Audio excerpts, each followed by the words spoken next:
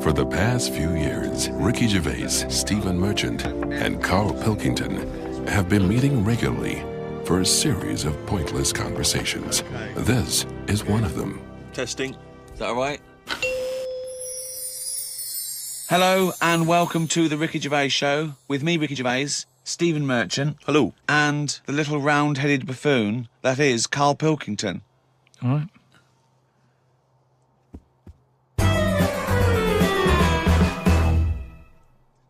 Now, you probably know me from such works as The Office and Extras, Stephen being my co-writer and co-director on those things. For those people who are not so aware of Karl Pilkington, he was our producer, sort of given to us when we first started on XFM. And you're thinking, well, why are we doing a podcast? It's because I like to be in a room with Karl Pilkington. You know, like some people go and help sort of chimps. Do they? Yeah. Well, they go to the jungles and things. And help out little sort of endangered Diane species. Fossey or whatever. Exactly. You're very much the Diane Fossey of the Manchester scene. Of the little bald mank world. And Karl Pilkington is an ongoing experiment for me because I've seen him blossom from an idiot into an imbecile. And I want to see it through. Look at the way he's looking at us. Look at that. He's got a perfectly round head. And that's why I'm doing this podcast. Karl, what do you think about all this? It's just, I mean, we are living in that sort of era now, aren't we? That you need to be able to listen to stuff on demand when you want it and stuff. I know you're not a fan of the iPod in general, are you? Or any of the MP3 things? You're concerned? I'm warming to it, but This is what's amazing about Karl. Even though he's talking about things like MP3 players, computers, iPods, he sounds like he was found in a glacier and thawed out. Do you know what I mean? And sort of taught to speak. We're a couple of high school guys who found him, and we're trying to ingratiate him in the gang, trying to pass him off as someone from the modern day. But my thing with iPods is, now, do we need them? Do you know what I mean? We're living in that era now where we have invented most of the stuff that we need, and now we're just messing about. They said that in 1900. Someone actually said everything that's to be invented has already been invented. They said that in 1900. And how wrong were they? No, but what came out? At what point? What was invented in that year where they went, right, that's it now? The 20th century. Think what happened in the 20th century. Go on. Well, planes. Yeah, but is that a good thing? Planes and that. Do you need a plane, really? Wouldn't it have been better if we all stuck where we should be instead of travelling about? War. Well, look, war's happening, isn't it? Because everyone's saying, well, now we can fly, we'll go over there. So there were no wars prior to the invention of the aeroplane? Not like there is today. Right. But what I'm saying is, the world's got smaller, on it. Everyone's saying that, right? Yeah. The way I was saying to you the other day, we now go to places where we shouldn't go. People go on holiday to places where you've got to have an injection before you go there. Yeah. Forget it then. That's a warning. Don't go there. I'm with you on that. I don't want to enter a country where I have to have an injection to stop me from dying while I'm in that country. Right, I totally agree with you on that. So what happened is, they invented the plane and it's like, oh, let's go on holiday. And then they go, oh, I die now. Oh, well, you've got to invent something. Let's invent an injection. And then it's like, right, well, what else do we need to go to that place? There's a lot of faffing. So what I'm saying is... Is that a place? A lot of faffing? What I'm saying is, Steve's travelled more than I have. You've been to, dangerous places. I've been to places where you need injections, yeah. Yeah, but why? Because it's fascinating, isn't it? Don't you not believe in that idea of travel broadens the mind? It makes you experience other ways of life, other ways of thinking. It just enriches you as a human being. That's the whole reason people go travelling. But since the invention of the telly, you don't have to go that far to see it. You're absolutely right. So there you go, then. The telly was the 20th century, wasn't it? Yeah, it's pretty good. So where would you stop then? You'd stop making stuff now? Stop inventing stuff right now? If we're going to invent something, right, forget, the traditional way of people having kids, right? The way they, have it away in that. What do you mean? What do you mean? No, the way that, we have kids and stuff. If it'd be good if what happened was to control it is if man and woman, right, they're born and that, they enjoy their life, they learn a lot, they live to be about 78, I think, by that point. So specific. Yeah, 78, No. yeah. But by 78, I reckon you've sort of got to that point where you go, do you know what? I've done everything I'm going to do. If you haven't bungee jumped by the time you're 78, you're not going to do it. You know what I mean? So it's kind of like... Your hips come off. You've done it all now. Yeah. And then you die, right? So say if everyone had that, they live to be 78. But then just as you die, you have a little baby inside you. And as you die, your life carries on. Sorry. How is this happening? Sorry, are you mental? No, but don't you think... I mean, what? I've never heard such drivel. You're saying that, but if Newton said it, you'd go, interesting. That's what annoys me. The point is, Carl, he never would. He'd never say it. That's the point. If you never say it, I don't understand what you're talking about there. How was it? How is there a little baby in a 78-year-old? No, what I'm saying is it's like an apple where the apple grows and it's got its little baby pips in it, and the apple goes and the seeds are planted and a new one's born. But that's what happens. But that is what reproduction is. Yeah, but I'm saying babies aren't being born left, right and centre. It's controlled so that as someone dies, someone's born. But Carl, stop. Whose responsibility is this? If you don't want to do it, we won't do it. But is it supposed to be nature? Has nature got to develop humans so that we act that way? We live that way? Or is this a scientific experiment? He said to you then, he said, look, if you don't want to do it, we don't need to do it. Yeah. Like, if you were up for it, we'll sort it out. Yeah. We can do that. We'll have a whit round so we can do the research. I just think, at the end of the day, we've got to do something. And is anyone keeping an eye on this and looking at what we can do next to control the population thing? It does my head in that I've got to live in London for work and what have you, and there's loads of people here, and, forget going out on a Saturday night, it's too busy, and you can't move, and they keep... I mean, what annoys me about London So is... your solution is that 78-year-old women have little babies inside them, and as they slip away into death, the little babies... And how is that baby then raised? Who looks after the baby? Because it's a pretty good system having a baby while you're young enough to look after that baby and make sure it lives to, reproductive age itself. I mean, that system's been working for years. Nature's sort of sorted it out. Natural selection and evolution sort of makes that a good model. But wait a minute, nature. Pop that on hold, because Karl Pilkington's got an idea. Yeah. That's what it was, just an idea. Yeah, well, it was nonsense. But thank you for it. The worst I mean, it was the ramblings of someone you'd find by themselves in a hospital eating flies. This is the sort of thing you find when, if they find maybe a pamphlet or a booklet written by a psychopath.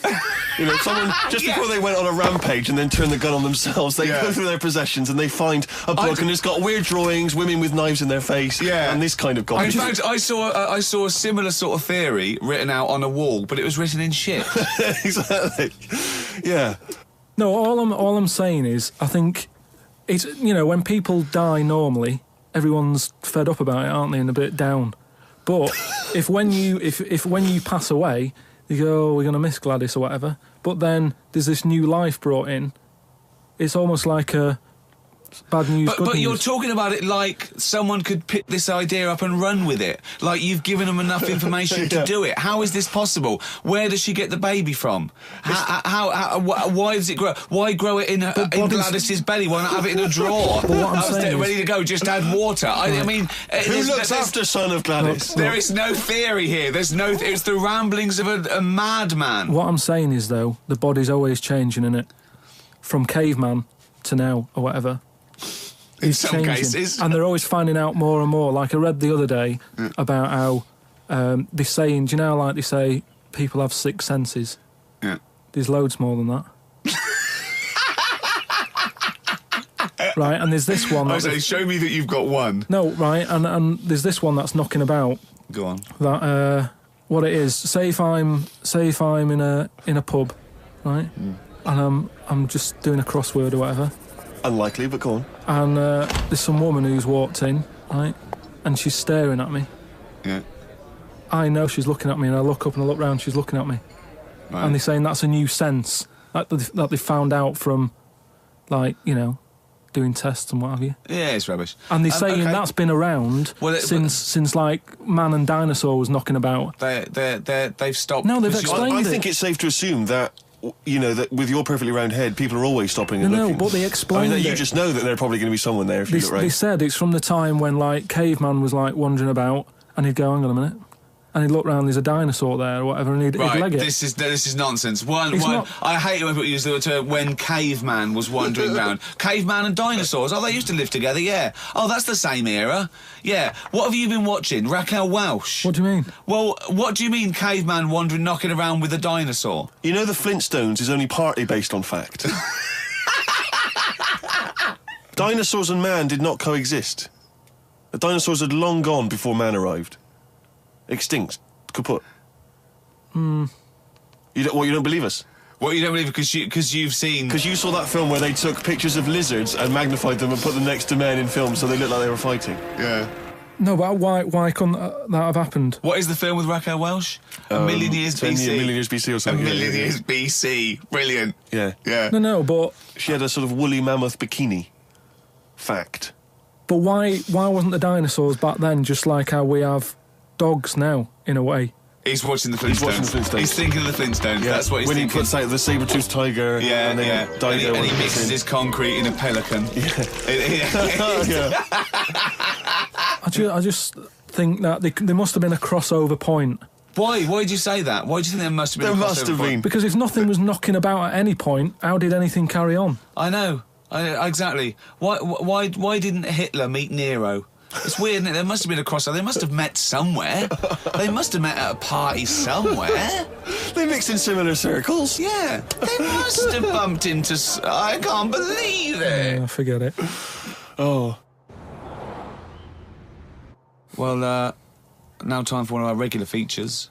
Monkey News. Do the jingle. Oh, chimpanzee that monkey news. What we're doing here is just giving you a bit of monkey news that's gone on, right? Where a monkey's been involved in it. Good little story in that. Yeah. Are you familiar with the one that went into space? The first sort of thing they ever sent up there before man did it and all that. You see, this is what annoys me with it really. Armstrong gets all the glory, but do you know who went up there before him? A monkey. Yeah. And what happened is they taught it what buttons to hit at the time that it needed to hit them, and the way they did this was like give it bananas. It was like hit the red button, and it hit the red button, they'd give it a banana. Right. And they go, right, reverse is the green one, hit the green one, and then they do that and go, there's a banana. And then they go, right, hit reverse, and it go and get a banana. Right. Hit the red, so it was taking commands on like headphones. Right, but how were they giving it the banana? Is that how you learned to do radio? How were they giving it the banana? What do you mean? No, this is before it went. You wouldn't just go and put a monkey in it and go, there you go, get on with it. They'd sort of put him in one of them capsules that you get. Yeah. And they were on headphones. I don't believe this happened. Well, I'm telling you the story now. So the monkey I don't think they trained it to do anything. I think they sent it up there and he put electrodes coming out of it to see what it wasn't any of that. They did a thing like they do. Like they can with animals. If you give something, like a treat, you can teach it how to do it. It's just like a dog, isn't it? It's called Pavlovian conditioning. However, that was to see if it would salivate or go over to a particular corner, not if it could control a spacecraft. Next one up. It's the next one up. As far as the monkey's not sat there going, oh, I'm a bit under pressure here, it's a rocket. All that's knowing is, I'm getting a banana if I hit that button. That's all the monkey's thinking about. Right? They wouldn't put billions of space dollars. But how can they be sure that it's going to press the button at the right moment? Because it's got headphones on. It's not like willy-nilly. It's not just like pop it in there. Willy-nilly, But what's to stop it from just hitting it any old time? Because it's a monkey and it's not a human. Because he's trained now. But anyway, he's trained. He's fully trained, yeah, go on. So what happened is, anyway... Oh, this is absolute rubbish. They pop the monkey in there. Yeah.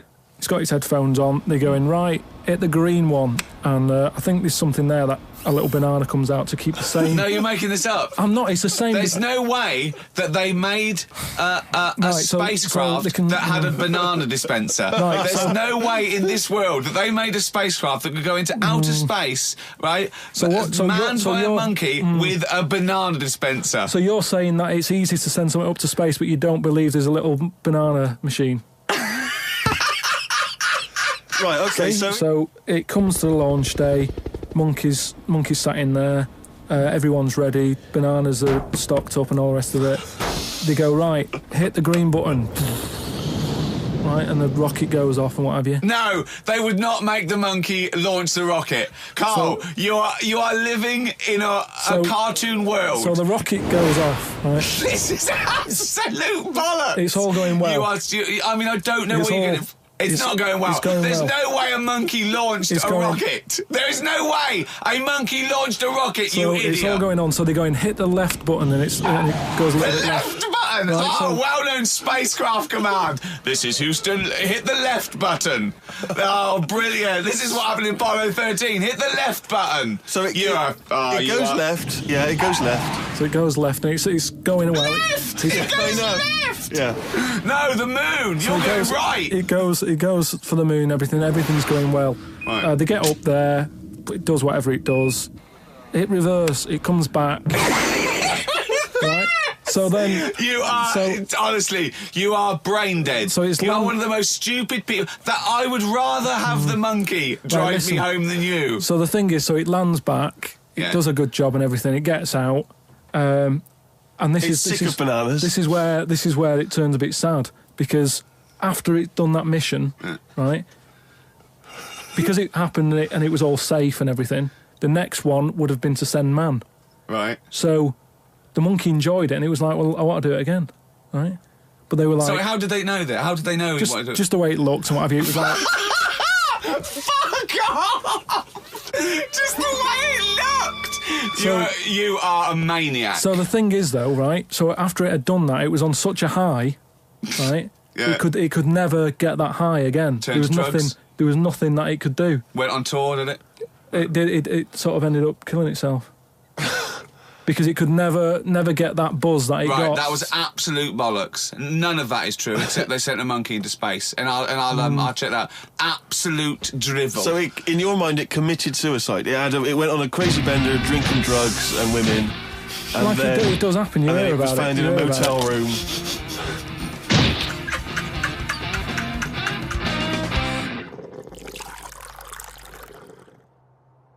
I met Derek Akora the other week. Oh, yeah. Right. Now, who's he? Which one's he? Is he a medium? He can contact the dead, is that right? He just chats to him and that, passes messages on. Nice of him. So I said, tell us something a bit weird and that. So he said, what do you want to know? I said, just something weird. So he goes, all right then. He said, here's one for you, right? And he said, there's this pub out in the country. And he said, there's this mug. Do you know those old mugs that they have? Where they used to like leave their own cup knocking like about, didn't they? Oh, yeah. The tankard thing. Yeah. So there was one of them mugs in there, right? And everybody... Tankard, let's use tankard if we've established that's the tankard, word. yeah. Because you're the only mug in this story. Right. You believe in it all. High five. Great. So this tankard's knocking about, right? And everyone who's running the pub keeps going, I wish they'd stop leaving this tankard about, right? And they pick it up. It must be a pain. Having a tiny, small tankard in a pub, that must be a real grind. So every time they sort of picked it up and went, we'll have to wash that, and they popped it on a different sideboard. Next thing you know, that person who's touched it died, right? Sure. So they must have been getting through bar staff. So they kept getting in new staff and that. And they were like, what's the connection here? Right? What's the connection here? Oh, God. So they get a vicar in. Of course they do. And they go, look, there's a lot of weird stuff going on here. This tankard, every time someone touches it, they die. So he said, leave it with me. He gets his special water out and what have you. He comes round, does a little prayer, sprinkles it. He goes, right, not a problem, don't worry about it. He picks it up, chucks it in the bin. Guess what? What? Dies in a crash on the way home. Because he picked it up. Well, but Karl, you're telling me this like it's fact, and I'm meant to go, that's amazing. Derek Akora, he told me. Karl, I have no opinion of that story, other than I'm pretty sure there was absolutely no connection between touching the tankard and him dying. That's all I'm sure of. It's not just him, though, is it? I'm not going to even contest the chain of events. All I'm saying is there is no connection. There is no connection possible because I believe in logic and the laws of the universe. Yeah, but what I mean, you never pick up a vibe of... Like, I've got a mate, right, who he's living in this big stately home, right, and he's living in there now. He pays £100 a month. There's about 80 rooms. Gee. And it's this big stately house and what have you. And I went down there. He said, come down and have a look, right? And from outside, you go, oh, this is brilliant. It's like something out of, you know, like the Man of Born or something. You go, this is impressive. But then when you get in, it's like, it's a wreck. And we go in, and all the floors are like a wreck and rotten and stuff. And I looked at the wall, and there was like a little piece of paper stuck on the wall, right? And I said, what's this here? So I wandered over, right? Got right up close to it, and somebody had roted. Somebody had roted? Oh. Somebody had roted. I love this. Right, go on, sorry. So there's a little sign there, right? And I go up to it, and it says, flies, right? With an arrow. Flies, like, flies this way, right? I think that's a bit weird. So I follow the arrow, right? Which goes to this corner where there's a shelf, about 3,000 dead flies on it. Oh my God. Condom stuck on the top. That's weird, isn't it? That is weird. That is weird. Right? So I'm looking at that, and there's loads of stuff on the floor and that, bits of paper. Picked up this bit of paper, right? And it had, like in biro and that, it looked really old, like it'd been there years. And it had something like, need nappies, dummy, right?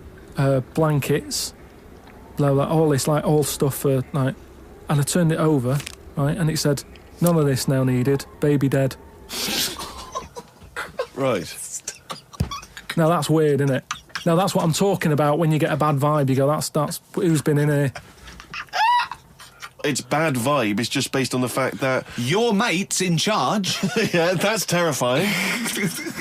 I mean, yeah, so it's like saying, are we scared of the dark? Yes, I understand why people are scared of the dark. I'm a little bit scared of the dark. You're walking along. Because you don't know what's in it. Yeah, you don't know what's in the darkness. That's why people get nervous. It doesn't mean you have to make the leap then that you've got some paranormal sense. Oh my God, I'm Karl Pilkington, and hang on, just like Derek Acora, I have sensed something strange and evil in this room. Wait a minute, there's some flies in a condom.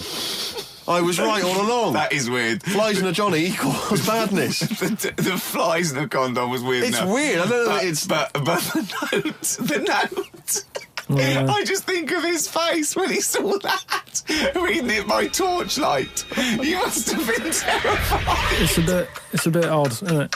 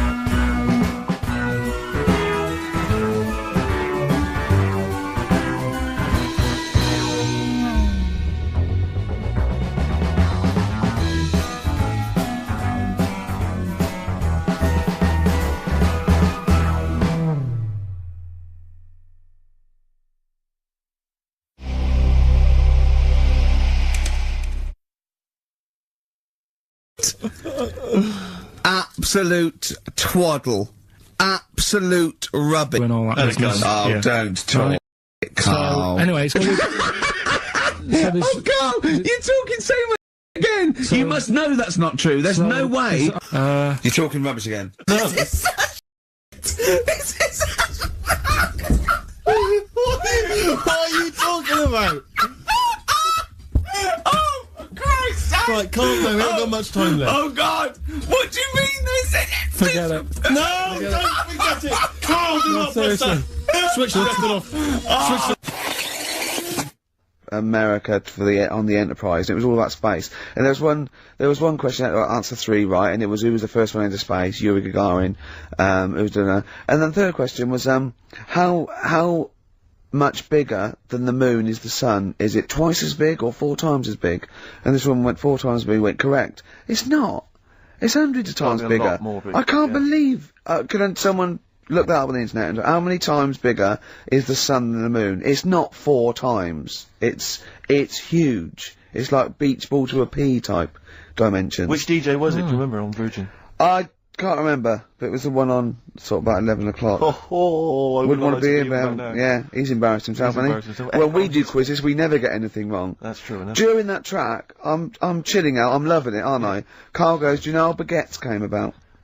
Do you know how baguettes come about? I went, go on, and Steve went, no, save it. Wait a minute, though. I'm thinking, Rick, people are going to be desperate to know the answer to that. Why don't we play some ads and some music and stuff? It's like a cliffhanger. Exactly. How did baguettes come about? Whatever he says is going to be good, isn't Stay it? tuned to XFM to find out.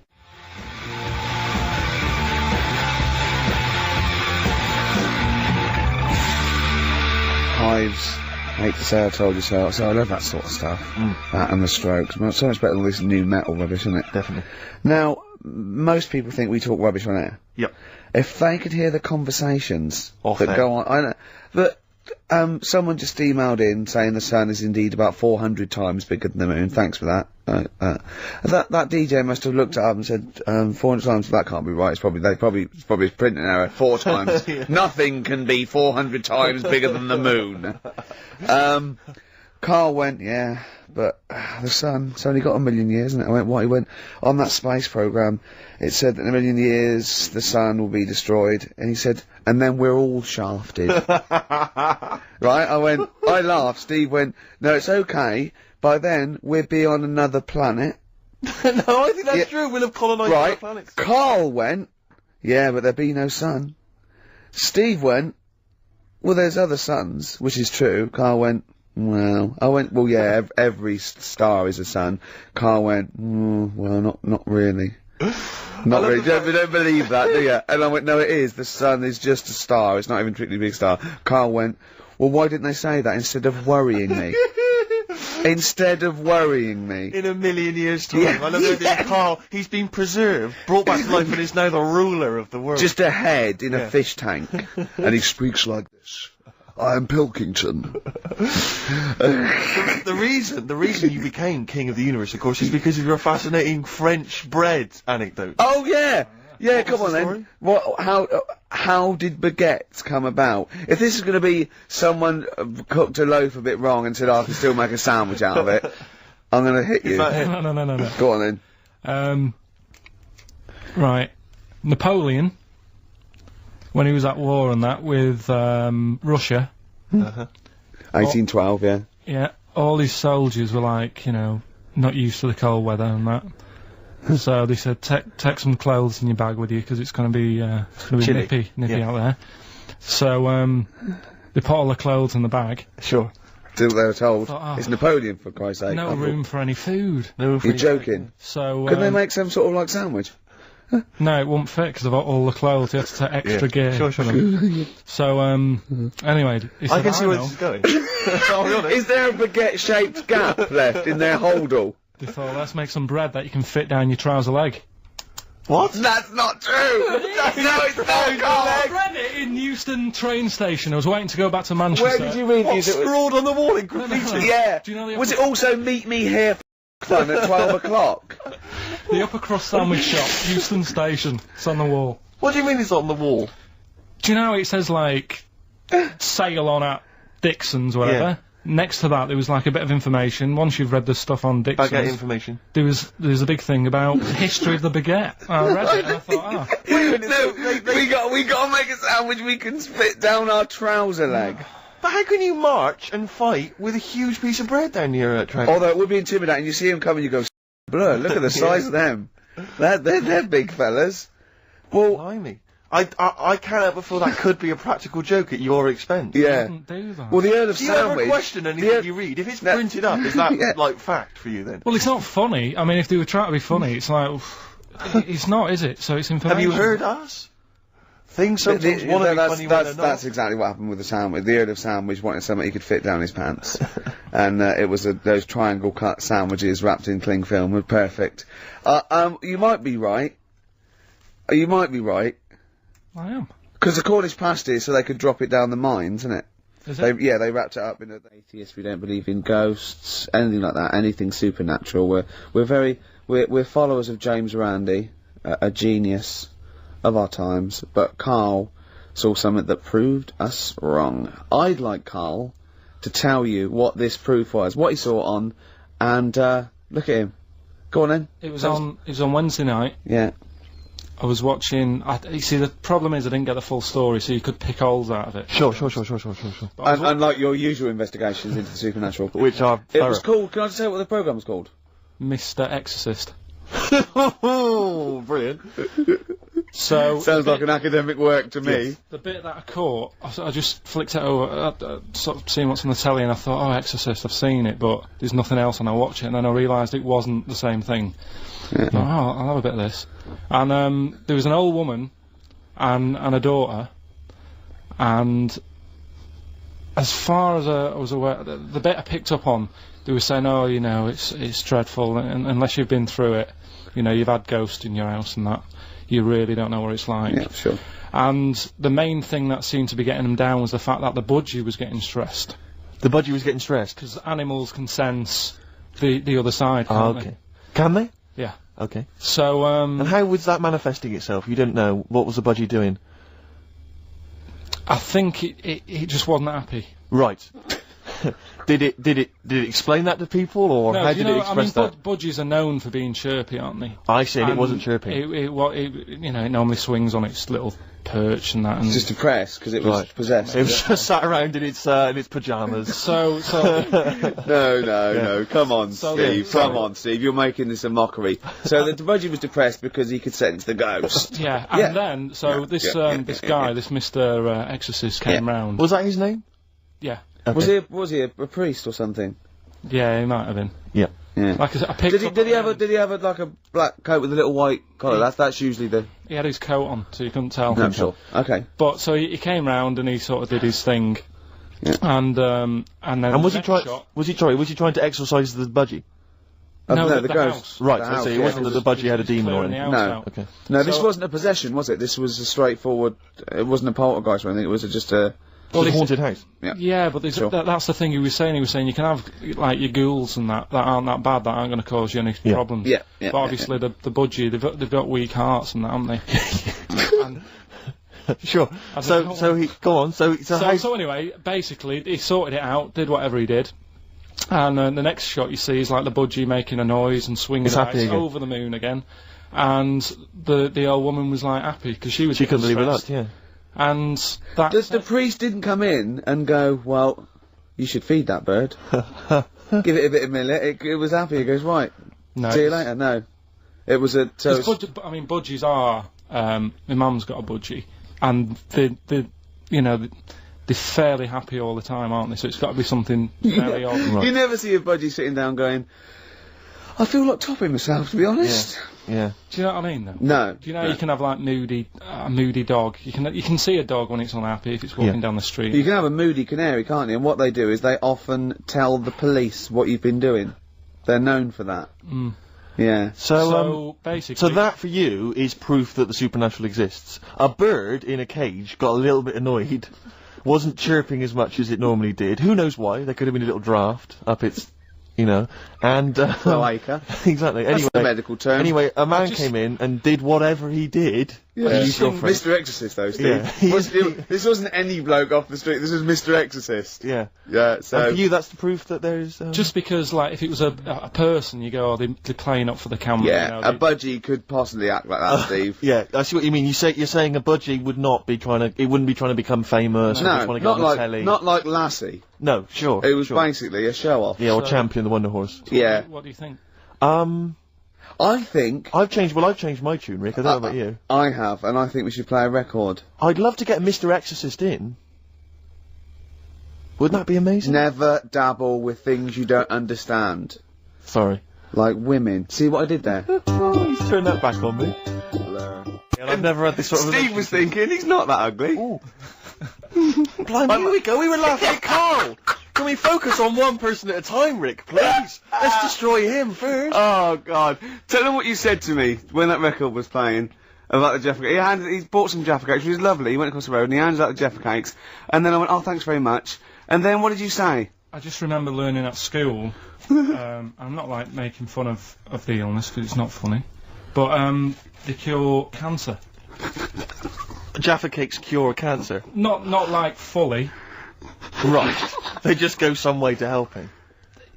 Yeah. Do you know? It'll sort of help. If you've got it, you can't say right, get me a load of Jaffa Cakes. Right. But I think it sort of puts a bit of a stop to it if you haven't got it. Do you know what I mean? It's like having vitamin tablets. Is this medically proven? Should we get Dr. Fox down here to confirm that? I can't. I actually can't cope. You're just play a record. Play a record. Can I just, if anyone has ever survived cancer thanks to Jaffa Cakes, please call in. No, but I didn't say He that. said, and then he went, it's the orange thing in it. And then he tried to read it. He said, I wonder if it's, and he tried to read out this scientific name.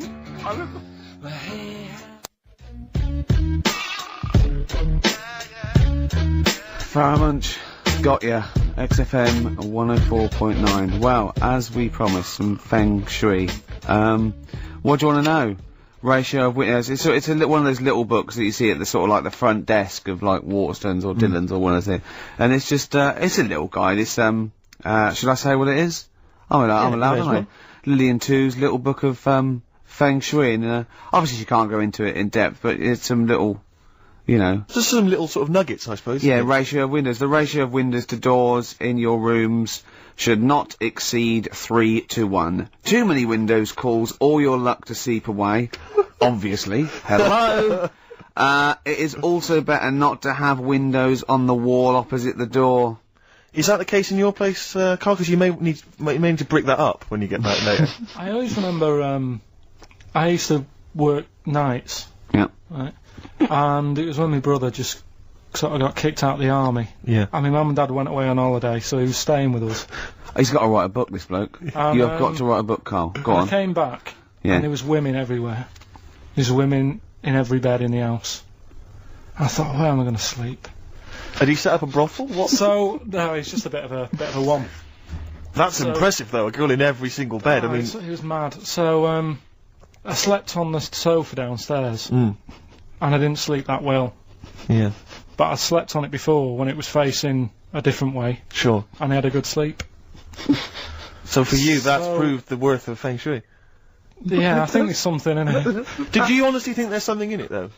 Yeah, I do, yeah. Okay, well, just read a few of the others, Rick. Okay, well, it's not. I think most people know this one. Display the three-legged frog for luck. Look for a three-legged frog.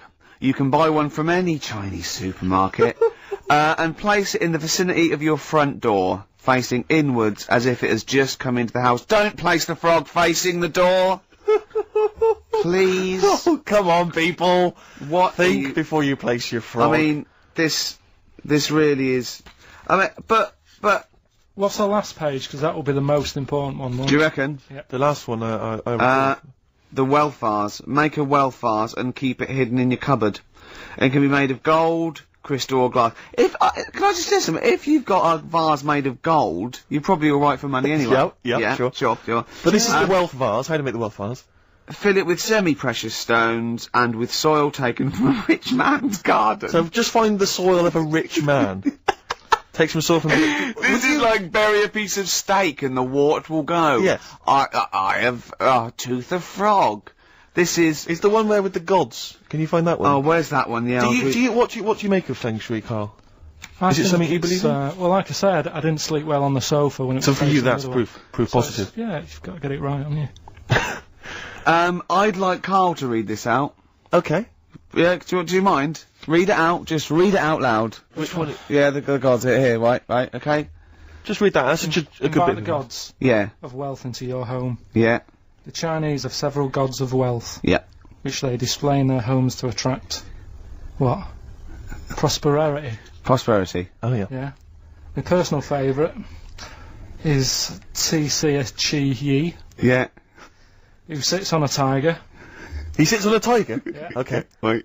It's pretty difficult to find this fella. Yeah. If you could use Kang Kung, or the 3-star gods... oh, no. Read them out! Read out the names of the star gods. F.U.K. Read it out! Just read He's that. a god. It's a He's a Chinese god. god. You're He's a allowed to Chinese say god. Chinese god on the radio. No. You are allowed to say If you're allowed to Chinese... say it, you say it then. Well, look, you're so immature. Read the 3 of them out, Rick. Okay, if he is difficult to find, you should use Quan Kung or the 3-star and Sao, all of whom bring wealth and prosperity. Then what were the names of the gods again? Because if I'm making a note at home, Rick, Well, I better... it's a Chinese god. Yeah, there's Quan Kun, or you can use Luk Sao. You can't say. What? But it's a god. F-U-K. That's how it's pronounced. Yeah, I assume. I don't know if we're pronouncing it wrong. I really apologise. Apologies if we're offending anyone who's of an Oriental persuasion. But that's Kwangtung or Luxao. And any of those gods are available at a Chinese supermarket. Near you? Yeah. That's Feng Shui. It's an ancient art. You can't give me that look. I mean, when you've been saying I've got a round head, I was a bit like, yeah, everyone has. Stop having a go. Yeah. And then I saw this picture last week. I thought, God, he's right. Can't we just pop it on the XFM website? I'd rather not. I'll go on. Just get Steve, someone. have you seen that man in a jar without a brain? Sorry, is that something? Is that a product you can buy? in like Sainsbury's? Is it a dream you had yesterday? Man in And a you wondered jar. if you could. Can I? Yes, hello. Could you make my dream into reality, please? Oh, we can't actually, sir. In plastic would be good. Sorry, what do you mean? In the future, you'll be able to download your dreams and then just like act them out again, probably in the year 2000 or something. Soothsayer. No, there's some museum somewhere Yeah. that's got this little fella who was born without a brain, and he's in a jar, and it's just that he's got a really round head. Right. And when I saw this picture, I thought, God, it just reminded me of this little fella in Yeah. a jar. Oh, and what do you mean he's born without a brain? He was born without a brain. So it's a baby. He's not a little fella. Yeah, but it's weird. Do you know the difference? Do you have conversations with like people in prams thinking that fella's little and he doesn't talk much? Yeah. You know, babies aren't like little people. Well, maybe... Well, they are little people, but I mean they're not very small adults. They're not like midgets. They don't do a job of work, is what we're Yeah, saying. yeah. You're very there. What do you I mean? didn't read about it, I just saw the picture. And This it is looked where like you're a going man. wrong, Carl. This is always your mistake. You see the picture, you don't read the little caption. But what do you mean? How do you think- guess at what you think the meaning But how is. did you know he didn't have a brain? He said something like the brainless man. Yeah, but people say that about you. It doesn't mean you literally you haven't No, got a no. spinal. I bet somebody's seen it and knows what I mean. It's a famous picture. It's Right, like- call in 08700 800 1234. Once again, you win a prize if you can tell us what Karl is talking about. Just in general. It's an ongoing competition. We're trying to find some CDs to anyone who knows what Karl is talking about. Stereophonics, Vegas, 2 times. Well, we've had calls confirming that there was indeed, a fetus, or a stillborn child. A pickled Born- baby. A pickled baby. No wonder it died. Born without a brain. But everyone has, you know, pointed out that it wasn't a little fella. It certainly wasn't a little fella. No, no. But because it had been in the jar for a long time, I think it had aged a bit. What are you basing that on? You do carry on growing, yeah. of course. Yeah. Your ears and your nose. Your ears and your nose. And your eyes don't grow, so, Yeah. you could probably, yeah. I'll dig it out for you. Yeah. Imagine if like, there was an experiment where they were raising a child just based on the information that we said on the radio. What kind of a person It was like would they be? download, yeah. And it What kind of just, information would they and have? it took everything literally. Exactly. And that was who needs enemies? Good question, lads. Nobody. FM 104.9. I'm Ricky Gervais. Oh, they should print a little book of those. They're great. Oh, how you can relate any song or artist to anything else. Easy. Joyful. Easy. Well, yeah. So me and Karl went out for a beer, and it was great, wasn't it? Yeah, enjoy We yourself. started yeah, off, it's good. and you met my mate Robin, didn't you? Yeah. And some of the stories. Do you want to tell Steve some things about Robin that you Robin, learned? do you know him well? Yes. Well, do you know about his worm problem as a kid? Go on. Right. He, what I can remember is he had worms as a kid. Not sure how you get him. He never answered me. He was getting a bit touchy about it. Right. This is like the second time I met him. I think he was a bit annoyed that Ricky told me about his problem. What Yes. now? What now? Straight away, you not being there, instinctively, what do you think went on with this story about worms? My suspicion Yeah. is rather like when you told a group of people that Robin had once pulled milk from a cow's udder. Yeah. He told me that. Yeah, did you mention that as well? Yeah. Yeah. My suspicion is that, like the cow story, the worm story is not true. But And why, Robin- why would he get so sort of uppity about it? Well, Because imagine it's if not true. imagine if that wasn't the first time he'd done it. Imagine if he did that every single time he was with somebody for the first time and Robin was just met them. He will tell that story to anyone. But they do say there's no smoke without fire. I also told him... That's a fable. I also told him that the way Robin cured these worms was because the doctor told his mother, right, to hold a piece of ham or cheese near Robin's anus so the worms would come out for the food, and he believed it. I'll tell you why, though. I said to Robin used to sit on Spam to try and get the worms out, and he believed it. But Steve, right, do you remember that story about 3 or 4 years ago where there was some bloke in the army? He went away to somewhere, Vietnam or whatever. He was messing about in the woods. Messing about in the woods? Shouldn't he have been fighting? Whatever. Yeah. Right, and he walked through some lake, and I think he'd cut his toe or something on something, and some worm of some sort crawled in the gash. Yeah. And it was in his body, and the doctor said, we've got to get this out of your body. So what they did was, they said, right, the thinnest part or something of your body that things can crawl through is on the top of your head. So they wrapped where the skull is. So they wrapped some bacon. No, they didn't! They did. That's right. So he's gone in via the toe. So what we do is, I'll tell you what, that worm's probably heading straight for the head. We'll put a bit of bacon on it. The thinnest part of the body is the skull. Of course it's not the thinnest part of the body. It's where your brain case is, isn't it? It's the skull. There was a reason for it. And it was like they stuck some bacon on his head. And as ever, the vital piece of information, i.e. the reason, Karl seems to have forgotten. Because the worm was in his body, and they said everyone likes the smell of bacon.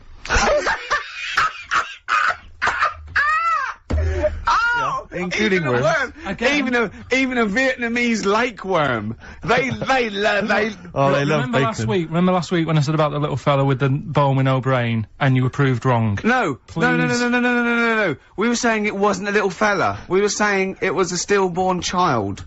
It wasn't a little fella. You're changing it now. You weren't having any of it last week. Right, hang on a minute. I'm getting confused. There was a Vietnamese snake that went inside of a soldier. A little, like, maggot or some sort that you have to get out of your body because it causes problems. Yes, and so in order to get it out of the body, they strapped bacon to his head. Yeah. That is great. This doctor. And did that work? I think so. They had a picture of him smiling. Oh, God, what, the worm or the bloke? The bloke. Oh, dear. Honestly, I hope someone knows the story. Right. It was about 3 years ago, I reckon. Okay. And, yeah, it did work. GI bacon. So this is why the worm burrowed out of his head to get the bacon? Get to the bacon. Right. That's great. So this is why when Robin was telling his story, I was a little bit disappointed if it wasn't true. Right. Because in a way... You know Robin's never been to Vietnam. No, but do you really think that Robin, well, as Robin said at the time, Karl, why would I sit on ham, then tell Ricky Gervais? It's a very good point. Because if he was a kid, you do daft things like that as a kid. Right. See, it's the telling Ricky Gervais, though. Yeah. No. I mean, you might call up. Yeah. But no, I keep myself to myself. Yeah. Then you don't get bogged down in the office politics and stuff. Yeah. Is there a lot of office politics here? I don't know. I don't get involved in it. Oh, yeah. Proved your point. So when, we're away and we're, like, out of action, who, other than Suzanne, who will you talk to of the day? How will you get a sort of, feedback from the world? How will you get sort of, like, input and... I always, if ever I've got, like, a question on anything, the internet's sat there and I can just go online and find out. The internet is good. It's brilliant. But it's not all verified. What do you mean? It's not all verified. It's not all necessarily factually accurate. Anyone can put things onto the internet. It's it's freaks and things that put on things one, right? Here's one that I read in the week, right? Go on. About this woman. Yeah. She was a bit of a punk. And, to get her hair done like she wanted it. Super glue?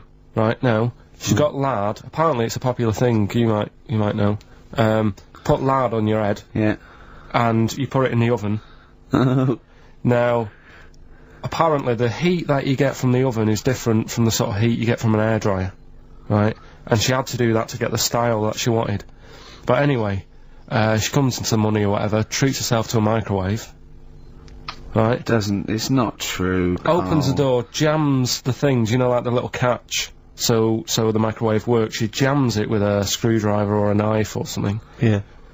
Puts the microwave on, sticks her head in, boils her brain. Don't be ridiculous. Right? Well, why is that ridiculous? Boils her brain. She boiled her brain. She boiled her brain. And this is what's good about the internet. I went straight from that, and there was a subject about brains. And do you know that Russell Crowe, when he dies, is giving his brain to charity or something? Some sort of... some people who can do stuff with it. She gave hers to Pot Noodle.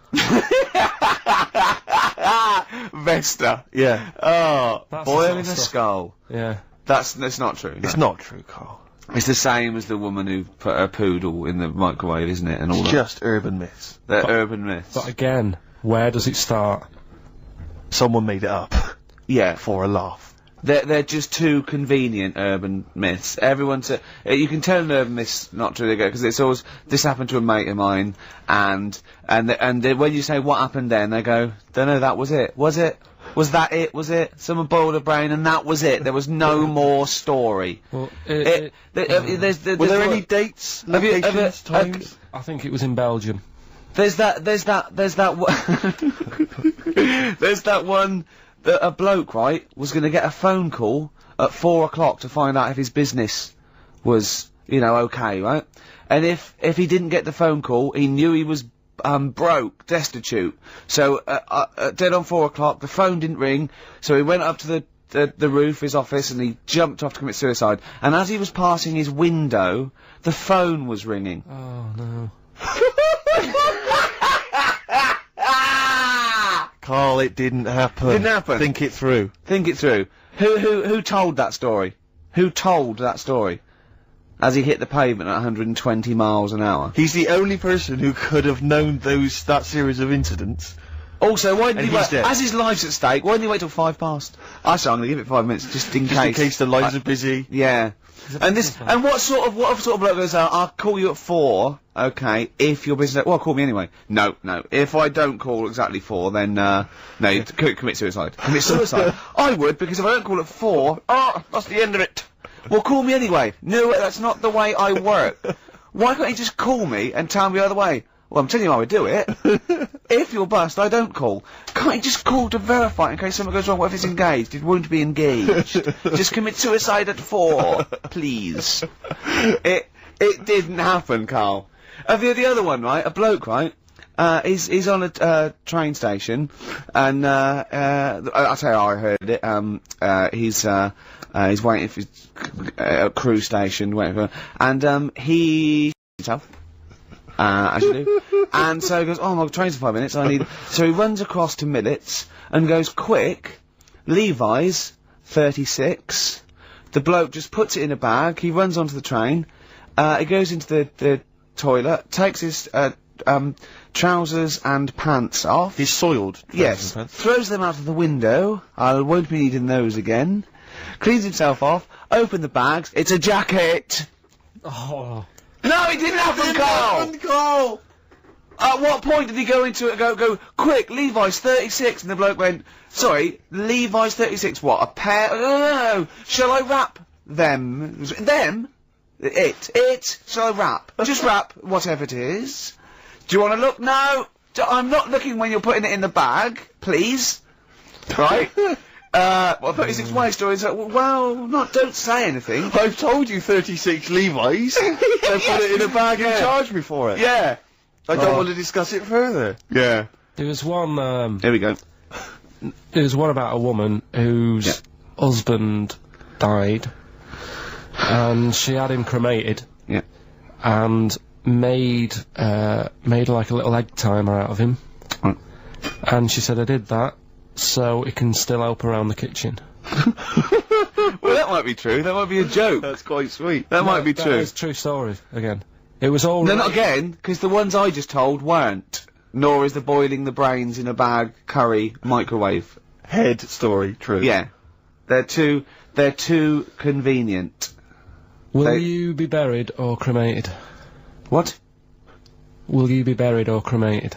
I don't know. Cremated. I imagine. What do you see? I don't know. It's out of my hands. Yeah, I haven't thought about I've not thought it through, and No, to I be don't honest. care either way. Have you heard the one So about... Sorry. I'm just worried that we're getting into a macabre world now of ashes, boiled heads. I think we should play some music, let people just calm down. Levi's. Just think about some of the urban myths they've maybe heard, assess them, maybe they are absolute bollocks. Yeah. And they can move on from it. Well, Yeah. it's just that the death thing, right? Yeah.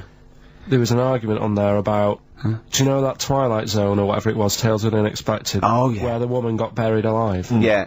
They were saying how, like, years ago, they'd bury people thinking they're dead, Yeah.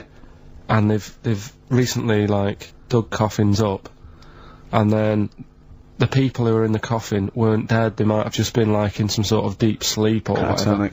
And they've lifted the lid off, Yeah. and there's scratch marks on the thing, Yeah. and that's pretty scary. And Makes you think. I mean, I hope they check these days. That's all. I'd like to play a beautiful song now by Cat Stevens. On the how did you enjoy Edinburgh, by the way, anyway? Because I saw you up there briefly with you and Nick Frost, your new mates, Nick Frost and Simon Pegg. You know, he prefers them to us now. I know, apparently, I could tell that from just talking to him. It was just, the way he was sort of looking at them, everything, like, he was just smiling at Nick Frost. It's his new best chum. You love Nick Frost, don't Would you have preferred it, right, if I went to Edinburgh and had to sit with some people that I really didn't like? Would you have been happier for me? No, do you know, but Right, so I had a great time with Simon and Nick, and they're nice people. But he kept going to, oi, Nick, tell Ricky that story. And Nick and Simon, well, all it was, right, and their ghost stories, he loves them because they believe in ghosts. Oh. It's not Just just they're that. great Oh, blokes we with taught great you sense of nothing. humour, just because they believe in ghosts. You go and tell him that, he goes, how do you explain that? I was going, well, I wasn't there. What was that one you told me and it was completely wrong? About the... It was, oh yeah, right, it's years ago. Oh, yeah. Some In olden days, Oh, sure. when Some, ghosts roamed the earth. Once upon a time, you mean? Yeah. some doctor or something who was into, like, the way bodies work. They got their head cut off. Who did? The And- doctor? Yeah, he was doing a bit of an experiment. And he cut his own head off. Yeah. Okay. And it was about, he said, when my head's in the basket, I'm gonna blink my eyes. Right. Okay, sorry, hang on, let him finish. And, So the doctor has chopped his own head off, and he's told everyone, I'm going to blink my eyes to No, prove right. that he's there's in the life after basket, death. and he goes like, right, I'm gonna blink my eyes about, as many times as I can. So quick, count them. And they count, and he got to, like, 15 before he Right. died. Now, this is how Karl told me that. Till Nick Frost explained that, Karl told, he said, right, well, a bloke, right, he had his head cut off, and when his head was in the basket, he went, count how many times I can blink. And I went, well, that's rubbish. He went, no. And Nick went, well, no, he actually said, when my head's in the basket. He went, and Karl went, all right. I said, Karl, do you know the subtle difference? Do you see the subtle difference? I have to say, though, guys, I still don't really understand what went on there. You've both lost me. The story is that a bloke who'd been found doing, You mean that Karl just explained it and that was a clear version? Because I still don't know what you're talking about, Karl. Well, this bloke had his head cut off at experiments against God. He was a doctor in the, in olden times. Yeah. And when they cut his head off, Why did they cut his head off? because it was He was executed. crimes against he was executed. Yeah, and he said to his assistant, when my head's in the basket, I'm going to blink, count how many times I blink and write it down as an experiment, right? Karl told it to me, like his head was cut off and he went in the basket, and when his head was in the basket, he looked up and said, count how many times I blink. Yeah, I love that. I love the difference in that story. Yeah, yeah. Both rubbish, Yeah. but, one's possible and one isn't. You believe anything that you're told, except when we tell you the truth. Right, Yeah. here's one. Christ. Ghosts and that we got talking about. Sure. And Nick said, right, he said, you'll like this one. He said, my auntie was having loads of problems. Why are you whispering? It's not illegal to talk about ghosts on the radio. No, but Is he hearing and, this? so the auntie's in the house and that, and furniture's moving about all the time. Oh, God. And they were like, no, this is Steve, he told me this one. This is such rubbish, mate. No, come I'm on, gonna let's leave it to listen. you. Let's I'm gonna leave it to you. I'm gonna sit back and enjoy it. I'm just gonna watch your face, Steve. right. Sorry, so So I they missed the said, beginning there, Karl. There's an auntie Right, in the house. basically, Nick's auntie Right. in the house, things moving around all the time, and it was just annoying every time she tidied up. It was like... It was just annoying. Making a mess. It was one part annoying to two parts scary. Yeah. So...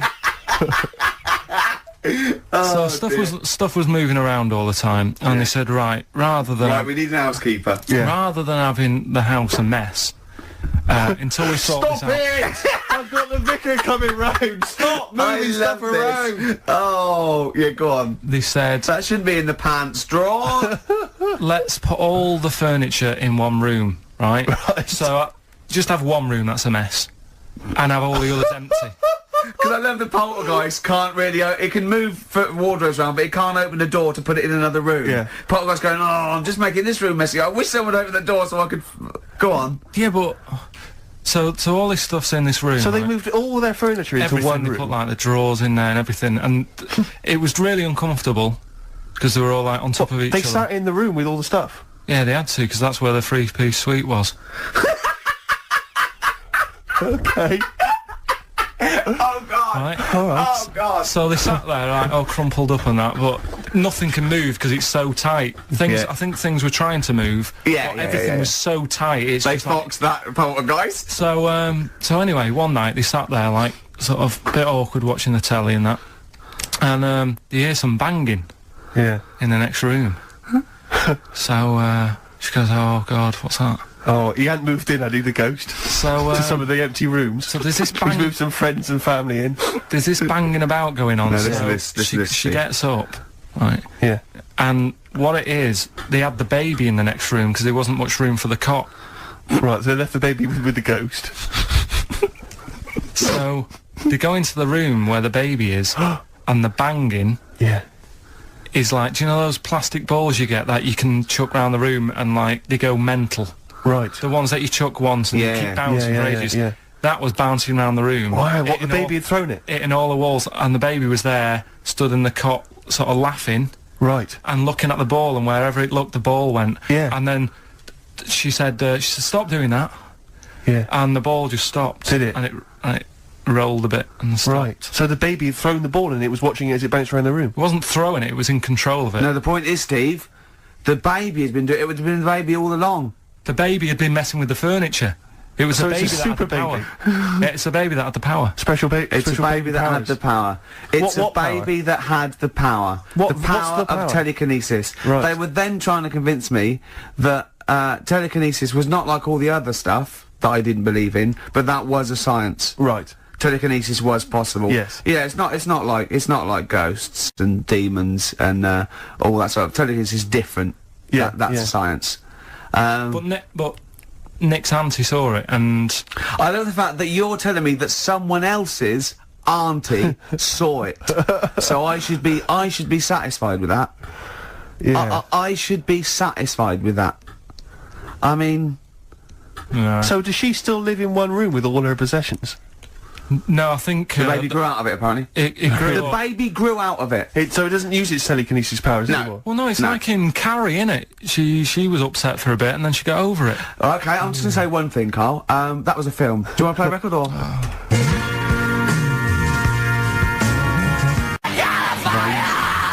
Get free.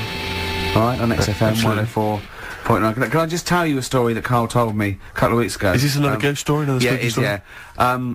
I called him out. I was, what are you doing? He said, I've just been reading ghost stories again. He said, you don't believe in them, but how do you explain this? Right, I went, go on. He said, I'll tell you as he told me it. He went, bloke, right, just sitting at home, doing, watching telly with his cat.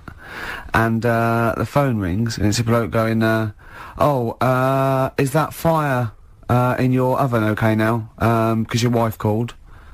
And Carl went, well, 1, there was no fire in the oven.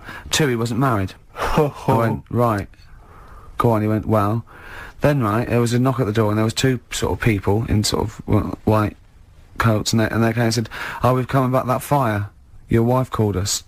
He went, 1, there isn't a fire in my oven, and 2, I'm not even married. Right, and he said they saw the cat, and they looked at the cat. It looked a bit weird. The cat came out.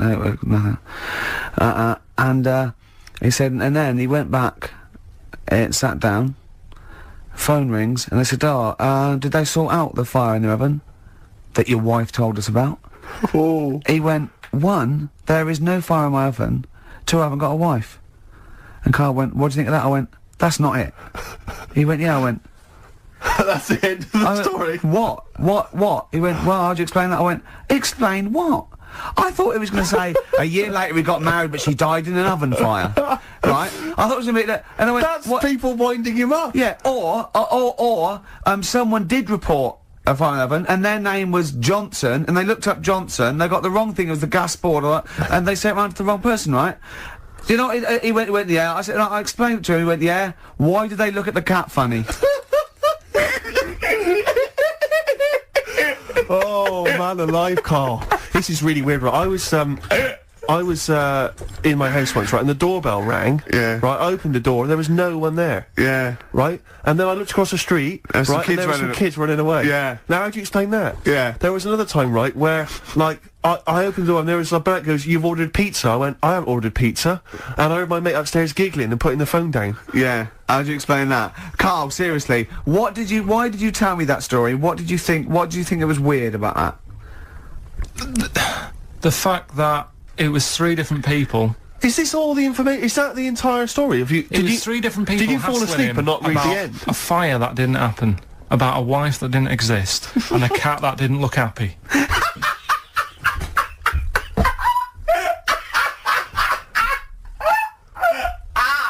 Oh, I'm gonna have a heart attack, Karl.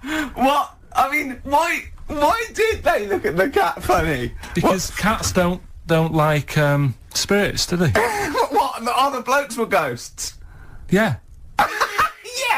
Yeah, that's it. So these are kind of beetle about type ghosts. These are ghosts who walk the earth as the undead, just winding people up slightly. That's lovely. That is lovely. Seriously, and a cat that did not look happy. But seriously, why would ghosts wander around just like winding people up? Oh. Maybe something did happen there years ago. Some fire, some woman might have died in a house of a fire or something. Yeah. And it sort of all happened again. Yeah, it's certainly a mystery. I mean, if you don't It's a mystery. I mean, I can't. What's this book you were reading? You were reading a book, which is interesting enough. It was the For Tea and Times. Oh, Karl. Yeah. Well, I don't know what to say. Well, I'll tell you this, Karl. There is a track that will spook you right out. This is Warren Zevon from what was it, like about 1979, early 80s? Oh, great track. Werewolves of London. Play this, Karl, but don't be scared. From 1978, Karl, Werewolves of London by Warren Zevon. Are you a fan of that? It's alright, that. Great track, isn't it? Fans of Warren Zevon, maybe if you should know he's got a new album out as we speak. Although, if you're a fan, you probably know that already. Yeah. If you aren't a People fan, who hate him would be interested in knowing yeah. that he's got a new album out. Yeah. Do you believe in, I think, Werewolves. lycanthropy? Is it not called? What's that, sorry? Lycanthropy. What's lycanthropy? Isn't that werewolfism? Really? Isn't it? Do you believe in that, Karl? They've found stuff, haven't they? They've found kids walking about who are all hairy. Because they've sort of grew up with wolves and that. Yeah. So No. You see, 2 things there. You cannot take on acquired characteristics genetically. So, if you grew up with wolves, it wouldn't suddenly make you hairy. there's been pictures, there's been stories on it, and I reckon most people have, or a lot of people have seen the stories. It's a popular thing. You mean the kids that are born hairy? No, there's kids who've been born hairy, right? Yeah, that's it. No, but listen, and they walk around on all 4s, and they drink milk from a saucer. Steve, this is No, too remember, easy. remember that time with the maggot in the head? And getting out with bacon, and you were like laughing, and then people called up and said, yeah, I've seen that, I've read about that. Yeah, this but is the same thing. Have you seen an XFM listener up close? Have you ever looked, They studied? drink milk from a saucer. Yeah, they've got to be kept on leads. People who listen to this show. There's no point me telling you about stuff. There is. It's comedy See, gold. when you were at school, did you keep arguing with the teacher saying you're talking rubbish there? Teachers didn't teach us about werewolf boys and ghosts. They taught us maths. God, right. Tell the story about the manhole cover. Right, in the same magazine as the one with the with the cat and the fire and that. Don't tell me that story again, it gives me the shivers. Yeah, a cat that's got a weird expression on its face is against God. Anyway, this isn't a scary story. This was just like physics. Physics. Yeah. It was going on about the nuclear bomb and how powerful it is. And they put a manhole cover on top of one. Okay. Blew it up. Yeah. Never saw the manhole cover again.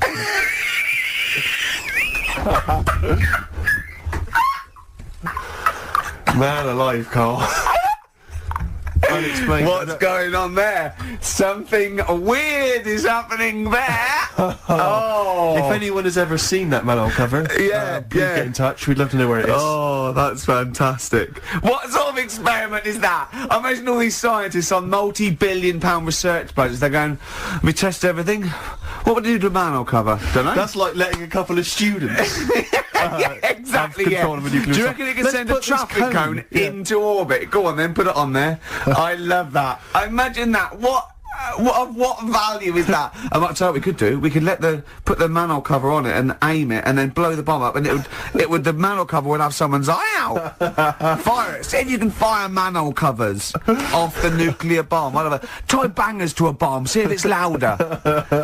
Oh God. Okay, listen, Karl, play another track, and then afterwards, can we probe your views on the week's news? If you want. We'll do a bit of a white van Karl session.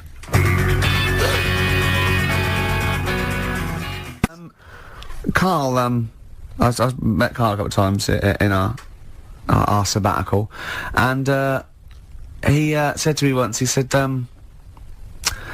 oysters. So I said, have you ever tried oysters? I don't like them. And I went, he said, oh, it's just a thing about swallowing them whole, you know. He went, well, the reason you have to do that is just they're fatally poisonous. And if you bite into them, they kill you. And I went, well, of course they don't. He went, yeah. I went, well, of course they wouldn't. What if you chewed on it? He said, no. I said, well, so you swallow them whole and they're not poisonous. He went, yeah, see. He said, when you swallow heroin in a Johnny, he says, that doesn't kill you, does it? That was it. Oh. And then, about a week later, he went, I was wrong about them. Yeah, I went, well, he said, yeah. And what did you say? It's if you eat them and then you have some whiskey. They turn deadly when whiskey comes into contact with them. Yeah, when they've had a drink. They get a bit rowdy in your stomach. They start fighting. They can cause get hilarious. So what are you saying now? Are you saying you don't believe that? Am I saying what? Are you saying you don't believe Look, that? he thinks he's got us here. He thinks he's got us here. Yeah, I don't believe that if you eat an oyster, then drink some whiskey, you die. You might not die straight away, but you won't feel. Eventually, 50 years' time. If you've got to keep on drinking whiskey. Yeah, a bottle a day. 50 or 60 years later, he was dead. Yeah. Oyster and a bottle of whiskey a day. Oh, then out of nowhere, 40 years later. Where does this information come from, Karl? If some doctor called up now, yeah, and put you right, would you believe him? If it wasn't Dr. Fox, yeah. What about the airy lads growing up with the werewolves and that?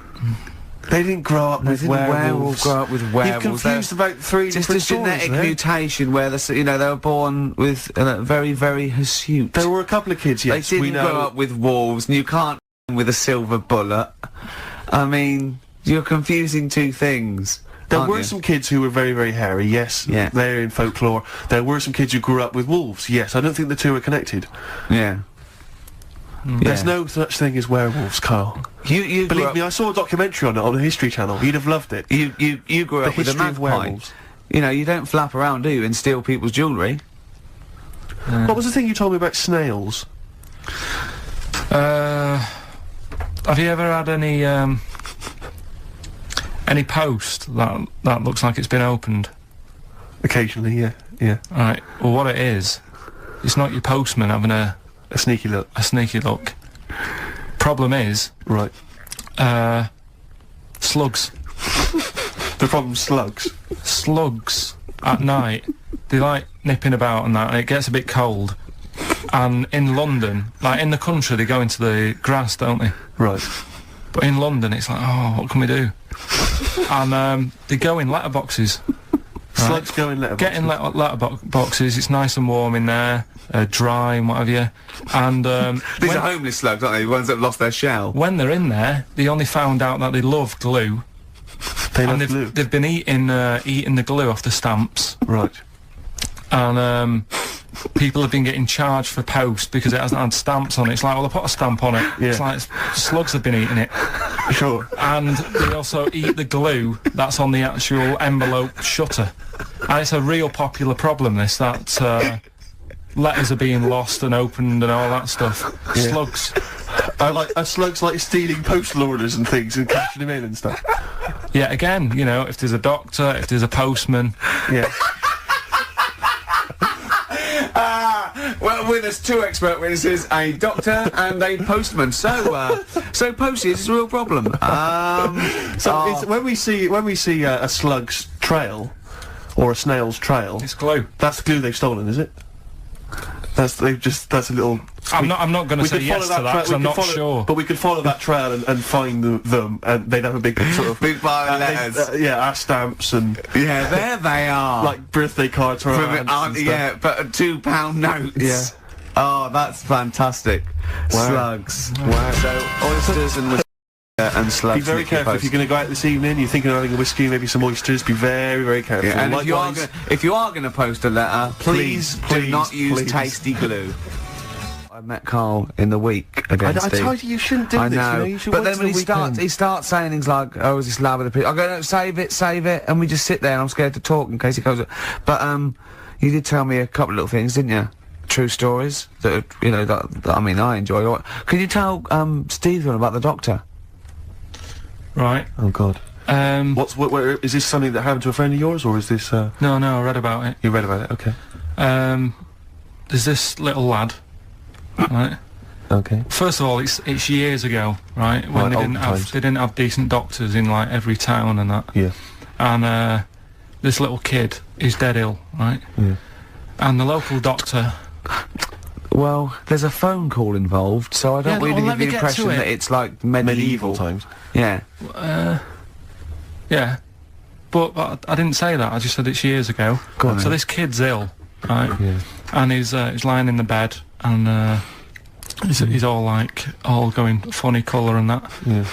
And his mum says, "I'm going to get the local doctor round." The local doctor comes round, and she says, "Oh," so I don't know what's up with him. He said, "Leave it with me." Leave it with me. He Well, said, the doctor said that. I'll have he said I'll phone up a top doctor Okay. who was in America or somewhere like that.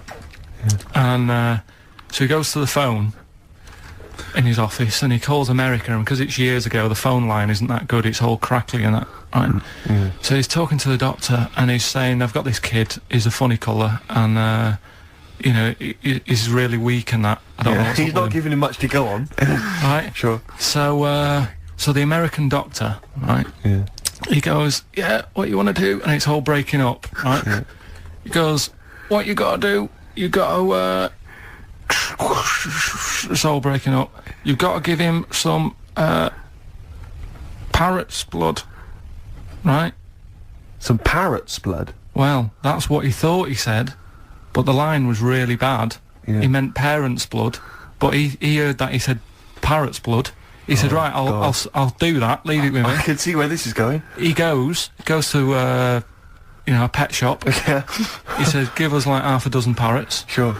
Takes them round to the kid's house, takes the blood from the parrots, puts it into the kid's fine.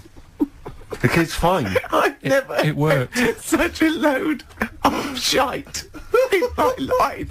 I've never heard such twaddle, such just made up, enhanced, exaggerated in my A life. load of old rubbish. Carl. I mean, when he told me this, he said, the doctor said, "What do I do?" And the doctor on the other end said, "Give him some blood." And the doctor went, "Where do I get blood from?"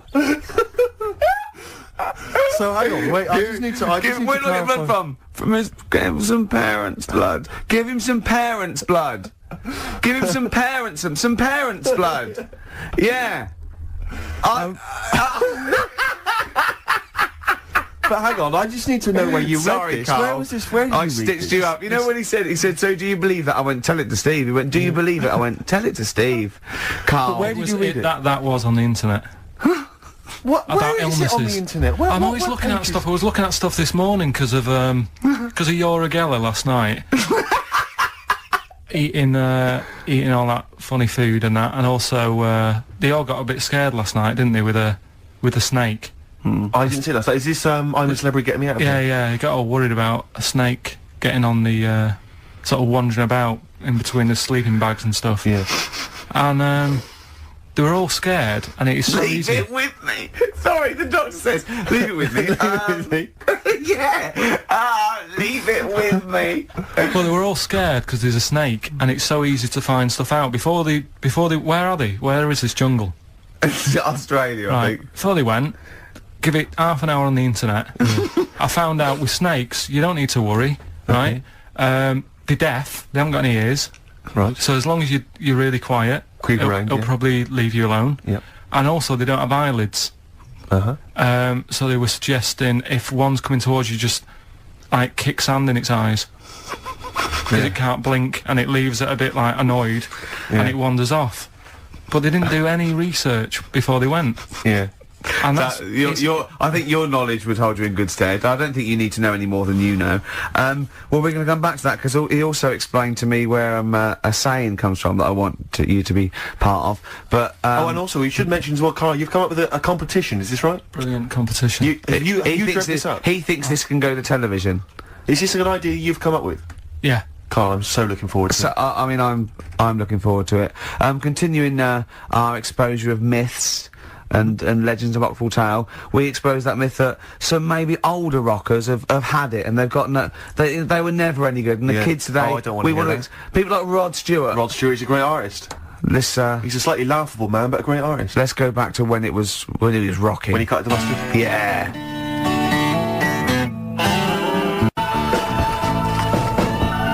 Rod Stewart, You Wear It Well. Great tune. On XFM 104.9.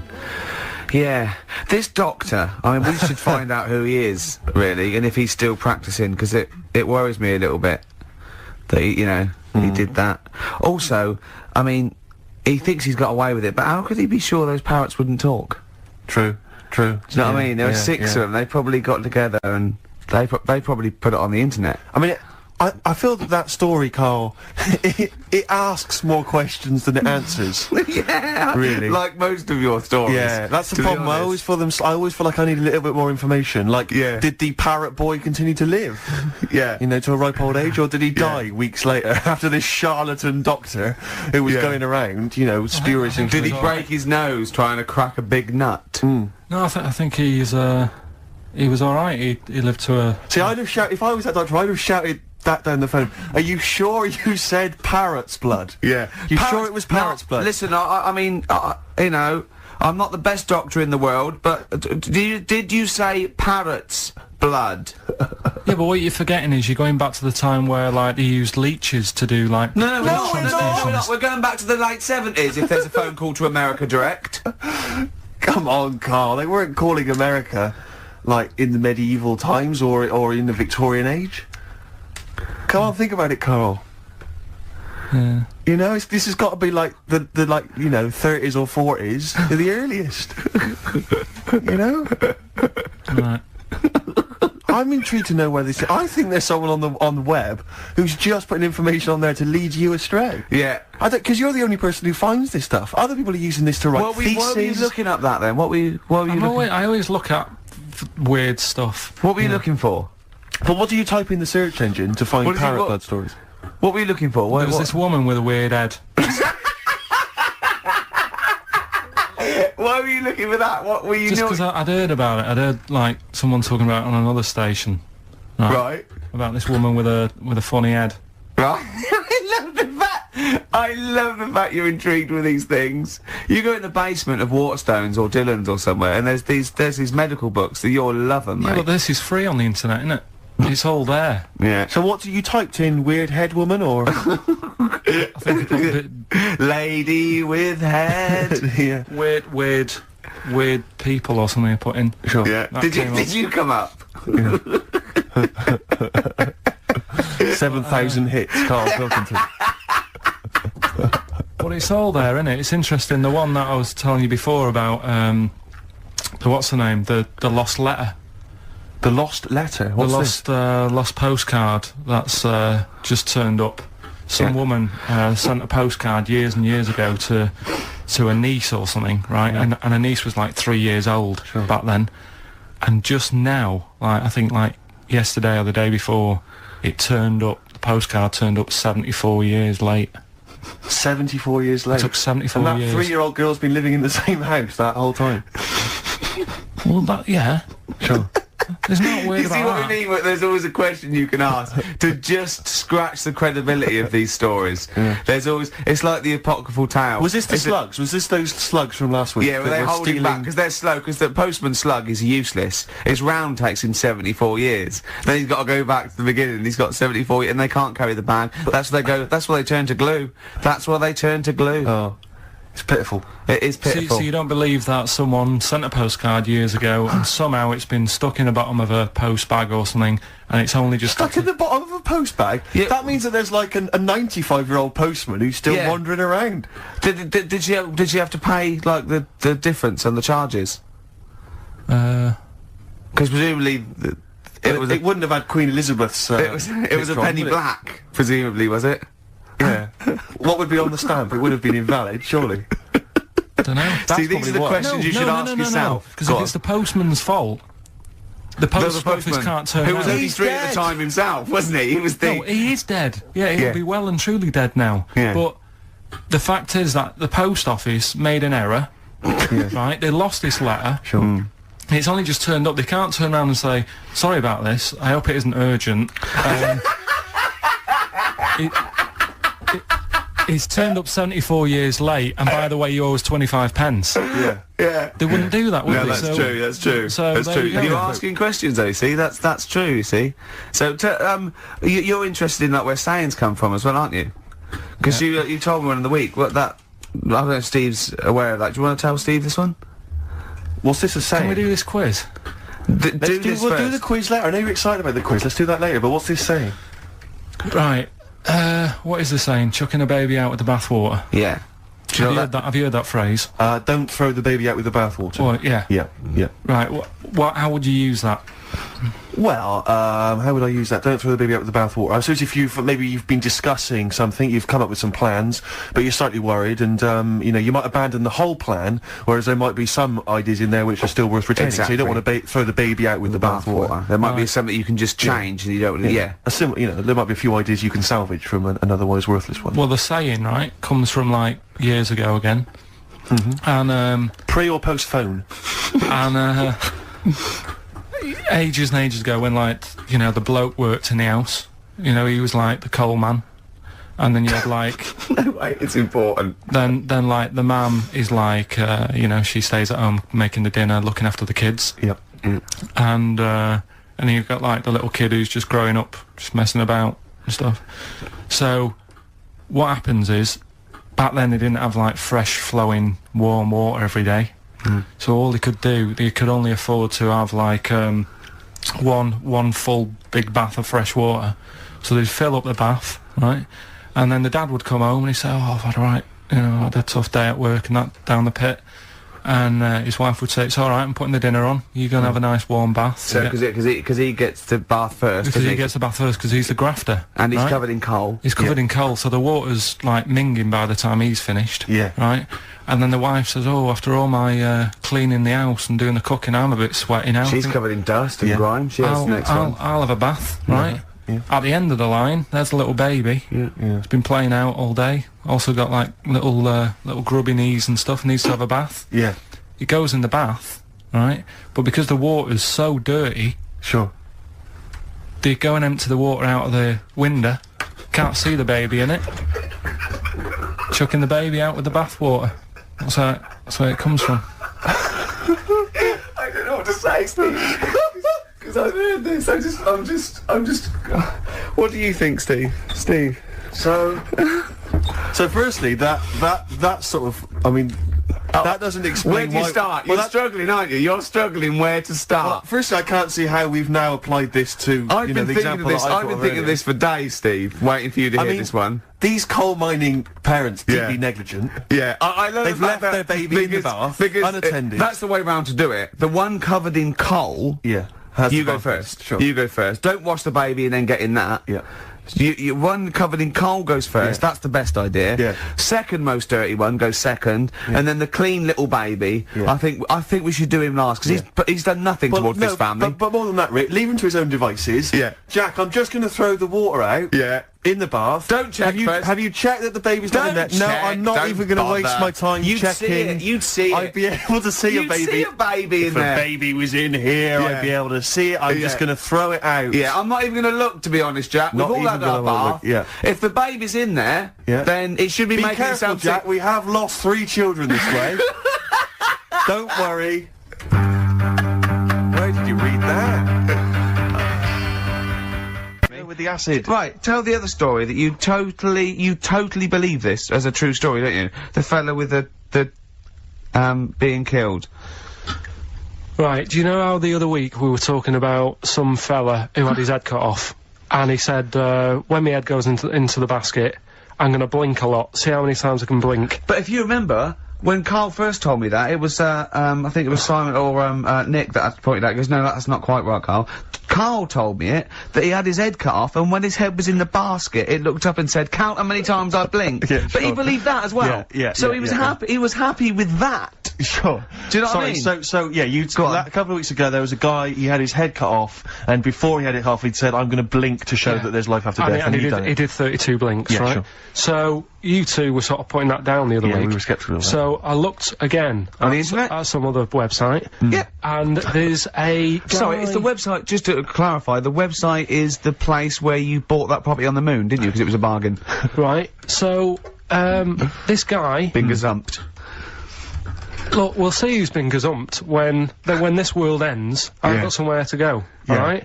And I know you'll be calling me up, saying, "Oh, can I come with you?" Haven't I you go, got, "No, like, 'cause it 2 doesn't square exist, does it?" No, I've got acres. You're gonna have to I've got about- stand deadly still on the moon in your 2 square foot. I've got about There's 20 no place for acres. Suzanne, it'll just Yeah. be you. It's I'm off, love. It's all those people with big heads and web feet that've been buying it all these years. Well, listen, right. Go on. Anyway, Play a record, tell us a story after it. We've been chatting for far sorry, too long Carl. No, there's no here. Play a record. tune, we'll come back with What this. do you wanna What's play? this, another ghost story? Let's play one of my favourite songs of all time, because I'm going on holiday and getting into a lovely, serene mood. Sorrento is probably from that. It's Neil Young, After the Gold Rush. Beautiful. Still to come, that competition as well. Look forward to that, Karl's quiz. Yeah. What an amazing track Beautiful that is. tune, yeah. Neil Young, Dynamite. After the Gold Rush. So go on, Karl. Sorry. Go on, Karl. So let's take us back a few steps, Karl. What's the story? right, so I did some research, right? Let's just recap again. There was a guy you read about who had his head chopped off, he was guillotined. Yeah. He had said to the people around him, Count my I am going blinks. to blink once I've had my head cut off to So show the brain that life, can still... or the brain Yeah. can continue to work after, Yeah. after Yeah. death. Okay, so yeah, we queried that. So you weren't having any of it. Well, no, possibly for a few seconds, till the oxygen stops being fed to the cells because the blood has drained away. But, you know, nothing spectacular. So Right, go on. well, along the similar sort of lines, right? This is quite a few years ago.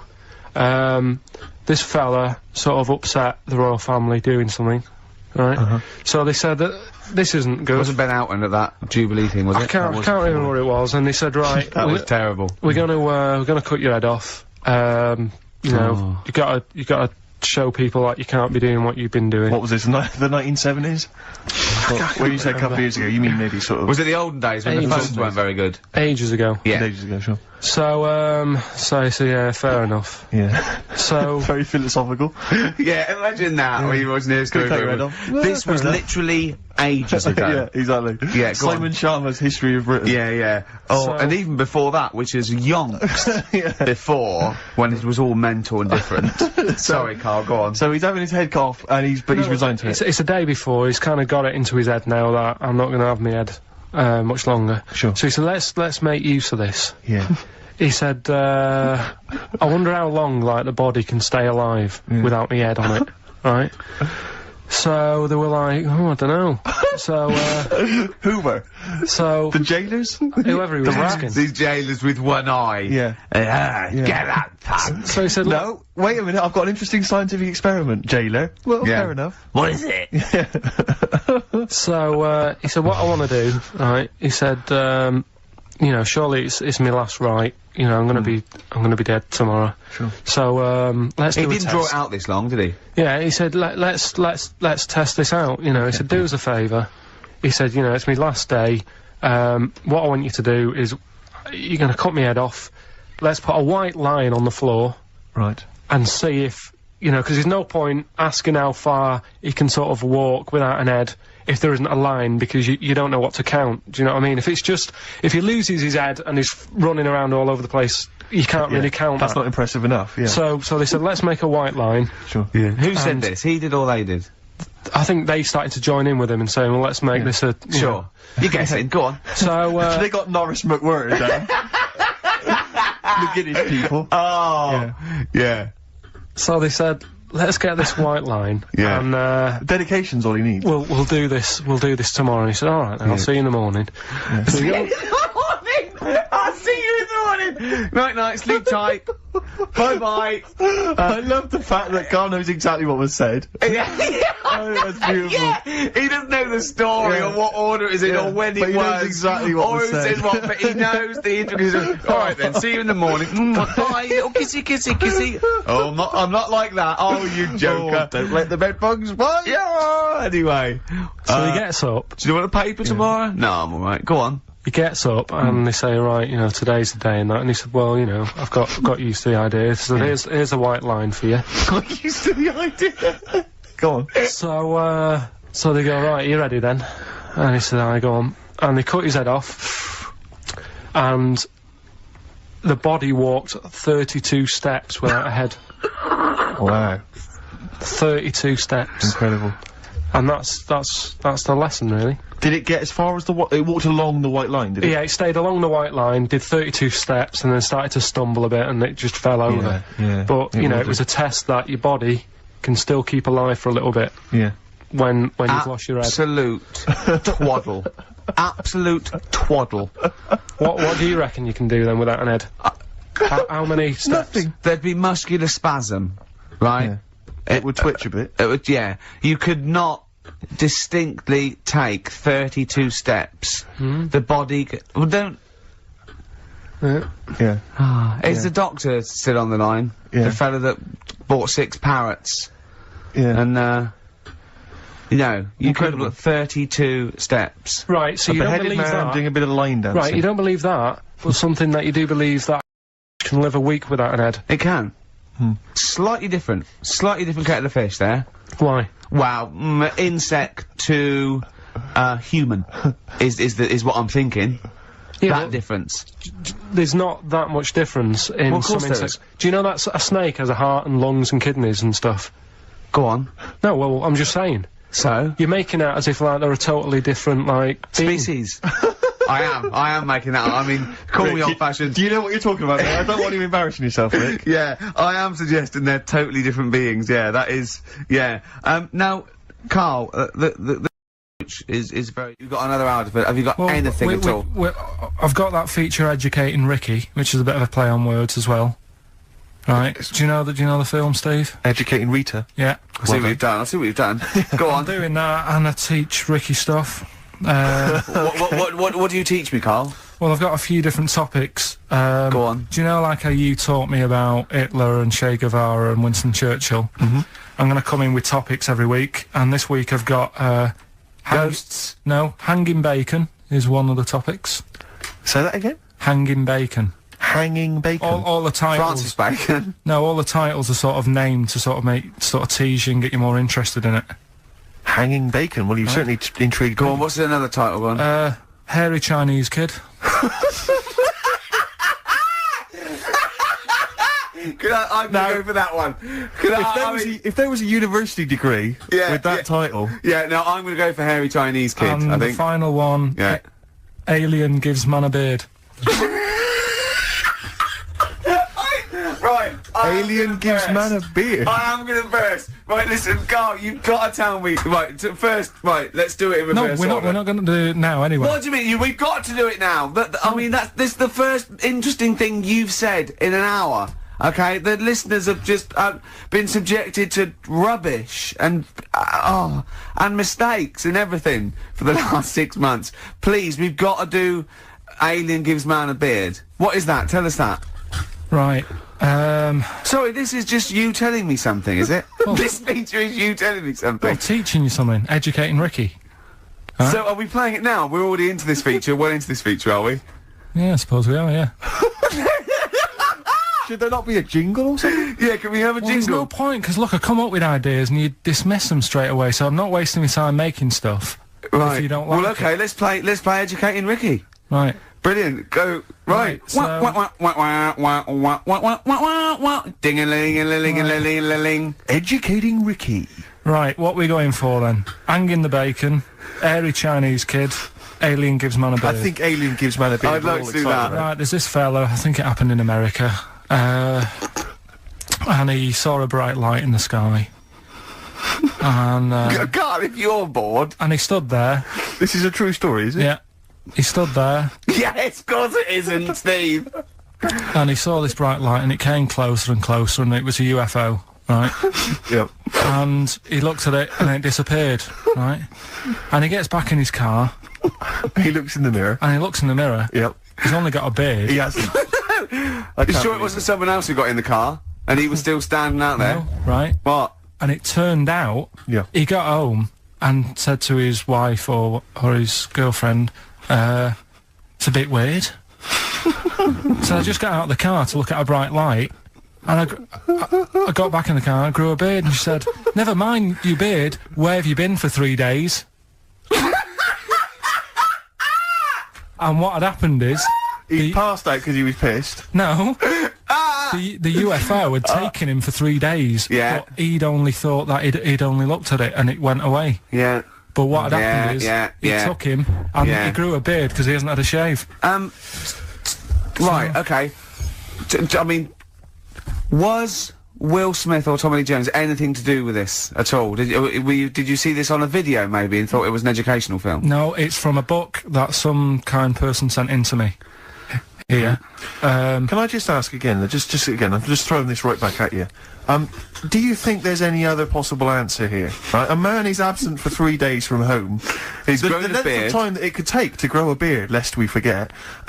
What if he hadn't actually seen a bright light in the sky? What if he he'd was been lying? What if drunk? he was lying? He'd got knocked unconscious. He'd had a car crash. Just any number lying. of other No, things. just lying. Or he was just lying. Yeah, he'd been on a bender, getting pissed for 3 Yeah, days and that with was his his mates. excuse to his wife. And they went, Dennis, what are you gonna tell your wife? Well, wait a minute. Wait a minute. She's not going to believe I was out with you, lads.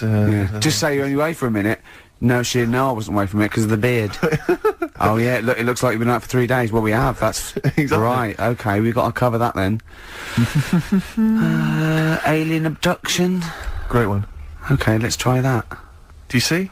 That's a little scenario there that could have been played out. So, when you say educating Ricky, what have I learnt from this? Never listen to you again. That's all I've learnt so far. Never listen to you. Yeah, we'll add a little bit more in here, right? To Well, spice this no. up. What do you mean? Add a little bit more. We'll add a bit more to this what I'm educating you about, Go on. right?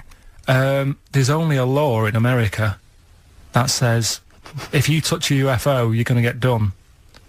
Now, why would they make a rule? I don't know that. Do you know, like all their rules have a code? Carl, I genuinely do not know what you're talking about. Right. Do you know, like how here they might have? Do you know I what? have no idea. Right. Okay. Do you know, like over Rick, here? I'm listening to Capital on these headphones. I got Foxy on from yesterday. Right, let's bin that. No way, it's great. No, I want to hear about Airy Chinese Kid. let's play a tune. And Okay, let's come play a back tune. with Come back with Chinese Wait a Kid, minute, definitely. Some doors. Yeah, I Yeah. just thought I'd go back, take it back to the 60s. This is a tune that a friend of mine sent If me. you touch a UFO, you get done. Soul Kitchen from The Doors. Type, yeah. But, yeah. Enjoyable. Now, okay. That's stressful, isn't it? I think we've got things working now. We've had people come in and out, just shaking their head going, shouldn't have bought that desk. But it's all sorted now, I think. And, You notice how it took sorry. About What? 25 minutes for them to come down as well, though. Do you feel like we're maybe quite low in the pecking order in the building? Definitely. You know, it's like Capital First, Capital Gold. They can shoot off to other sort of pirate stations. Yeah. People's car radios, then they come back here. Oh dear. Oh, I had a job at Richer Sounds. Yeah. Light fitting was buzzing. Now, but we've got. Thanks for staying, listening. Right, okay. Educating Ricky. What have we got? Airy Chinese kid. Go on. Right, yeah. This is the. I didn't want to do this. What do you mean you didn't want to do it? Well, I wanted to give you 3, and I gave you one. It was like the alien man gets a beard or whatever. Yeah. And Which was total rubbish. So this one should be better, maybe. Hairy Chinese kid. Right. Well, we've talked about hairy people in the past. True enough. Haven't we? Yeah. You know, the little kids who grew up in woods and hung around with wolves and that. Yeah. Again, you're confusing it. Yeah, they're not. There were some people that were born very hirsute. They were not the people who were brought up with wolves. You just put that together in your Homer Simpson type mind. Right. Well, this is like a sort of close to that sort of story. Yeah. But the weird thing is, right, Chinese people aren't that hairy as a nation. No, seriously, that's a well-known fact. They don't have that much body hair and stuff. Okay. So this little kid who was born over there, he was like covered in stuff, Was he? and it was only his nose that wasn't hairy. The rest of his body was caked in hair, right? And his hair sort of What grew. sort of hair was it? Was thick hair. No, what I mean is, was it sort of like a pony's mane? So he just looked like an Ewok. You know what I mean? Just like hanging down, sort of straight, dark hair. In the picture, it looked like it grows from his eyebrow. It grows from his eyebrows quite thick, and then it just goes all the way over. You his don't head. think it was just really long eyebrows that he'd done a comb over? No, it was all over his body. It had a picture of like his back and that. Yeah. And Had he styled it? Had he styled it at all? Did he have it in a quiff or? no, it was just hanging everywhere. all over him. Yeah. And they were like, you know, this is a bit weird, happening in China, where we're not normally that hairy. That was the scientist speaking there. Yeah. And the press, the local press, and that were getting him down, calling him monkey boy and all this. Oh, And thinking Chinese press. but the doctor, Yeah. Oh. They're cruel, aren't they? the It's like doctor, those game shows. well, That's Japanese, isn't it? Yeah. That's all that. Yeah. and the doctor said, So was Karl talking through all that time while we were just like talking to each other then? Because I turned round and I still saw he was talking. Go So on. anyway, the local press came down to see the hairy boy, the monkey yeah, and boy. they were like being tight, taking the mickey out of him, and the doctor said, Throwing him nuts. he's only hairy. Said he's a healthy young kid. The only faults he's got is he's got a little bit of eczema and a boil.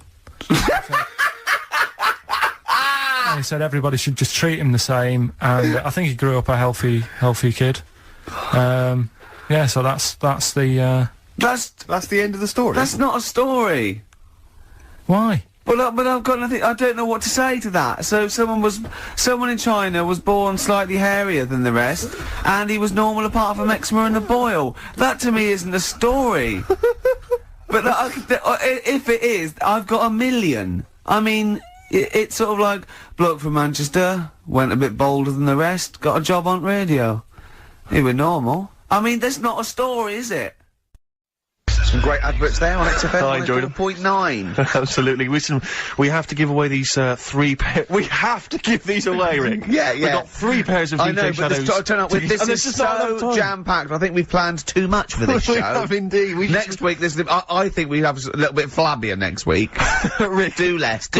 Rick, can we chill out next week, please? Yeah. Go on then. So yeah, we any ideas, guys? Any questions? Sort of DJ Shadow related questions? Any Shadow, DJ Shadow. or DJ questions? Carl, any ideas What does the word DJ mean?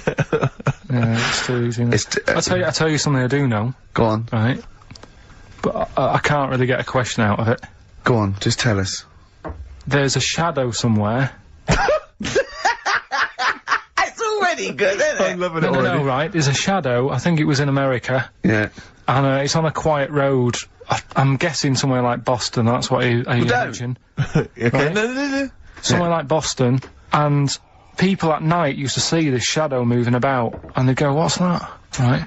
And it got known, the town, the little local town got known for this shadow, but it didn't cause any problems. People What are you talking about? Well, it was Just you lost me. What are you talking No, about? do you know, like, some places get famous, like, Scotland's got the Loch Ness Monster and that, but it doesn't cause any, but it doesn't cause any problems. Doesn't exist, go on. Right, so there's this shadow walking about on the road.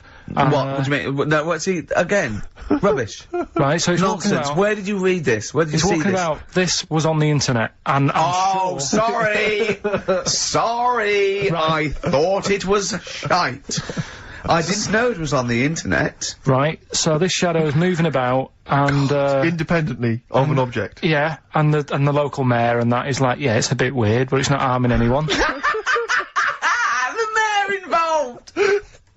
Was he elected to that post? Hey, Mayor, we got a problem down here. Seems like a shadow. Well, it's not causing any. No, it's Is it just. causing any problems? Yeah, go on. But that's the thing, it was left for years, and then it did start causing problems. I see, that's it. If you leave these shadows to go unchecked, Rick, they go crazy. Yeah. You let them run amok in the Yeah. city. Yeah. You've got to stab What down did it do? on What did it Roman do? shadows. What did the shadow do? It was pushing people off the bikes. It was what? It was pushing people off the bikes. Oh! I'll find out more for that next week. Right, that'll tease Oh, them. you're a maniac! We'll do more on that. We haven't had time for Please educating. never have children. Right, listen, You are Just promise me now you'll never have kids. Look, we haven't got time now Okay, for- listen, alright, DJ Shadow, have we got time for to give these tickets away? Yeah, if they just call up, we'll... No, I'll tell you what, I've got a question, right? Go on.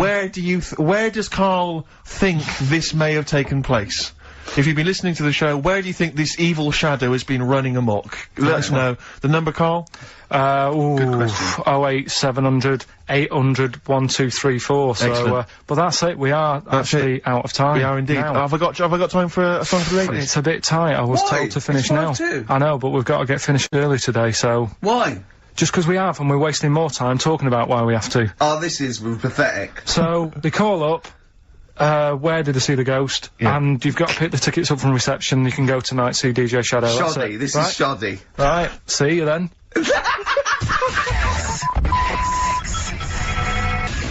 Lobe of this. Yeah, get a lobe of this, yeah. Well, that's a story about a girl who she was deaf, right, for 4 years, and it happened quite a bit back this.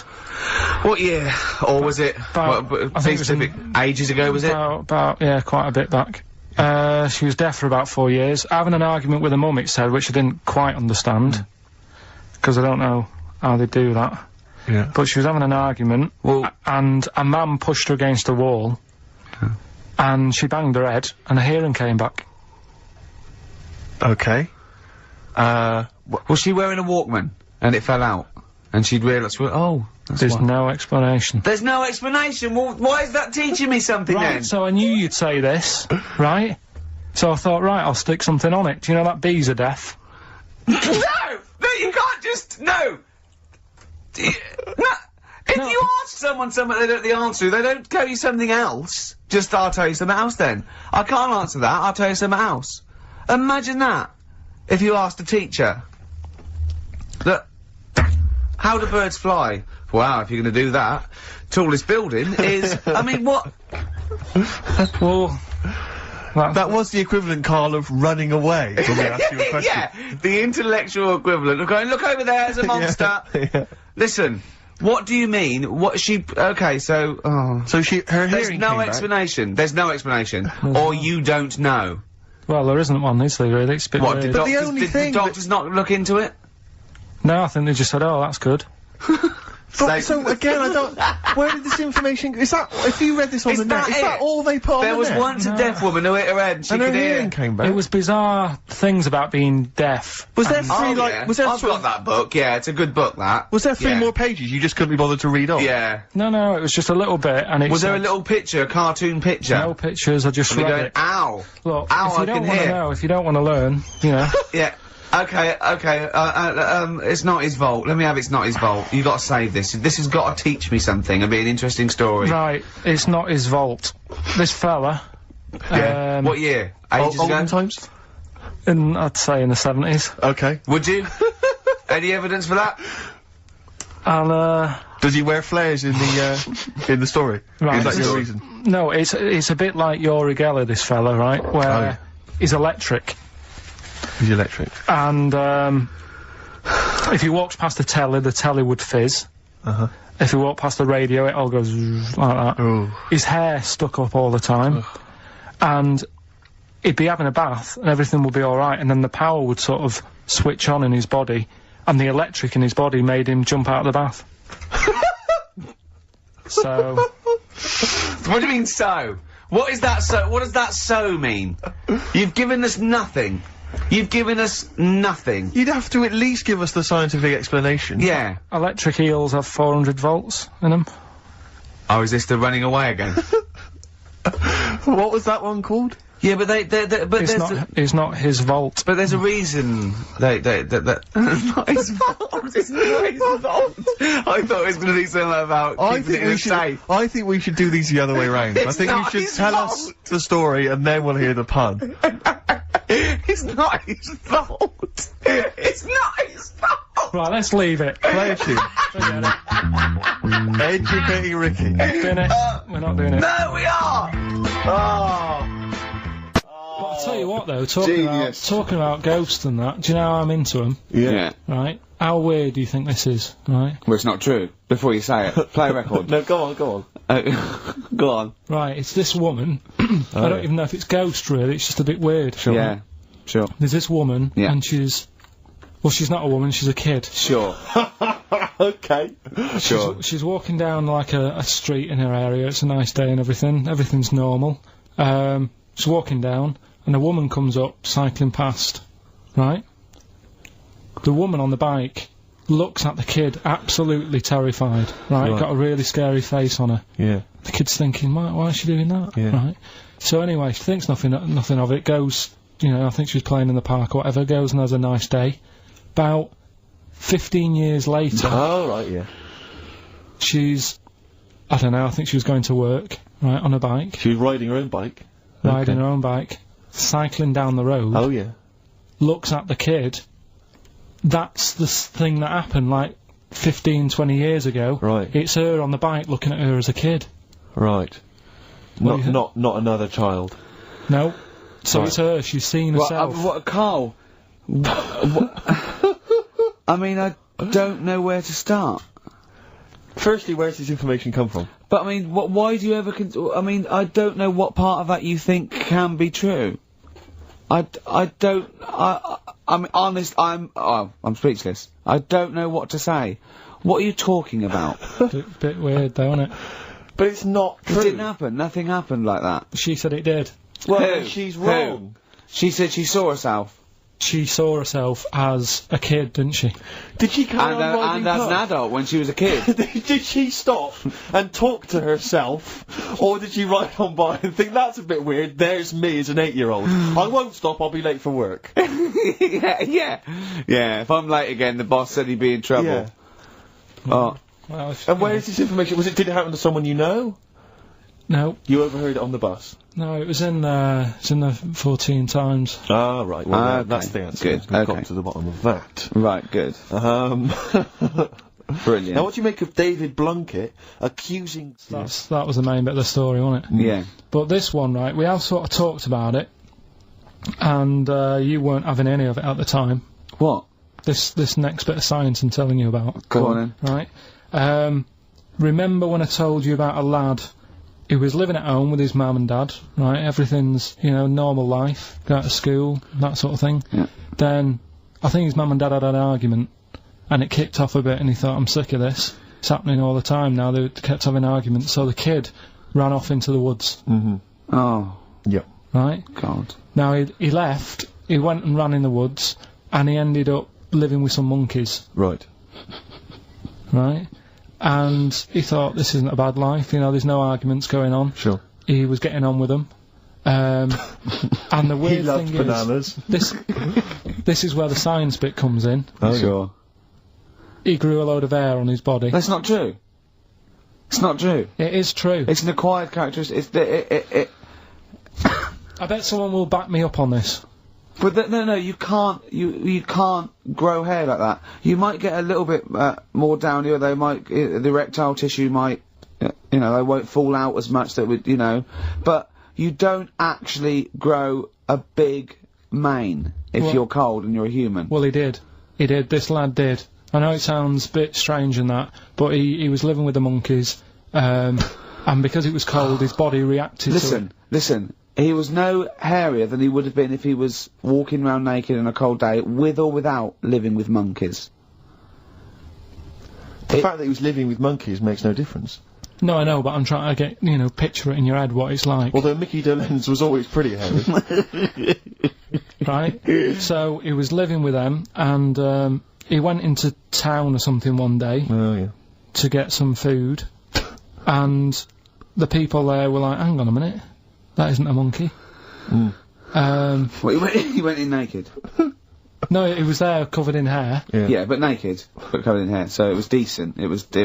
Yeah, but that was a weird thing. They thought it was a monkey in the shop. And then so presumably he had a big, long beard as well, because he couldn't shave, could he? No, he's just covered. He looked like a monkey. And they were happy to serve the monkey, weren't they? There's the monkey, he's buying a newspaper and some milk. How did he walk, Karl? Did he walk upright or whistling along? The picture that I saw on the internet, he was on all fours, but I don't know if that's when he was running away after they'd sort of, realised he was a kid. But this was a picture. So he was a kid as well? He wasn't even like an adult with the beard? No, he was a kid. Brilliant. And the beard kicked in a little bit. So listen, the people caught him. You're an idiot. The people caught him, shaved him, right, got it all off, didn't grow back again. Right. You're an idiot. Well, like I say, people will have heard this story or read about it. You're an idiot. And they'll email in, they don't let me down. And they'll agree that you're an idiot. No, they'll have seen the story. You're an idiot. So that's a little bit of science. You're an idiot. Weird thing is, right, looking around in the week at weird stuff on the internet, there's this woman who's got a big Strokes someday. I'm already annoyed. I've been here 3 minutes and I'm already annoyed. Yeah. Oh. I'll bring back Claire, I tell you. No, it's not his fault. It's the whole place. The library's shite. I tried to get. Oh God! I had to go to Capital Riding. Chill. Fancy that. I had to go to Capital Library to get a couple of records I wanted. Right? Place is falling apart. The email's not working. It's so shoddy. He's had 2 weeks off. I'm on holiday. I mean, they might as well bulldoze this, honestly, because for all the, It is ludicrous. And we get paid peanuts. You get paid, do you? Oh, and it really annoys me to have to fight. Oh, anyway.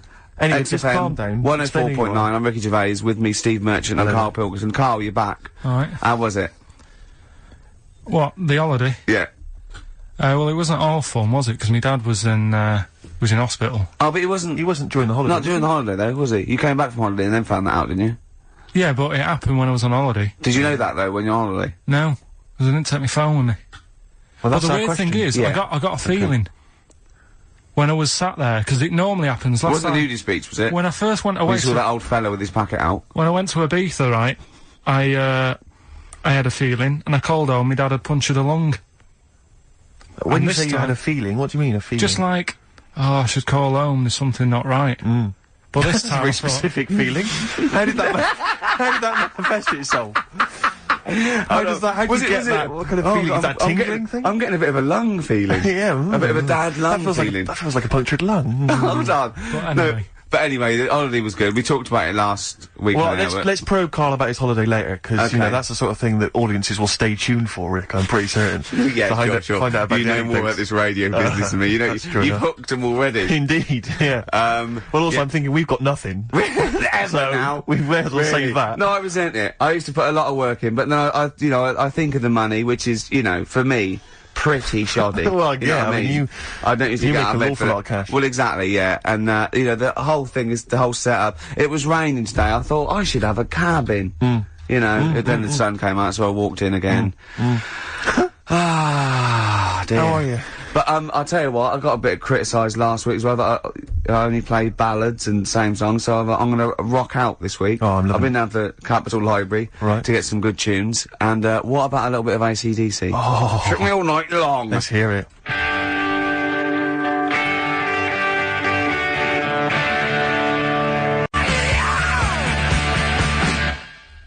Well, that's cheered me up. In a better mood now? Yeah. Good. That's great. Should we rock out today? Yeah, well, yeah. Bit of Led Zeppelin, maybe Stones. Brilliant, yeah, some other classics and everything. Yeah. When are we going to talk about Karl? Have we run out of stuff Yeah, already? already. Okay, let's go. Okay, now, yeah. So where did you go, Karl? What was the story? It was my birthday, right? Went home after working with you a couple of Saturdays ago, right? Girlfriend was like, open your card, and I said, no, it's my birthday on Monday, I'll open it then. You obey by the rules, don't you, of birthdays? The birthday rule. Well, there's no point. Well, exactly, chaos leads that way. Yeah, right, so, Not an anarchist, never has been. So anyway, she was kept going on, and it was doing me head in, so I said, alright, I'll open it. Yeah. So I opened it, ticket fell out, surprise holiday to one of the Canary Islands. So... And what was your reaction? I mean... First one was, we haven't got enough money. Right. For this, but I didn't want to ruin it, so No. so I didn't go on about that, and I said, oh, it'd be great, so I can't wait. So, did you say it in that tone of voice?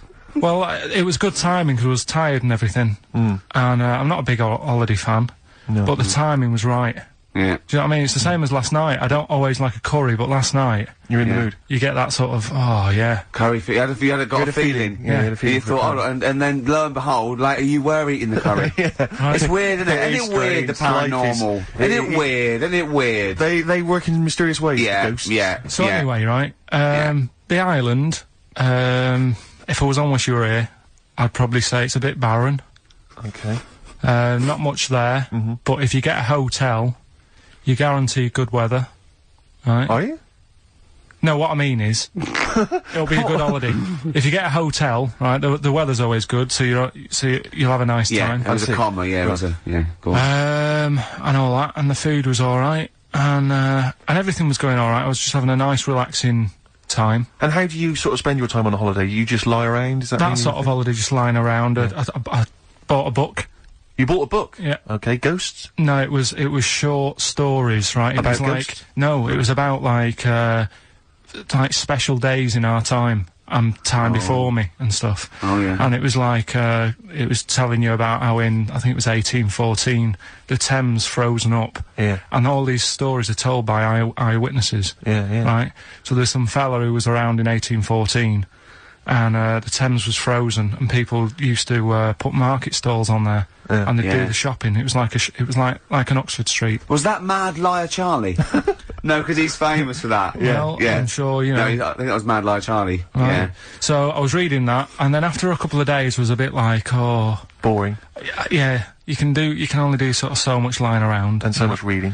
So Suzanne said, well, let's go on the beach, have a walk. You ain't gone on the beach? Where had you been up to this point then? In your room? No, just like round the pool, just relaxing and having a swim and that. Yeah. So she said, let's go on the beach. I said, alright then, yeah. So wandered down to the beach, and first impressions are, yeah, it's alright, it's clean. Your criteria is so basic, it's brilliant. Hotel, yes. Roof, good. Food, adequate. Beach, clean. Next. So I'm walking along, and everything's good, and, you know, there's a woman feeding fish bread, which I thought that's different.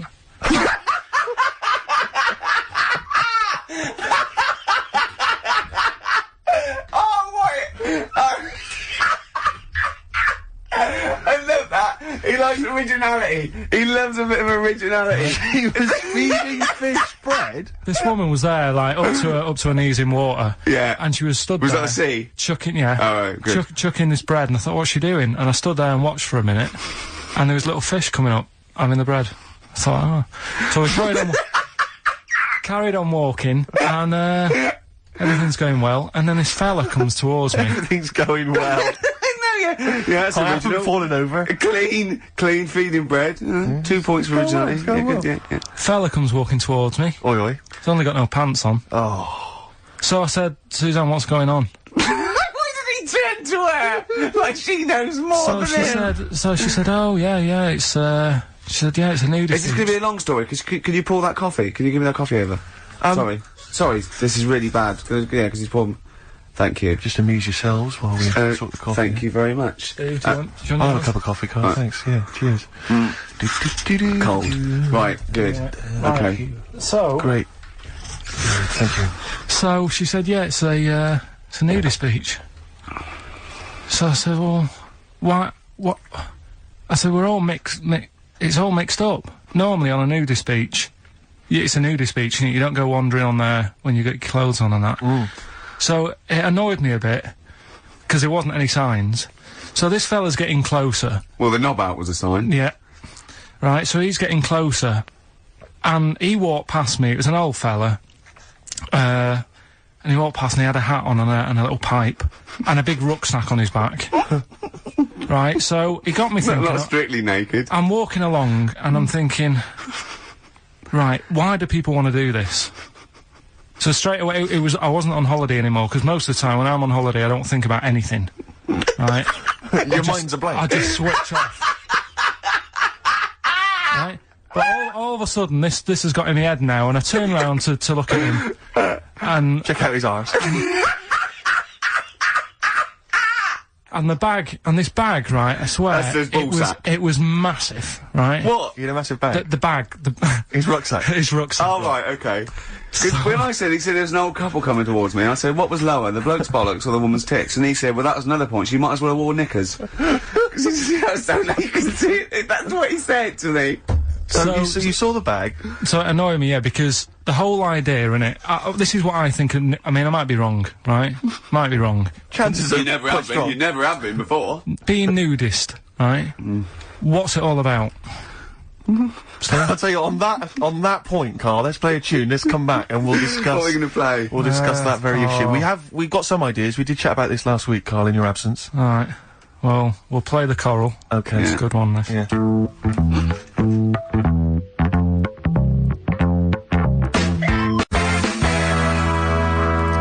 Coral, Dreaming of You, on XFM 104.9. I'm Ricky Gervais, with me Steve Merchant and Karl Pilkington. If you just joined us, Karl is walking down the beach, and a man has just passed him with his knob out. Yeah, his testicles out and his huge bag, apparently. Right. Now, we'll sum this up, you know, because we did talk about it last week. You know, you did call me and tell me some of these things, and we sort of, mentioned it last week, but, you just want to say just give us your thoughts on nudity. Well, what I don't understand is, right, nudity, I thought it was all about, you know, sort of being free. Yeah. Natural, letting the breeze, you know, blow around you and that. That's all I can think is of like the bonus of doing it. But you can get that by just having a pair of shorts on, right? Because I'm not one for getting my kit off. It's just something a bit weird about it, isn't it? Normally, if I go for a walk on the beach, I'll put a shirt on. Sure. But leave it unbuttoned. Yeah. Oh, right, yeah, tease the ladies, sure. Do you know what I mean? Yeah. But it just feels a bit weird. So it's best to cover your back anyway, because the sun... Yeah. Yeah, and all good that. advice, yeah. But when I saw him, and I thought, well, right, is he doing it to sort of be free and be comfy and all that? And then I thought, but he's carrying a big bag, right? I've got a pair of shorts on, and I'm not looking at him thinking, I bet he's really comfy. Do you know what I mean? I wasn't going, I can't wait to get home and get my shorts off. They're really annoying me, these. So, and that's just it. I don't get what it's all about. Yeah. Sure. Yeah. Sure. Well, okay. Well, my advice to you is don't go to nudist beaches again. Well, I didn't go again. Do you play volleyball? Nope. Well, there's nothing in it for you, to be honest, Karl. Do you ever walk around the house nude? Not really. Only if, like, it's quickly to sort of jump out of bed and go and get a glass of orange. But I've got to be careful, because living on a high street, there's flats right across the way looking in. Yeah. And the thing is, it's all all Chinese fella. There's a little exactly. And that was the other one. Is he the one? There's the old woman reading a book. Yeah, it could be dead for all we know. It hasn't moved. There's some bouncers, and some bouncers? I think so, yeah. Is that a euphemism? They're always... There's always, Her name's Karl. But, yeah, the only time, if I nip out, sort of get out of bed at night, go and get an orange, and I've still got to be careful, because if they're awake and I open the fridge door... Oh, and the you're light illuminated, comes up, yeah. Yeah. They'll sort of see the light. And the shadow. Turn round. And the weird, long, stretchy shadow. Yeah. What did you get? You get up and got orange juice or orange swash? You know, Robinson's. You can't advertise on... Why don't you take a glass of that to bed with? Why are you getting up? Yeah. Because whenever I do that, I normally don't wake up, and it's a waste, isn't it? man is a genius. And he, look, well, continuing our rocking out thing. Yeah, we're in a rock mood. Well, I think this sums up rock and roll, doesn't it? It's not called rock and roll, is it? Textbook.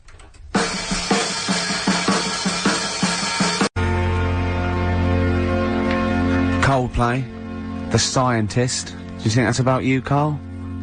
What happened there with all that rubbish pressing the wrong thing going out and that? Don't want to go. I've sorted it now. Doesn't matter. Right. You've come back. You're not focused, Karl. That's what concerns me. Your mind's on other things. I'm all right now, though. You all ready right? to go. Yeah. You sure? Yeah. Okay. This is, oh, I just... I'll tell you can't what, believe it. right? I'll tell you how focused I am. What? Got some new ideas for you. Go on Well, then. they've all been blinders in the past. Go on. Did you do any competitions when I was away? Did we? I think we did, didn't we? Didn't we give away a DVD?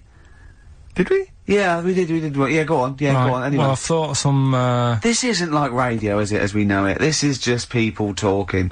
If the mic's on, it's luck. Yeah. If anyone's listening, I've no idea what they think of this show. It's not a show. Not in the traditional sense. No. Okay, No. then you're going to change with that, Karl. Because You've a got show suggests a certain form of presentation. Yeah. A certain pride. And when we do present And dare I say it, some planning. yeah, and when we do, it's ruined by him pressing the wrong button. Yeah. Yeah, but I've got some planning here. Go on then. Quizzes. this? What I did was when I was on holiday. Yeah. Right. You said come up with a new idea, right? So the best way of coming up with ideas is sort of Thinking. nicking a TV show name and then twisting it a bit. Yeah. So Or just rip off Simon Mayo's idea completely. That's Well, good I advice for anyone out there. I didn't. yeah. If you're interested in ideas. Karl is presently running a course writing for TV. Yeah. And that's the lesson one, isn't it? Just That's rip lesson one. something else off. Just do an idea and change the title slightly. Yeah. Well, go on. this one I haven't really got. I don't know what to do on the game, but I'm thinking strike it, Ricky. That's all you've got. That's what you've come up with. How long did that one take? through. What is that? I just thought it sounded a bit like Lucky. Forget that one then. Yeah, forget that one. Okay, yeah, well, Right. no, good. No, we all have hits and misses. Even Spielberg's, not all his films, can hit the. Go on. Right. No, okay, no, it's a good. Go on. Do you Yeah, remember Big Brother, yeah. Do I remember it? Well, no, go on. Big Mother? Right. You call in. If your mum's ever, you win a CD. What do you mean? How can you prove that? All right. Forget that. Right. Here's one. Right, ER. Good one. No. Yeah. No. The Price is Right. Remember that? Yeah. Right. The Price is Ricky? No. The rice is right. And what I do, I read from an Indian menu and a Chinese menu. You tell me whether you have pilau or egg fried. He's a genius, isn't he? He really is a modern. that one. Go on don't get then. it? Go into let's go into this one. Let's not cross this off right away. Go on then. What do you read from what? Well, I'll get a couple of menus from like an Indian and a Chinese takeaway. Yeah. And I'll go like, chicken korma. Well, could I just suggest that as it's an Indian, it'll be pilau, and anything you read out that is. Yeah, but you don't know which one I'm reading from. What, the chicken korma's Indian, isn't it? Yeah, so you go pilau. But then Well, then you get- might as well say Indian or Chinese. No, because then the name wouldn't work. The rice is right.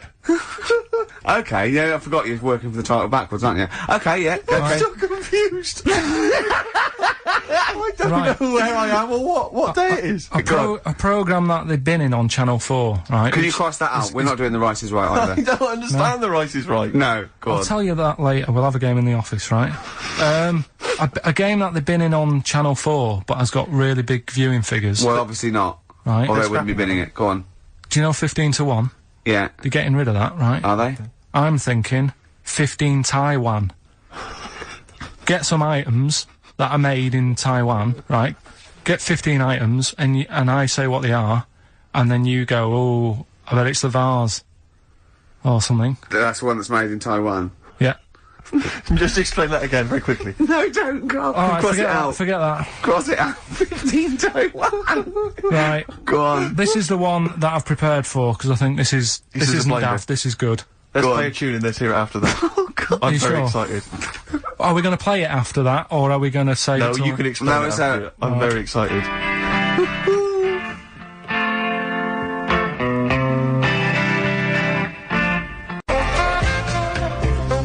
Good to hear that again, isn't it, Steve? Oh, fantastic. Waiting on a Friend by the Rolling Stones. Yeah? Go on then, Karl. On XFM 104.9, Ricky Gervais, Steve Merchant, Karl Pilkington. Go on. Right, this one. Remember Blockbusters? Uh-huh. Right, this one is good, and we'll do this one. Rockbusters. And remember how Bob Holness used to give you a letter? Yeah. And, it'd give you a question, and the answer to that question is that letter? Yes. Right, well, it works like that. So if I said to you, we'll test it out on you, Steve, right? Right, welcome to the show and that. Hello. Let's play, right? And I say, right, your first one is W. Mm-hmm. And the cryptic clue, because it's done like crosswords. Okay. So not quite like Blockbusters. Well, this young man prepared for his death. Right. And it's a W, so the answer... And it's not always going to be like our sort of music, it can be any sort of music that's out there. So the W is the name of... Of the answer. I understand that, but is the answer always the band name, or is it... It's always the band name, is it, or the artist? Yeah. And so would the W be the surname, or would you have both the initials if it was someone's name? Would Elvis Presley be EP? Don't get annoyed, Karl. These are questions that I knew would be asked. I know this. You tested it on me, so you've got to tell them. We What's need the to point? know the rules. If it was Elvis, I'd probably do E. No. Give him the answer. Give him the Right, answer. did you hear the clue? No, give me the clue again then. So the letter is It W. is a cryptic clue, It's and the W. clue's fine. Listen, but, and the go on. clue is, this young man prepared for his death. This young man prepared for his death. Yeah. This young man prepared for his death. And it's a W. And it's his first name. That's what he needs Well, to see, know. that's the... Yeah. Yeah, but I don't... Well, shouldn't we have the initials? Wouldn't that make it easier? I mean, Yeah, wouldn't- but they didn't do that on Blockbusters, it just had one Yeah, letter. they did. No, they did, They did if it was if... The gold one they often had us for 3 or 4 Did they? letters, yeah. Well, it was normally just one word. It wouldn't have been a name or something. Alright then. W... Y. W-Y. Will Young. Excellent. Right, I didn't so understand it. What was this the young clue? Will man, prepared for this young man. So he's sort of mixed, sort of cryptic. Yeah. But I mean, you know, it's a it good was effort. good That's enough. better than Yeah. usual. No, it's that is better than It's usual. not bad, is it? So do you want to play? Let's play Rockbusters. Yeah, Rockbusters. How many of these have you got? No, because No, just wait. Let's just clarify a couple of rules here, Karl. Let's just make sure we thought everything through, because I'm pretty certain when they get these things on TV, they at least have a go at them in the office first, before they put them straight on there. I'm sure that's how it works. I'm sure Bob Holness just didn't turn up the first day, and he goes, "Don't worry, we'll wing it, it'll be fine. Bring the students in, let's have a go." I'm sure they did a little bit of preparation, so let's just check we've got every base covered. Yeah, Firstly, how many questions have they got I'll to tell get you right? what. Let's do this off air then. Should we play a great tune? Well, yeah. Well, people need to call in, don't they? Because we're doing it, aren't we? Yeah. It'll be alright. And there's good stuff. I've got CDs, right? I've got, some compilation stuff and a couple of videos and that, so that's what they're playing for. Call up now, 08700 800 1234. Get them on the air, play the game. Brilliant. Yeah? Yeah. Is that what we're doing?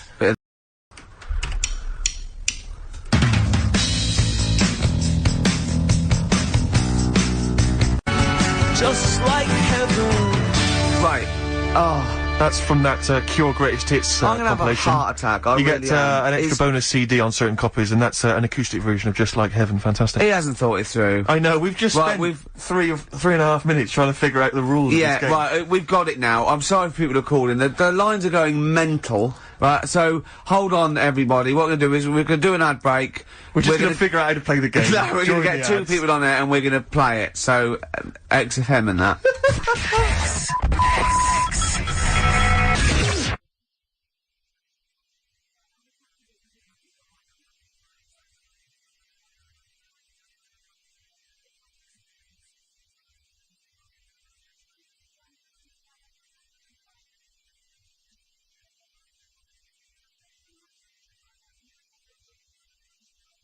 What's going on? The adverts aren't working today, and I'll have to get an engineer in as well. so Right, that's don't messy. play the adverts. I don't want to play them anyway. Don't play them. It's not our fault if it doesn't work. It's... Why? Do you realise if we were, like, live, we'd be heckled off the stage? Right, don't play the adverts. We wouldn't survive in the real I'll world. sort that out. Right. Right, get the people on the air now. Just No, oh. Rick, calm down. Play a record then. Do something for Christ's sake.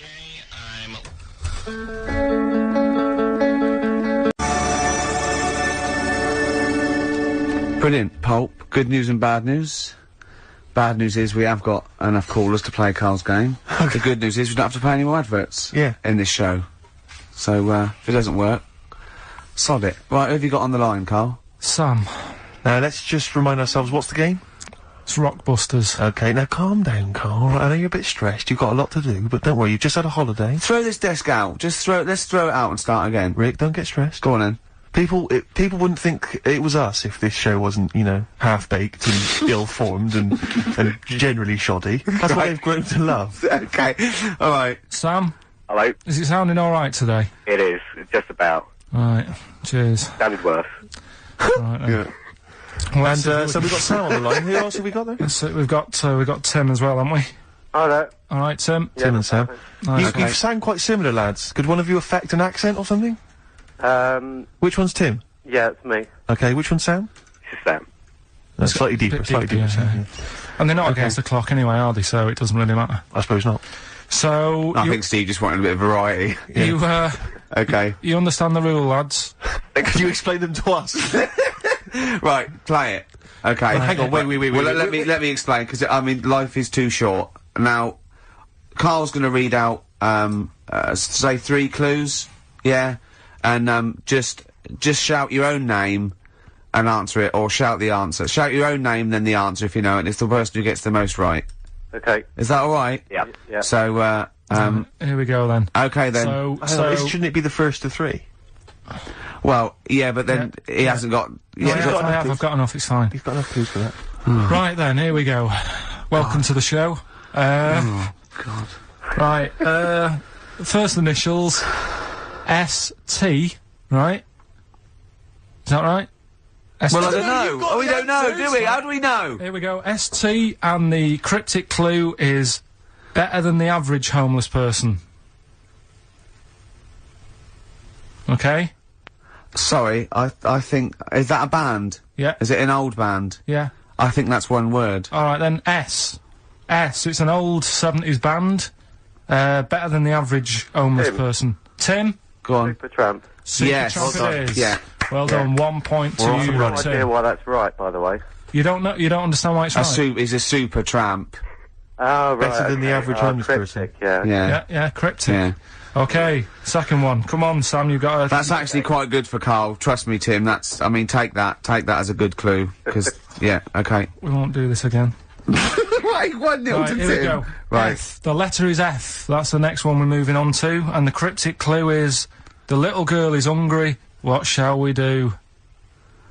Is that S or F? I've got it. F. Ready? Sam. Peter.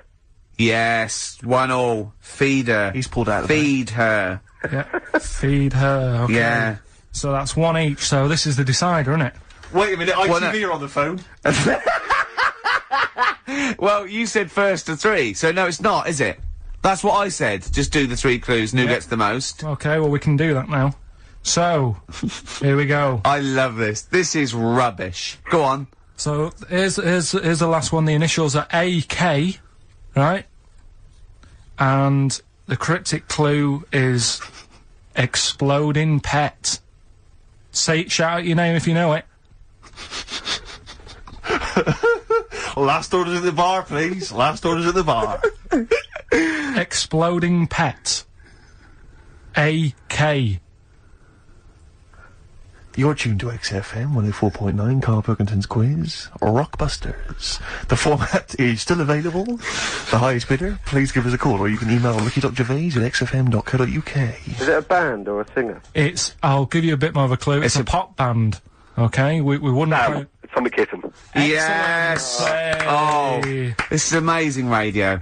Oh. So who was that won? That was Sam who won. So it's 2-1 to Sam, so he wins... What does he win, Karl? He wins some CDs and some videos. No, he's got obviously now, Sam, if you're ready, take the spot, you're gonna do the gold run. Away you go, Karl.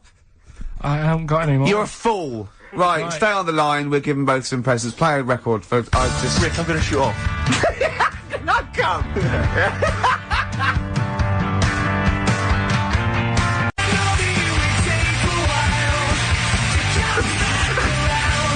Feeder, come back around. He's getting all stressed again. You know, we've only done an hour. I know. I'll tell you what. This You know, seems there's like another 3. hour to go. I know. I don't know what it seems like to the, the listeners. I'll tell you this, I'm not trying to be disrespectful, Karl, but I think maybe someone else should come in and press the buttons. Because I'm not sure you're across it. I don't think you can concentrate on talking and working at the same time. I'm not sure you can... Walking Yeah, and eating. for you, it seems it's a bit no, like... don't say that. Look, he's gutted. No, there's a lot of gone wrong here. I say throw this desk out and get a real one. Seriously. Well, I think there's a Fisher Price one you can buy in Argos that might be worth but getting. we got there, but we were stunned because it was second hand, this one. But, this is like the Mir space station. I mean, it really is falling apart. Get a new one in. Let's not, I can't believe it. I mean, look at that. Look at the library. Look at the gaps in the library. Let's not go on about this, because this isn't good. What? Whereas that quiz was. Whereas that was good radio. You can join in and stuff. But the for that. problem is, Karl, why do you rush to do it? I told you before we should practice these things. That's Although, how to be it's fair, done. Steve, I haven't got time to do anything, so at least Carl's coming up with stuff. But I don't mind, running What other through with ideas it have you while got? you're having a kip outside. Really? doing What the other ideas have you got? Have you got any other ideas, Carl? Because we've got another hour to fit. Have you got anything at all? I've got that feature Educating Ricky, which is a bit of a play on words as well. Right? Do you know the film, Steve? Educating Rita. Yeah. I'll see what you've done. Go on. I'm doing that, and I teach Ricky stuff. What do you teach me, Karl? Well, I've got a few different topics. Go on. Do you know, like how you taught me about Hitler and Che Guevara and Winston Churchill? Mm-hmm. I'm going to come in with topics every week, and this week I've got ghosts. No, hanging bacon is one of the topics. Say that again. Hanging bacon. Hanging bacon. All the titles. Francis Bacon. No, all the titles are sort of named to sort of tease you and get you more interested in it. Hanging bacon. Well, you've certainly intrigued. Go on. What's another title one? Hairy Chinese kid. I'm gonna go for that one. If there was a university degree with that title. Yeah, no, I'm gonna go for hairy Chinese kid, And I the think. final one. Yeah. Alien gives man a beard. Right.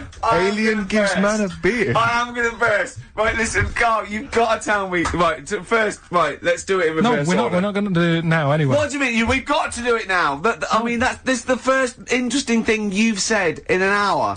Okay, the listeners have just been subjected to rubbish and mistakes and everything for the last 6 months. Please, we've got to do Alien gives man a beard. What is that? Tell us that. Right. Sorry, this is just you telling me something, is it? This feature is you telling me something. I'm teaching you something. Educating Ricky. So are we playing it now? We're already into this feature. Well into this feature, are we? Yeah, I suppose we are, yeah. Should there not be a jingle or something? Yeah, can we have a Well, there's jingle? no point, because look, I come up with ideas and you dismiss them straight away, so I'm not wasting my time making stuff. Right. If you don't like well, okay, let's play Educating Ricky. Right. Brilliant. Go. Right. So- Ding-a-ling-a-ling-a-ling-a-ling. Educating Ricky. Right, what we going for then? Hanging the bacon, hairy Chinese kid, alien gives man a beard. I think Alien gives man a beard. I'd like to do that. Right, there's this fella, I think it happened in America, and he saw a bright light in the sky. And, Karl, if you're bored. and he stood there. This is a true story, is it? Yeah. He stood there, Yes, of course it isn't, Steve. and he saw this bright light, and it came closer and closer, and it was a UFO, right? Yep. And he looked at it, and it disappeared, right? And he gets back in his car, He looks in the mirror. and he looks in the mirror. Yep. He's only got a beard. He hasn't. You sure it wasn't someone else who got in the car? And he was still standing out there? No, right? What? And it turned out, Yeah. he got home and said to his wife or his girlfriend, it's a bit weird. So I just got out of the car to look at a bright light, and I got back in the car, I grew a beard, and she said, never mind your beard, where have you been for 3 days? And what had happened is, He passed out because he was pissed. no, the UFO had taken him for 3 days, Yeah. but he'd only thought that he'd only looked at it and it went away. Yeah. But what had happened is, he took him, and he grew a beard because he hasn't had a shave. Right, okay. I mean, was Will Smith or Tommy Lee Jones anything to do with this at all? Did you see this on a video, maybe, and thought it was an educational film? No, it's from a book that some kind person sent in to me. Here. Can I just ask again, just again, I'm just throwing this right back at you. Do you think there's any other possible answer here? Right? A man is absent for 3 days from home. He's grown the a length beard. of time that it could take to grow a beard, lest we forget. What if he hadn't actually seen a bright light in the sky? What if he was he'd been lying? What if drunk? he was lying? He'd got knocked unconscious. He'd had a car crash. Just any lying. number of other No, things. just lying. Or he was just lying. Yeah, he'd been on a bender, getting pissed for 3 days and that with was his his mates. excuse to his wife. And they went, Dennis, what are you gonna tell your wife? Well, wait a minute. Wait a minute. She's not going to believe I was out with you, lads. Just say you're only away for a minute. No, I wasn't away from it because of the beard. Oh yeah, look, it looks like you've been out for 3 days. Well, we have, that's... Exactly. Right, okay, we've got to cover that then. Alien abduction. Great one. Okay, let's try that. Do you see? That's a little scenario there that could have been played out. So, when you say educating Ricky, what have I learnt from this? Never listen to you again. That's all I've learnt so far. Never listen to you. Yeah, we'll add a little bit more in here, right? To Well, spice this no, up. what do you mean add a little bit more? We'll add a bit more to this what I'm educating you about. Go on. Right. There's only a law in America that says if you touch a UFO, you're going to get done. Now, why would they make a rule? I don't know that... Do you know, like, all their rules have a code? Carl, I genuinely do not know what you're talking about. Right. Do you know, like, how here they might have... Do you know I what... have no idea. Right. Okay. Do you know, like, over Rick, here... I'm listening to Capital on these headphones. I got Foxy on yesterday. Right, let's bin that. No, wait, it's great. No, I want to hear about Airy Chinese Kid. let's play a tune. And Okay, play a tune, come back with Airy Chinese Play Kid, that- definitely. Some doors. Yeah, I Yeah. just thought I'd go back, take it back to the 60s. This is a tune that a friend of mine said. If you touch a UFO, you get done. Soul Kitchen from The Doors. Shambles today, this.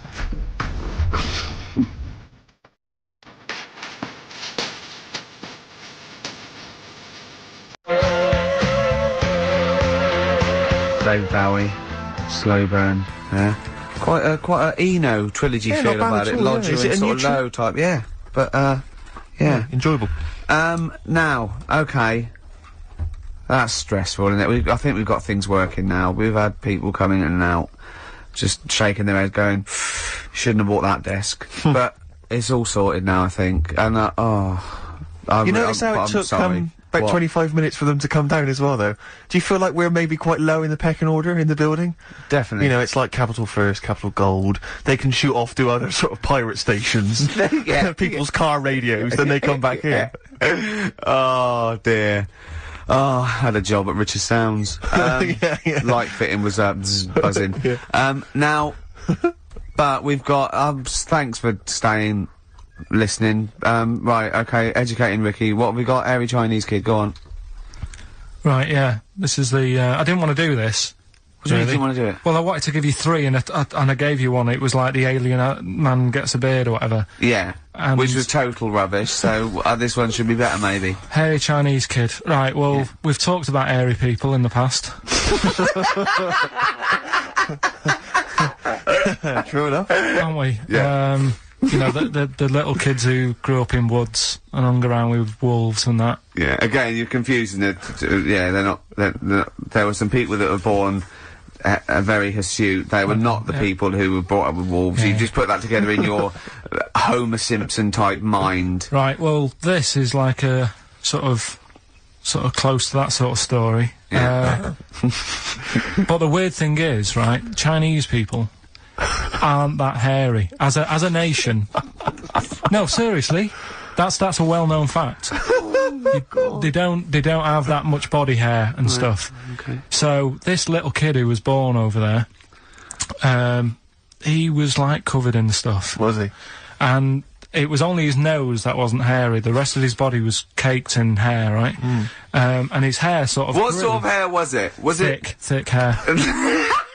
No, what I mean is, was it sort of, like a pony's mane, so he just looked like an Ewok? You know what I mean? Just like hanging down sort of straight, dark Well, hair. in the picture, it looked like It grows was it from his downy? eyebrow. It grows from his eyebrows quite thick, and then it just goes all the way over You his don't head. think it was just really long eyebrows that he'd done a comb over? No, it was all over his body. It had a picture of, like, his back and that. Yeah. And, Had he styled it? Had he styled it at all? Did he have it in a quiff or? no, it was just hanging everywhere. all over him. Yeah. And they were like, you know, this is a bit weird. Happening in China, where we're not normally that airy. That was the scientist speaking there. Yeah. And the local press and that were getting him down, calling him monkey boy and all this. Oh, And, thinking Chinese press. but the doctor, Yeah. Oh. They're cruel, aren't they? It's like those game shows. well, That's Japanese, isn't it? Yeah. Let's call that. Yeah. and the doctor said, I was Carl talking through all that time while we were just like talking to each other then. Because I turned round and I still saw he was talking. Go on. So anyway, the local press came down to see the hairy boy, the monkey yeah, boy. and they were like being tight, taking the mickey out of him, and the doctor said, Throwing him nuts. said he's only airy. Said he's a healthy young kid. The only faults he's got is he's got a little bit of eczema and a boil. And he said everybody should just treat him the same, and I think he grew up a healthy kid. Yeah, so that's the That's the end of the story. That's not a story. why. But I've got nothing. I don't know what to say to that. So someone in China was born slightly hairier than the rest, and he was normal apart from eczema and a boil. That to me isn't a story. But if it is, I've got a million. I mean, it's sort of like bloke from Manchester went a bit bolder than the rest, got a job on radio. He were normal. I mean, that's not a story, is it? Do you know what I mean? All right then. Hang on. Hold on, he's got the big guns. You're not going to give us hanging bacon, are you? Yeah. Come on then. Right. Come This is the one on. we've been looking Come forward on. to. This is it. No, this is a good one. This is the one. And this is a story, right? Do you know the saying, chewing the fat? Good one. It's one of my favourites. Yeah? Yeah. Do you know what it means? Talking. Right. Well, do you know where it came from? No. Right, what they used to do years ago, when people didn't have much money... Is this the same as the throwing the baby out of the bathwater? No, it's not it's not the same saying, but it's... No, but I mean, is it as wrong as that was? Well, let me tell you, and we'll Go see. on. Okay. Like, people go out to work, and with the money, they'd buy food. Oh yeah, go on. This is a good system. What? Go on. What do you mean? People go out to work and with the system. And if you were quite well off, you might treat your family to some bacon, right? But do you know, like in these days, if people earn a lot of money, they might buy a nice suit or a car. Yeah. So what are you saying? You're saying wait. Let me get this straight. You're saying that you go out to work and get money to buy things to live, and if you get sort of enough money to live and you've got some left over, you might treat yourself on like a suit or a car or something. Is that what you're... Yeah. Oh, but back then, if you earned money, they'd say, This is olden times. yeah, Okay. let's get some bacon in, right? And what they'd do, they'd hang it in the kitchen What, to show it off? to show it off to all the neighbours and friends. Because if you had hanging bacon, it was like, he's doing all right for himself. Yeah. Some lovely bacon. So they had loads of bacon hanging up, and people would come round, right? And whilst they stood in the kitchen talking about whatever they're talking about, in olden times. they'd say, do you got a bit of rind? And they'd rip a little bit of rind off, and whilst they're having a chit-chat, Chewing the they'd fat. chew on the rind. Well, I think that's probably true. And I it's haven't like- heard that, but that one to me sounds true. Do you see the difference between that one and a man was abducted and grew a beard? Can you see the difference in Yeah, but why they're I accept that story? Different stories for different things. Different stories for different things. So, see, that's a nice story. If it's true, I don't know if it's true. I mean, but it seems totally possible, viable, quite interesting. I won't be quoting that myself until I've verified it. But that's, you know, I won't be telling anyone the bloke got in the car and he had a full-faced beard. Why has his car been towed away? Because it was a quiet road. Was it? wasn't in the way. So, Are you filling in the blanks again? That wasn't in the book, was it, that you read? See, that's the thing. Sometimes I think you make up bits of the story as though they were fact. That doesn't seem right. well, that's all you can do, innit? So that's educating Ricky. Will we Brilliant. do that next week? That is brilliant. No, I think that was good. I did. I mean, I enjoyed that. I learned something from that. I mean, well, just, I want to get I mean, this is all from one book, is it? Yeah. That's an interesting book. With the, I don't want to dwell on it, but with the hairy Chinese kid, what did they say about that? What was the, was it once there was born a kid who was slightly more hairy than everyone else, but it's all right. He only had a boil. Oh, how did they word it? How did this capture your imagination? There was it was a picture that grabbed me first of all. Yeah. Sure. And it was like, God, what's up with him? And that's when I read it. Did you see the boil and the eczema, or just the hair? No, you see, because his face is like, just under his eyes is sort of nice and smooth, and his nose is sticking out, and that's not hairy. But the rest of him, it looked like he had a sort of a balaclava on or something. And then I read on, and it's like, this is a hairy kid in China. Yeah. Yeah. So. Yeah. Okay, good. Anything else in there? Because, I mean, I like that. We'll do more of that next week. How is that alongside, hanging bacon, alien abduction, a hairy Chinese kid, and a little interesting fact about the derivation of a phrase? What do you mean? He didn't understand a word of that. I knew the word derivation was going to cause problems. I thought derivation shouldn't have come out.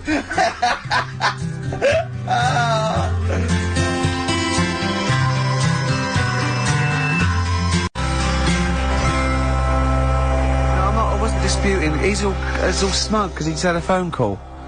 That was Beck. Lost cause. Go on, tell him why you're all smug. Because Adrian just called up. Yeah. After hearing the story about the Chinese kid. Yeah. And he said, yeah, that's true. He said that there was a TV programme on it. Yeah. He had a chromosome defect. Yeah.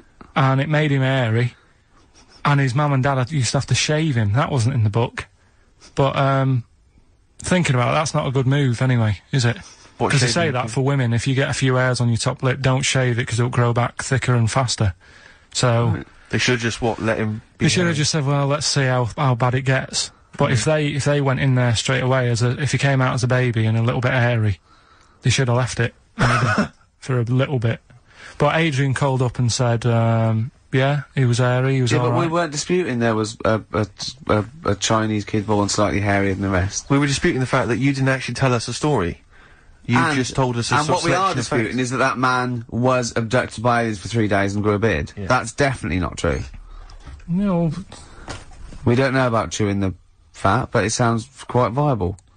Yeah. You see, the difference is between me and Steve and you is that what we believe isn't random. Do you know what I mean? It's not random. The things that... We don't believe stuff just because it's interesting. It's not every other thing we believe and every other thing we don't.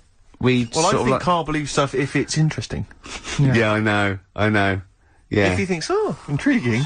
Fact. He said to me on the, before you got a minute, he said, that Ollie's record, he ain't Evie's my brother, what's that about then? And I went, oh, I don't know, I heard, it was about someone who had a disabled brother, and, he was lifting him in and out of a car or something, and someone said, oh, do you want a hand? And he went, no, he's not heavy, he's my brother. I.e., this isn't a burden for me. Yes, yeah. Right? Yeah. Karl, what did you say?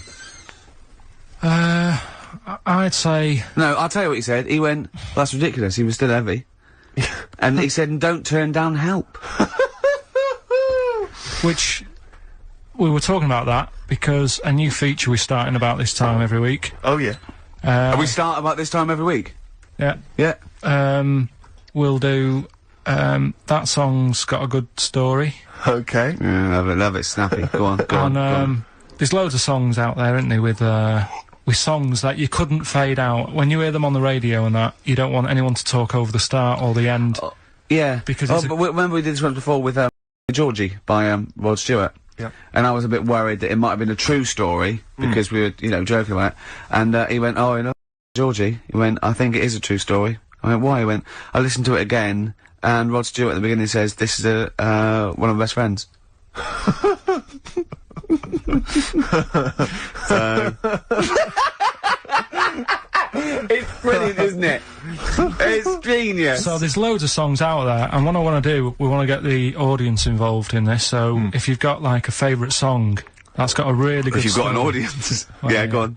And they email in ricky.gervais@xfm.co.uk, and they say what the song is now. What would examples be then? Examples, ones that jump to mind straight away for me, Elvis. in the Ghetto. Yeah, good one. Brilliant. Andrew Gold, Lonely Boy. Absolutely. Don't know that one. Eminem, Stan. Right. Yeah, yeah. Good one. You couldn't fade it out, could you? Because you go, well, what happened? Yeah. Yeah, no, absolutely. And that's what I'm saying. Not just any sort of pop song that keeps repeating itself. And, you know, it's like, it doesn't matter. It doesn't matter if it skips or, you know what I mean, if you turn the radio off. Yeah. But I'm talking about Ernie, songs. the fastest milkman in the world.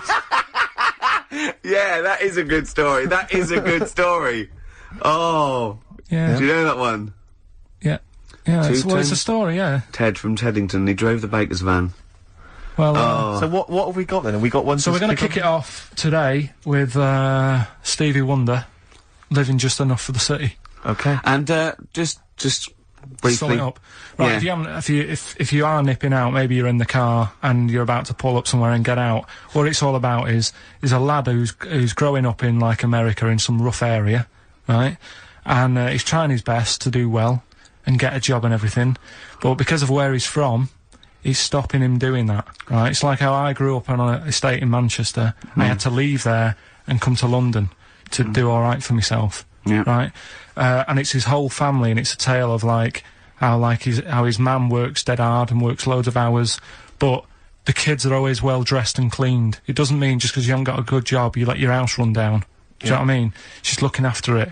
The sister, you know, she hasn't got new clothes, but they're always clean, and her knees are clean, I think it says in one point. Excellent. Clean knees, always important. So will we give it a listen? Let everyone Brilliant, hear it's it? a Well, I great don't track. think Stevie can do it justice.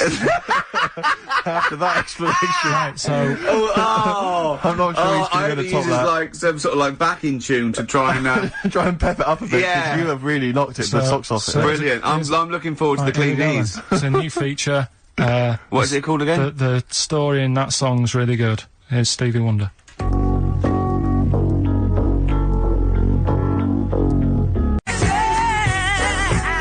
Go on then, Carl. Back announce that. It's your choice, that. Right, songs with good stories that you can't fade out. Yeah. Although you can heavily edit them for Yeah, I them. noticed you didn't play the full version, which No, has it's obviously radio. got the complete story in. You've just played a I haven't heard the other. That's single all I version. know. well, in the album version, He gets goes to jail. abducted. He gets abducted as well, and he comes back with a big beard. Yeah, and he's No. covered in hair. No, No. he gets arrested and goes to jail. But it's just it's just because he gets picked up because he's black and he hasn't done anything wrong. There's a whole other never there's a whole heard other that sort one. of section. Maybe we should change this section. No, what we'll do, right? Abridged versions of songs. Yeah. No, next week we'll play the second bit, and it'll be like Star Wars or something like that. Brilliant.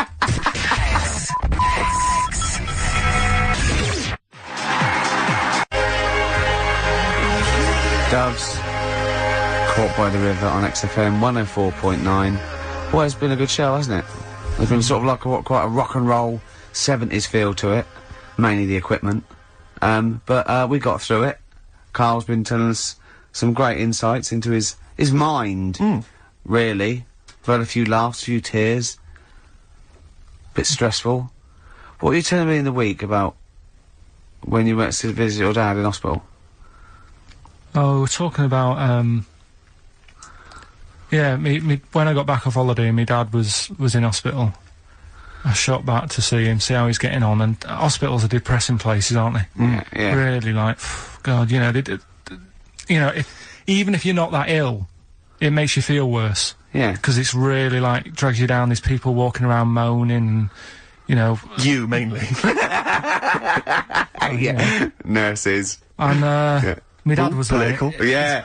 Is, High five. Satire. Do you know what I mean? I would like to be the Because they don't get NHS. paid enough and all that, and they do, Oh. like... No, well, that's... Tony what I mean. Blair, are you listening? I don't want to look like I'm moaning about the people working, because they all work really hard. Yeah, of course they do, yeah. But it's just God bless they are depressing places. High five. Nice one, Go nice on. one. Yeah. Right, so I'm sat there, and my dad's getting fed up, and Is that because you're visiting? just he's quite an active bloke, and Yeah. all of a sudden he's Doesn't got to like stay being- in bed, and yeah. you know, it's like sit down, stop moving about, and all this. So he's sat there, and there's an old woman in the bed next door, right, and she's in a bad way anyway. Yeah. Right. She must have been, she'd looked about, I'd say she looked about 98 or something like that. Okay, good. Right. Now, I don't know what was wrong with her, but she was always constantly moaning, and you could see that the nurses were trying their best to keep her happy, and she wasn't having any of it. And, you know, she was moaning because her hands had gone blue. Well, that is a worry, to be honest. Well, it's not, because she's 98. Is that what happens? But why doesn't the doctor, if I was a doctor, and I'm not one, but... No, Carl, don't be modest. Are you a doctor, yes or no? But if I was think he's let it slip. Carl, are you a doctor? No, listen. Look me in the eye. Right. Yeah. So this woman had blue hands. Had she seen a spacecraft? Right. So... Go on. She had blue hands. Now... She's 98. If I was a doctor, I'd be No, she's not 98. You said earlier on she looked about 98. So you're making that up? It's just shifted from speculation to fact. Absolute fact now. Yeah. Right, she's 98. It is fact now. There's a 100-year-old woman. Go on, yeah. If I was a doctor, I'd be thinking... You're not, are you? You honestly... How did I con them? How did I get away with this? I'd be thinking... Right. She's 98. She hasn't got long left. Why not just let her be at home and be happy in her own space? Yeah. You know, and let her have a nice life, whatever's left. Because she may hurt herself. She may have falls. Some people have to go in there for their own protection. She might not have immediate more family. than that, she may not have been dragged in against her will. No. She may have come to hospital because she was worried about her blue hands. Yeah. Yeah, but when I was talking to Ricky, he said, oh, what it would have been is, probably a bit of... Did you say it's rheumatism or something? No, I said a blueness can be through lack of circulation. Right. So, just... And so, I'm definitely not a doctor. You've got blue hands, bad circulation, we're going to send you home, we'll give you a Rubik's Cube, play around with that with your hands, get the blood... Rubik's Cube! Get the blood pumping, and don't worry, don't say, oh, it's really bad, just think she's 98, let her have a nice rest of the life. Yeah. But instead, she was there, and the annoying thing was, and they do this with a lot of people in hospital, they pump you with drugs, try to sort it out. They don't, you know, there's probably a bit of guesswork going on. Maybe. A little bit. Not as much as you, but go on. Right? And because of that, they sort of break wind a lot. So I'm sat there with my dad talking. Drugs do that, Steve. I'm sure if there's a doctor listening or a nurse, they will clarify that if they pump you with all sorts of stuff, it wants to come out. Right. So you're sat there having a serious chat. It's a quiet hospital. The woman next door with the blue hands suddenly starts seeping gas, right? I start laughing. Because if there's one thing that makes you laugh, it's that, It's a 98-year-old woman with blue hands farting. So you try to hold it in because it's a really quiet hospital and it'd be obvious that that I was laughing at her, and I didn't want to be mean, but it was funny. And then it got me talking about my auntie, because my auntie Nora, she same thing, pumped her with loads of drugs. She used to have a cabinet next to the bed is like Boots. She's got loads of stuff, right, for all sorts of stuff. And I mean, she's not that old, but she's on loads of stuff, right? She's a bit coked up, is she? She called up my mum once, and yeah, you told us this. Go on, tell it again. And she said, "Oh, how are you doing?" And that. She said, "All right." Bit worried though. My mum said, "Why? What's up?" She said, "I've been breaking wind." So she goes, "Well, you know." She says, "No, but this one is going on and on and on." And she was like, she was like, what do you say? What's like passing wind, farting for 5 minutes. one thing, not like, you know, trumping and then nothing. Yeah. Continuous Drone of a fart. Yeah. I don't think she had. How big was she? She must have been the size of a barn. No, she's not that big. She's, you know, she's good for her age. No, Quite but I mean, quite slim. No, It's but just- fighting for 5 minutes. Where's all the gas? Was she circular breathing? Was she sucking with her mouth? It was just, I don't know that much about it. But she called up my mum. About 2.5 minutes in. Could you hear it in the background? 2.5 minutes in! 2.5 minutes in, she called my mum up, and it went on for a further 2.5 minutes. Oh. And she just stayed on the phone, did she? Where was... Going, well, can you hear that? Well... yeah. Did she hold the phone next to her arse? Listen to that. She was off the ground. I'm trying to work a tune down. she was actually hovering. She was 4 foot off the ground when they found her, the ambulance men. The cat's dead. Don't light a match! Don't light that cigarette! Yeah, it's like that advert. The kids come home from school, switch on the light. Yeah. There they see Granny Yeah. hovering, turn the light on. Be careful if you have an elderly woman at home. Yeah. Drugs make you fart. So that's what I'm saying, you know, just let these people... What are you saying? No, wait a minute, what are you saying? I'm saying let people enjoy the life they've got left. No, you're not. You're saying don't put them in hospital, leave them at home to die. No, I'm not. Give them a Rubik's Cube and let them die. I'll tell That's what you're saying. Yeah, I'll tell you something now, right? Steve, I'll tell you something. I didn't want to do it because it'd bring the show down, but she did die. Who, the blue-handed lady? Yeah. How do you know? Because I said to my dad, how's the, woman next door? Next She said, party. oh, she went last night. They've got an old fella in there now. God. So, there you go. So, wouldn't it have been better to leave her at home, where her friends and family can call her and speak to her, even nip that round if they want, you know, with a cat, I imagine. No, it's definitely a cat now. What's that cat's called, do you imagine? Probably, I'm seeing like a big ginger one, so I don't know, something like, I don't know, maybe ginger or whatever. Maybe I had a budgie. But that's what I'm saying, just let him enjoy his life, because dying in hospital, I wouldn't like to do it. If I went to the doctors and they said, you haven't got long life left, I'd say, well, I'll stay at home. Yeah. And that's the point I'm getting at. Yeah. Right? If you can't do anything for them, let them enjoy their life. Yeah, a Rubik's Cube. Right, well, good. Backfired. Now, let's play the second of the Rolling Stones. I'm going to try and do this every week. It's a feature called Too Lazy to Go and Get Another Album. Yeah. What about a classic bit of rock and roll? Yeah? I'd love to hear Brown Sugar. Do you know what this is about, Karl? Drugs. Maybe, I'll tell you later.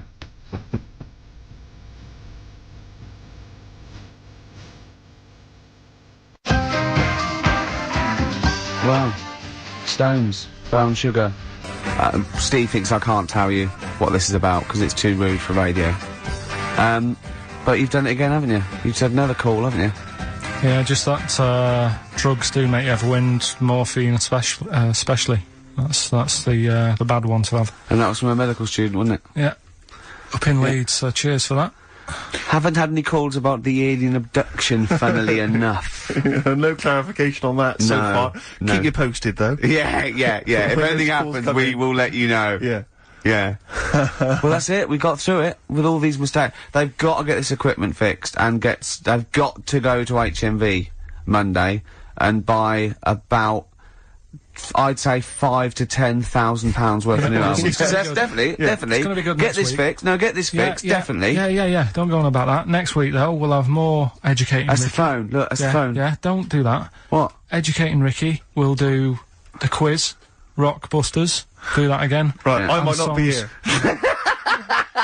If that's the case. And Steve, What? what have you got? What, next week? No. I'm just going to bring some sandwiches. Do you notice I was quite quiet for the last 20 minutes? Yeah. Just dozed off. Yeah, well, the air conditioning's, I'm feeling quite muggy. it's too, but that doesn't work either. And this is, totally serious, I'm not joking for the, it's ridiculous. So. Right, a song for the ladies to end with as ever. Sly and the Family Stone. It's always a favourite. If you want me to stay. Caught by the River on XFM 104.9. I'm Ricky Gervais, Steve Merchant, Hello there. Karl Pilkington and everything. No, I'm going to be honest with you. Go on. A little bit hungover, Yeah. don't feel very well. Yeah.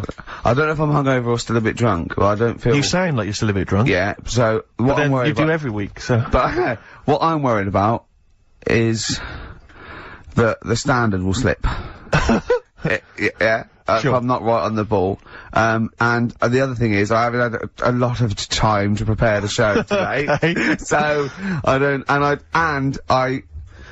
really, I don't feel, you know. 100%. Yeah. I haven't done the Karl. Right. Look. Have you finished that sentence?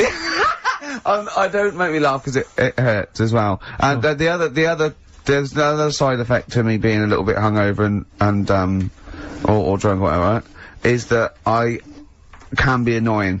Right, yes. Because just to amuse myself, I sort of like turn my body off a little bit and just poke and like that and annoy people and that. I want to sort of like Well, you do the physical equivalent of freewheeling.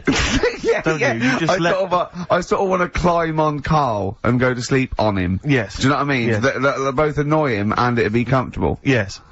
Yes. Which is, you know, can be annoying.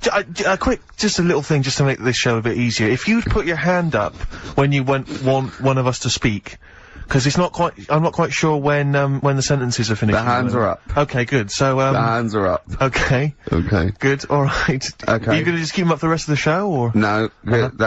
Karl, do what you. Huh?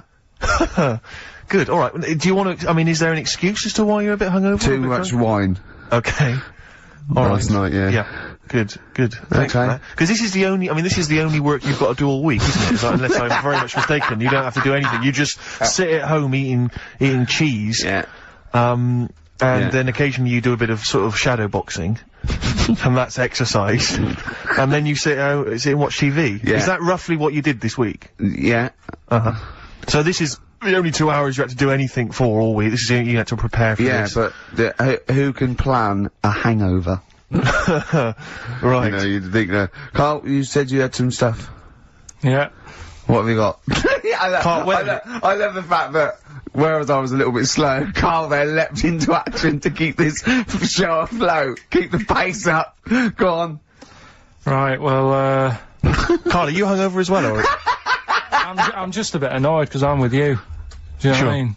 He hasn't got much to do all week. You're having a laugh. What? What angers me is I kind of hope that maybe I could have quite a long career in radio, and I sort of feel like I don't know, the word sinking ship. Yeah. Those words spring to mind. But. Because it feels like, I mean, Karl, you're just a chancer anyway. You weren't even supposed to be on air, and we've made you into something of a household name, and that's cool. Household name. And Ricky's already a celebrity. He's got it stitched up. He's got corporates. He's got, you know, voiceover work. But I've got nothing. I'm running on empty. I'm not, nothing. I've got nothing here. I'm sort of dependent a bit on this. Yeah. Financially. And. Go on then. What And you two are sort of bringing it down, really. Right. Do you reckon I can get my own show, Karl? Karl. Tell them what I did out there with a bit. No, Karl, tell them how funny I was out there with a bit in that a minute ago. So anyway, come on, I'm bored of this. I'll tell you what. will we tease them with what we've got coming up next? Yeah, Karl, tease us after the next Because I record. think we've already got them for 2 hours. Yeah, we've hooked them, Karl. Don't worry, this is textbook radio. What's this? Badly Drawn Boy. Yeah. Badly Drawn Boy. You were right. XFM 104.9, Ricky Gervais, Steve Merchant, Karl Pilkington. Karl, you were saying what's coming up? Right, over the next 2 hours then, last week, was a bit of a mess. Don't be silly. So I've sorted it out.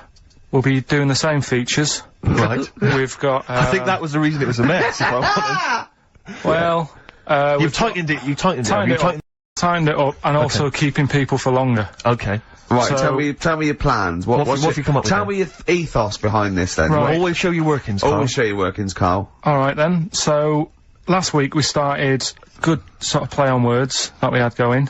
Go on. The well-known film Educating Rita. Yeah. That's become, thanks to Karl Pilkington's brain, it's become... I've tweaked it a bit, and now it's Educating Ricky. Brilliant. Right? And that was a new feature we started last week, if you weren't listening, where I teach Ricky stuff. What did you teach me?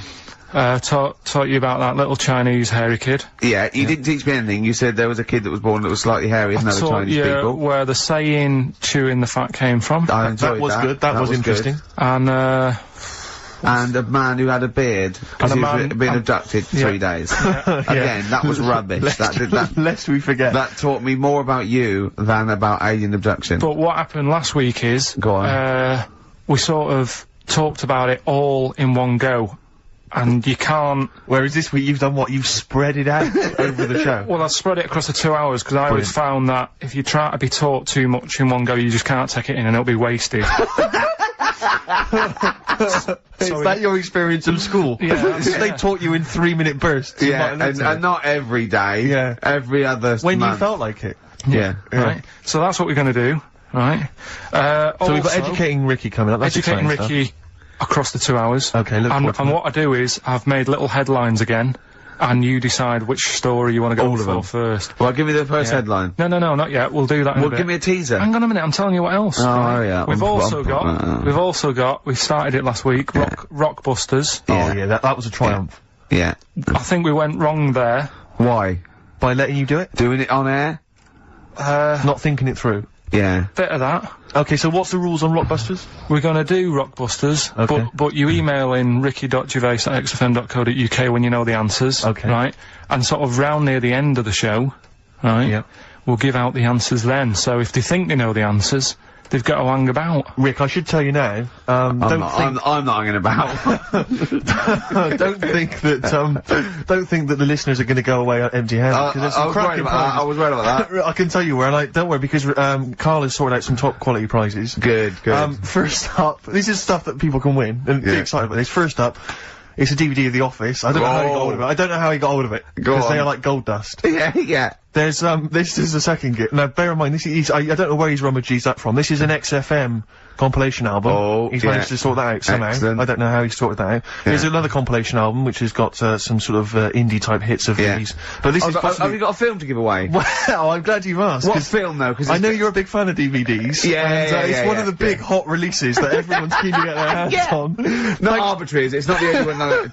This film title won't be an arbitrary film, will it? It'll be a big... Rick, I don't want you thinking that the film that Karl has sorted out here is that he's sourced for us is just an arbitrary thing that you wouldn't get. You could buy for $3.99 in HMV. Yeah. Right, they're giving these away. One of those big baskets. Exactly.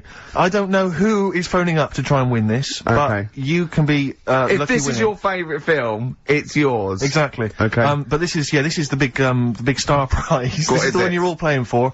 It's Children of the Corn. Stephen King's Children of the Corn. It's a widescreen presentation on DVD. Imagine getting that and going, excellent. We can watch this now. But Rick, I mean, let me just run through some of the cast. Peter Horton. Pete Horton's in it. And that's about it. I'll tell you what, I don't want to give it away if Hort is in it. Exactly. I'd love to see his performance again. In it. Also Linda Hamilton, I know you're all Linda all big fans Hamilton, of she Hamilton. plays a piece of corn. Exactly. And I don't know I've not seen Children of the Corn, I could be wrong, but But it that's says it Karl, says when it's amazing. you rooting around the office, why don't you start throwing like a mouse mat and a pair of scissors and a pencil? Because that is just arbitrary. That's an arbitrary selection That's next week's stuff. But also I should say we also have some this is a little bit more exciting. We've also got some tickets for DJ Shadow, who's performing at the Brixton Academy this evening. He's good at 9 DJing. o'clock. So he's very good at DJing and scratching and the plays all the records that you want. Exactly. Plays all the records that you want. Don't bring your own. He's got them all. He's got them all. I've seen him arrive. He's got 2 big bags of them. Yeah. So there's 3 pairs of DJ Shadow tickets. We'll give those away later as well. Don't just start phoning arbitrarily now. No. We'll give those away in our own good time. Is there any lemonade? Sorry? I need some lemonade. Okay, well while we sort out some lemonade, let's play a tune. Come on, Karl, what's wrong? Whoa, Karl! Ryan Adams from his new album Demolition. A track called Nuclear. Yeah. I've found a new way of making it more exciting. When you're talking about something, I'll go, yeah, brilliant, agreeing with you. Making it all interesting. Yeah. I can see that, yeah. Yeah. Well, it's a really good album, that. Yeah. And, it's apparently just a collection of sort of demos and songs he had lying around. Oh, I wish I had that. Yeah. You know, we're giving away those DVDs and Children of the Corn. Look forward to that, Children of the Corn. I've got an interesting anecdote about, the Office. Karl. Me and Karl went out, right? With, me and Jane, Karl and Johnny and Gigi, wasn't it? Karl, I'm talking to you. Was it? No. Wasn't, Gigi. Is it important who went? No. Okay. But we're walking down the street. Karl was there though, and he can back me up on this. We had a curry. We were walking back, and this little funny homeless fella, didn't he? Mm. He I got to tell it before I go, didn't he? Yes. He came up to me, right, and he recognised it. Talking's more difficult than you think. Right? And he came up to me and he went, oh! He said, I've just nicked 5 of your DVDs from HMV. And he shook my hand. He was so happy with it. And I went, right, excellent. He went, all I do is I just swing the bag over the top. Like that, when I'm going out. And he had a bag full of DVDs, didn't he? And he was so pleased to tell me that he'd stolen. That great. He said they're going like hotcakes. Yeah, he said they're going, of course they are! Yeah, you're nicking them. I know. We get paid for them though, don't we? So not the stolen ones. Don't we? No. What do you mean? Did you sign them for him? I know you idiot. What, so, he just nicked 5... Yeah. Well, you say he was homeless, was he? Well, don't know, maybe. No. Surely, how would he have seen the show? He'd just walked past Curry's one morning. Dixon's. Yeah. Yeah, that's any idea. Seen a trailer for it, thought, interesting. I don't know if he was homeless. I didn't go into his home Sure. life. He shook his hand though, and But he made Karl look smart. Do you know what I mean? So, but he wasn't northern, was he? No, it was like, do you know in the Fast Show with Paul Whitehouse, when he did that character, that shady character? Yes. The spit of that, you know, like a ponytail, t-shirt on, a bit too big for him, and just the movement and everything, really like a, you know, a little cheeky chap type person. Yeah, cheeky chap, And, he just said, it's you. Said, got your DVDs, got 6 of them from HMV, going like hotcakes they are. And then off he went, whistling. Yeah. Well chuffed with himself. Yeah. Going like hotcakes. What's he gonna do with them then? Probably sell them. Yeah. How does he sell them? Where does he sell them? Does he go up to people and go, do you want an Office DVD? They're not nicked. Yeah. 4 quid. Yeah, exactly. Are these stolen? No. No. They've still got the tags on them. Well, it's like those people who, you're those cab drivers that you'll meet at sort of 3 in the morning who've just got a car. Yeah. And just went out with a car. Yeah. And just, I'll pick people up and charge them. Yeah. I got in one once, I said to him, a guy just pulled up, I said, he said, I was in like, East London, going back to, North London. I said, going to, Swiss Cottage. He went, sure, hop in. We set off. He went, do you know the way? I said, well, not really, no. I thought you'd know the way. You're in a cabbie, aren't you? He went, no, don't really know the way there. I said, have you got an A to Z? He went, no. I thought, well, if you're gonna go out just on the, just winging it as a cab driver, 2 things. Take a map and a torch. He didn't have either. He said, well, I'll probably get to Camden. I said, right, I'll direct you from there. Drove on for about 5 minutes, making conversation. About 5 minutes later, he went, do you know the way to Camden? I thought you knew the way to Camden. I don't really know the way. I thought you did. Oh. It was Let me out. 4 quid. Exactly. And that's, I don't know who's got that sort of time on their hands, that they just think, it's 3 in the morning, I'm at a loose end. I think I'll go out doing a bit of cabbing. Wow. Yeah. Because your dad was a cabbie, wasn't he? Yeah, he was, yeah. Couldn't stand it, but it's good money. He was he wasn't like a chancer though. What was he doing when he put that little Forrest Gump in a weedy bin? That was part of the cab company thing. They had to do like a charity event once a year, and he did it 1 year. Never asked him again. Tell the story again. I'd rather not, because we got a few sort of complaints about it. Why? Why did you get complaints about it? Because he put a kid in a bin, and it's not the thing to do. So. But we could use it as a sort of sobering lesson for people. Yeah, tell it like a, you shouldn't do it. No, yeah, but that's how I did it last time, but people still didn't like it. All the stuff I tell you, we don't take the mickey out of people on purpose. No. It's real life, innit? And that goes on in life. Yeah. My dad was saying that in hospital, though. Do you know I was in hospital? Yeah. He did some jokes about old people and that, and he said at the end of the day, if something makes you laugh, it's funny. And if it makes you laugh, you can't help laughing, can you? Do you know what I mean? So, what you meant to do? And laughing's good for you. Yeah. So, but being laughed at isn't as good for you, is it? No, but there's probably more people laughing at one person, so if you balance it out, there's only one person who's upset and there's a bunch of people laughing. So, it's... Genius! Give me an example of that, give me an example. Well, for instance, Karl Pilkington as he talks and the people listening. Yeah, no, give me an example of like, so, I can't, because again, that's what I'm saying, I can't tell you the story, because there might be someone out there who...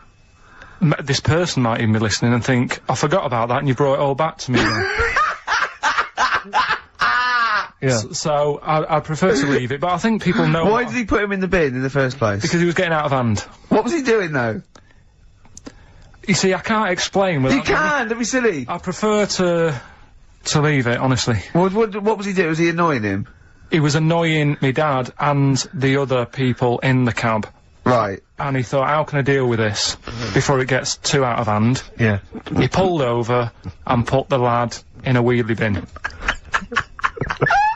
I'm gonna burst! So we'll leave that. Yeah. Yeah. Right. How old was the kid? I'm not sure, but I mean, it was a trip to sort of Blackpool, so I'm guessing... Do you think it was one of the rides? 17. This is rubbish. 17? Yeah. Oh, he's quite an old lad then. So, a big lad. Yeah. But let's. Did he pick him up? He picked him up and put him in a wheelie bin.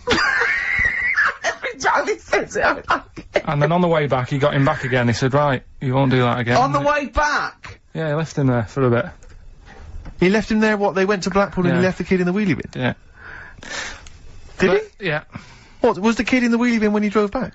Yeah. Did he not get out? No, because how do you get out? It's tricky, innit? And he wasn't a normal kid, was he? Let's leave it. He wasn't a normal kid. Right then. So, Is your father in prison? I think he should be. Can we put a song on? Yeah, go on then. Feeder, come back around. XFM, 104.9. Ricky Gervais, Steve Merchant, Karl Pilkington. I asked Karl in the week, right, what animal would he never trust? Even if he got to know it and it was a pet and everything, what animal would he never trust? What was it? Was this, a wasp? Yeah. Why wouldn't you trust a wasp, Karl? I just think that, They're shifty? all other animals, if you get them at an early age, you can sort of make them like you. You can train them. A wasp. Nothing. Never. Is there anything do you think there's anything you could do that would kind of, win the favour and win the trust of a wasp? What would you have to do you think? What if you had it from a little grub? Yeah. And you fed it, he had its favourite marmalade. It doesn't affect it though, does it? A bee dies, doesn't it, if it does it, so it's not gonna, like, use it willy-nilly. That's easy for you to say. But a wasp, I Do you think they sting arbitrarily? They just sting for the fun of it? They're like sort of like delinquent insects? I think so, because last night, right, I mean, this is part of educating Ricky in a way, but something I learned last night was that tarantulas only bite you if you annoy it. Right. They don't, do you know how people say, oh, if you're in a sleeping bag living in a jungle, a spider will get in there and it'll bite you? Yeah. Apparently not, you've got to really annoy it. The thing that it really hates is having its leg sort of twisted. It hates having his leg twisted.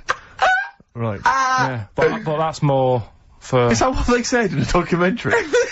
No, actually said the voice almost certainly not, Steve. Almost certainly Were you watching not. a documentary? No, I was reading it. Oh, you're reading it. And, it was this guy... Was it scrawled on the wall in like a public toilet? No, I'll tell you. No. I'll tell you more about that later. Oh, It's right, part I'm of looking the, thing. Educating Ricky. So if you don't trust the evil wasp, what animal do you trust? What's your favourite? Well, I also, I said to him, right, supposing your mind, right, your mind got put into any animal, right, and you've got to get from where you are now, right, to Glasgow, right, as an animal, right, but the authorities will be looking out for it. Okay. And it's shooting you, right, and, what you went through loads, didn't you? I was thinking about it it must have took me about an hour. So your mind has been put into an animal. And then, yeah, so it's you And in you- this animal right, thinking yeah. you've got to get to somewhere. but the authorities know you're in the animal? Yeah, maybe your body is in Glasgow or something, and you've got to get this animal to get to you so it can transfer its mind back into your body. But the government knows that I'm... Oh, we've all had that conversation.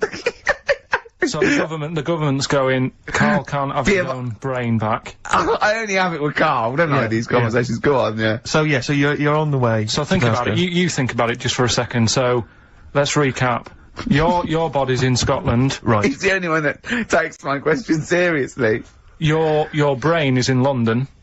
Right? And there's like loads of security and stuff looking out in the sky for animals or looking on the field, seeing what's looking a bit suspicious.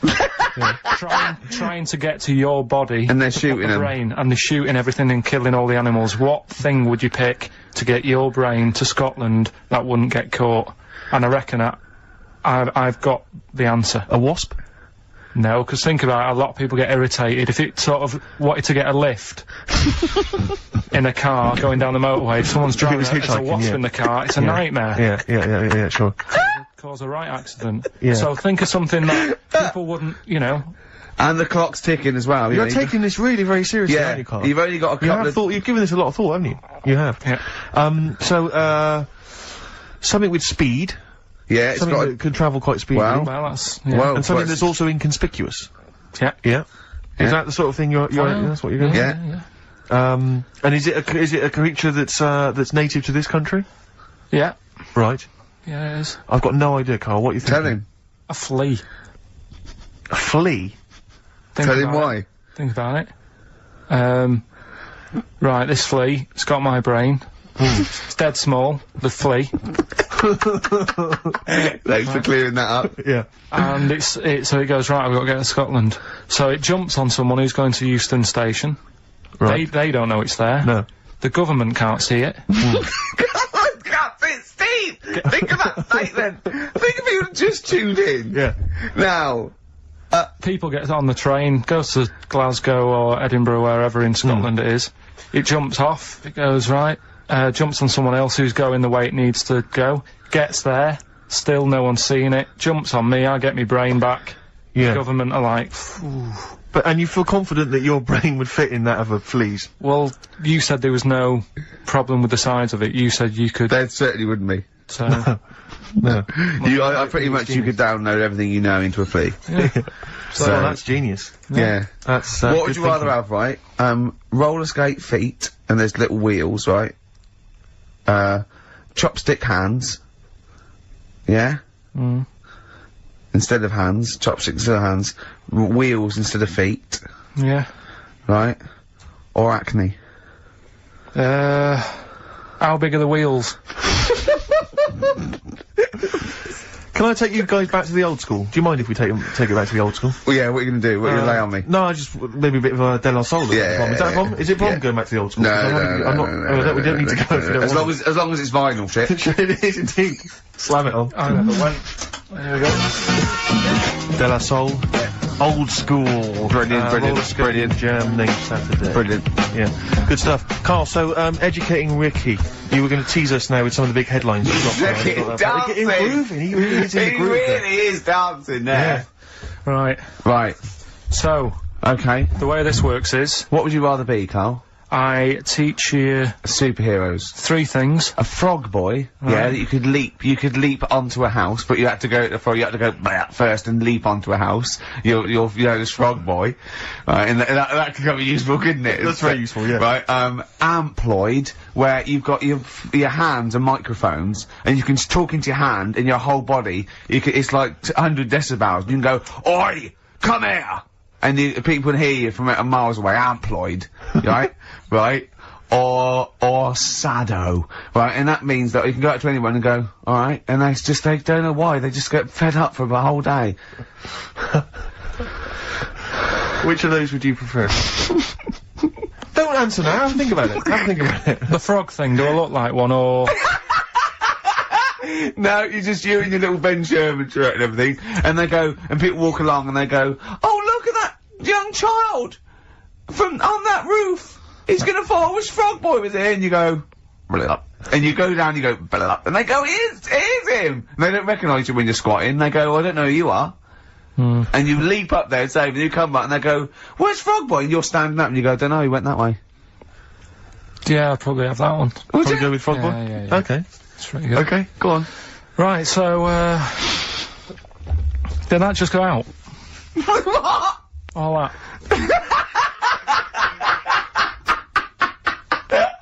Go on, I've got a bad. Hey, look, Rick, Carl's really planned this show. He's really worked out. He Yeah. came in early, he was writing things down. And there's me planning just it, coming up with rubbish and like you were that. just talking rubbish. So, Carl, I know you've been Right. thinking this through. What have you got? So, Educating Ricky, we did it last week. It's where I teach you some stuff, but rather than just teach you something, I tease you, so you want to know more, so you want to take in information, right? So, if only people had taught you like that, Carl. so, And also, it's the name of a film, sort of. Yeah. Nearly. Coming up soon, Henry VIII and his, well, how many wives? Come back tomorrow, Carl, to find out. right, well, the little headlines I've got to sort of tease you with the story. Yeah, this is gonna hurt me, and I'm not very well. Go on. Right, we've got, So this is what, sorry, I've just got lost for a minute there. It's Educating Ricky. This is Educating Ricky, Yeah. and these are the stories that these are the things you're gonna tell him. yeah, But these are just headline versions. these are headlines, This is not because the actual fact. then I think people will remember things. Okay, alright, so do know what I mean? sort of bullet points. Who can forget hairy Chinese boy? Indeed, I shall never forget that. Yeah. So, first headline, Ooh. don't do that to it, you know it can't live without an head. I've got no idea. It could be about the French Revolution, it could be about anything. I know what it is! No, you think you do. But, No, it's something I taught you. Is it the fact that just can live for 9 days without a head? That's part of it, but it's something different as well. That's what I thought we'd bring up. Okay, brilliant. So that's something to... Next one, you won't work it out. If only it was raining. Brilliant. Okay. Right. And the last one, what's tomato with you? What's tomato with you? Yeah. Look how pleased he is. You're obsessed with puns, aren't you, at the moment, Kay? It just works. I think it works. Yeah. You love puns. So, there you go. So which of those are you going to choose, Rick? Oh, well, I'm going to have to choose. Don't do that. You know it can't live without a head. Can we play a tune and we'll come back with that? Find out what that is. Yeah. Wow, what a history lesson that's going to be. Daddy Warhols and Bohemian Like You on XFM 104.9. I'm Ricky Gervais, with me Steve Merchant and Karl Pilkington. Karl, what's the story then? Right, so what did you say you're going for? You've got your 3 titles, your 3 teasers. Well, I think I'm going to go for Don't Do That to It. You know it can't live without an head. I'm looking forward to this. Right. So this is educating Ricky, for those that have just tuned in. Now, something that Ricky told me about when he was educating me was that if you cut its head off, it lives for a week. Yeah. Right? And the only reason it dies is because it can't take on water. Sure. It doesn't have a great time in that week, though, does it? I mean, it doesn't get much done, I don't imagine. It just needs water, and because it can't find any by its eyes, it eventually dies. Yeah. Right? No. So what? No, it's not. That's not. It's Anyway. it can't drink. Anyway. So have you heard that one about worms? Okay. I have gone. If you cut a worm in half, Yeah. a lot of people have said in the past that it'll turn into 2 worms. Right. But that isn't actually true. Okay. Who said that? No, it used to be like, you know, kids at school they said it on, kids at school and stuff. Yeah. So that, you know, a lot of people think that. Don't pick him up on stuff, Steve. It's bad enough. Sure. So, but what they can do, if you get a worm, right, and you find out which end its head's at. Right. If you you've got its head there at the left-hand side, right, and if you sort of cut it in half, Right. but not in half, so there's more of its neck than the tail, if you know what I mean. Yeah. Yeah. The bit that you've cut off will sort of die, and the rest of the worm will get better. So in a way, you can cut it in half, and it'll survive, but only one half will survive. Okay. Yeah? What have you learnt there? I wish you hadn't chosen that one, Rick, to be honest. I know, because it's nothing, is it? Yeah. You know that joke, how do you tell a worm's head from its you put it in a bowl of flour and wait till it farts. Yes. Right? I told my mate that, right, and he went, what if it coughs? Yeah? Yeah? Yeah. Yeah. So, there is a bit of truth in that myth of cutting one in half. Where did you get this information? I don't understand where you get this information That was from the Fortean Times. It was like the myth about worms. Yeah. That was the big article that week. Did it take you as long to read that article as it took you to tell us just then? I like the fact that it starts off debunking a myth that we hadn't heard of anyway. Exactly. You know the big thing about cutting a worm in half and making 2 worms? No. Yeah. What's the other one? What's the other It's not the thing to do either, by the way. Don't go doing it. No. Cool. It's not very nice. It's cruel. But it can get by. And it's pointless. Yeah. There's no scientific worth in that. Well, there you go. Okay then.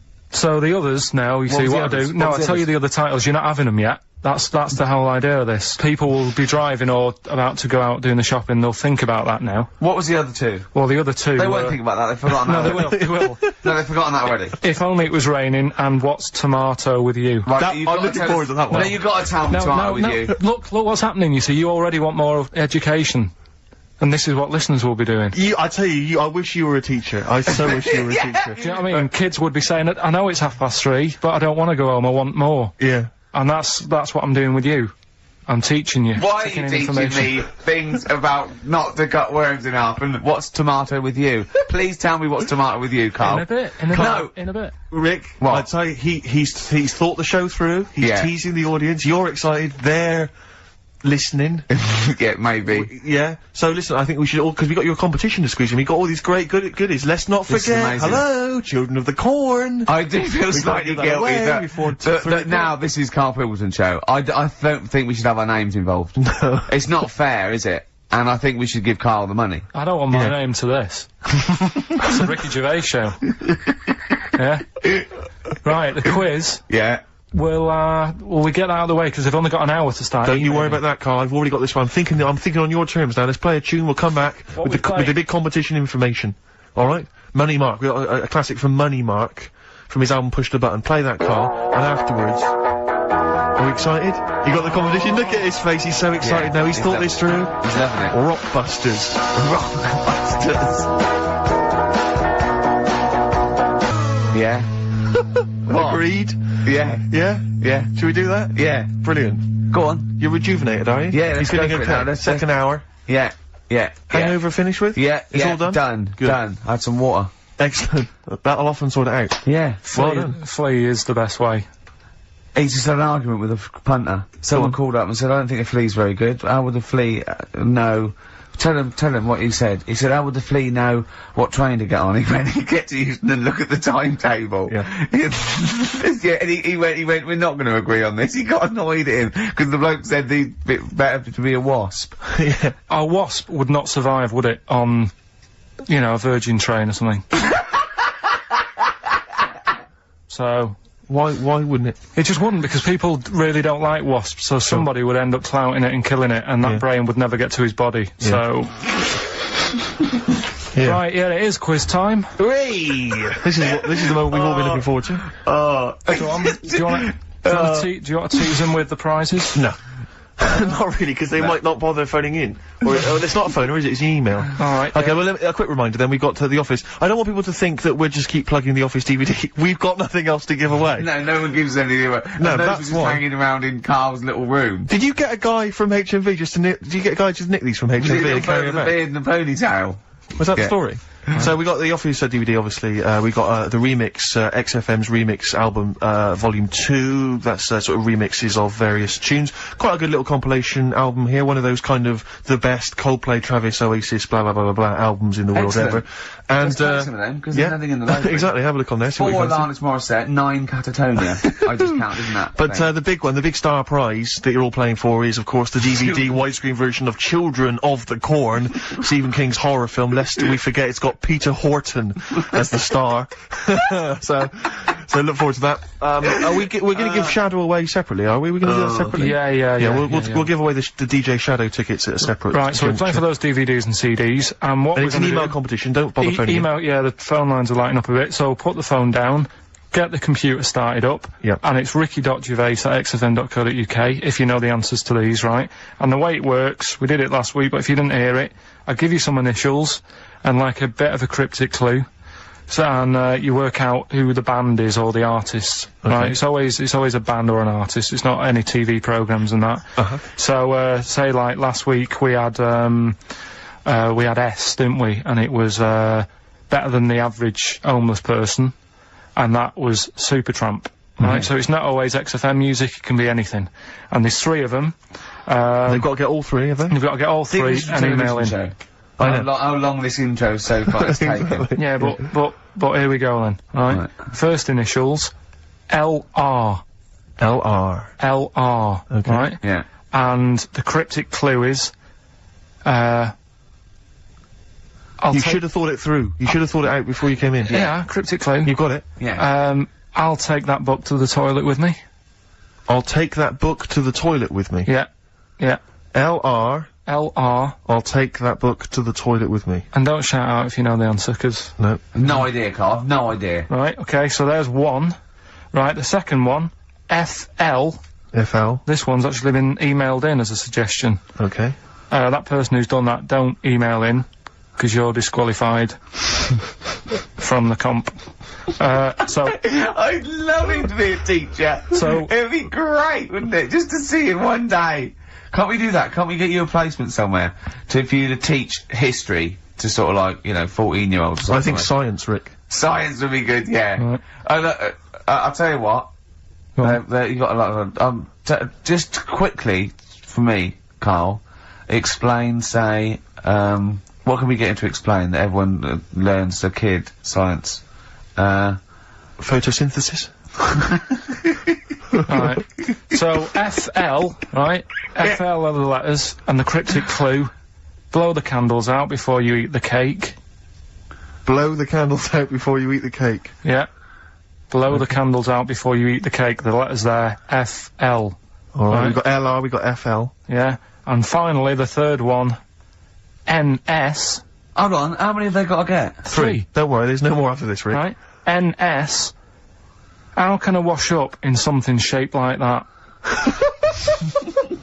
Right? That's one of mine. So very quickly recap, just in case we missed any. LR is the first one. LR. I'll take that book to the toilet with me. Cryptic clue. We had FL. Blow the candles out before you eat the cake.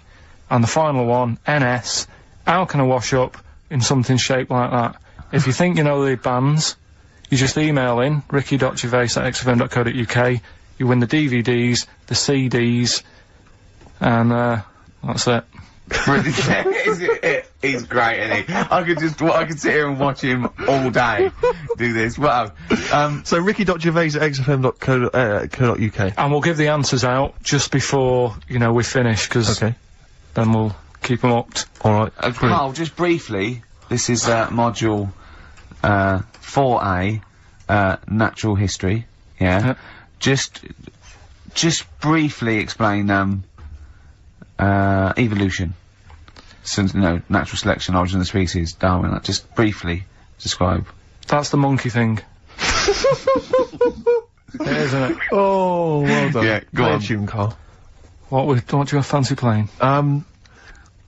Rick, I know you're always keen to rejuvenate the reputations of certain artists when you think maybe they've been kind of unfairly treated in the history of rock and roll. Yeah. I'll tell you a band I've always thought has been treated badly. Yeah. The Lemonheads.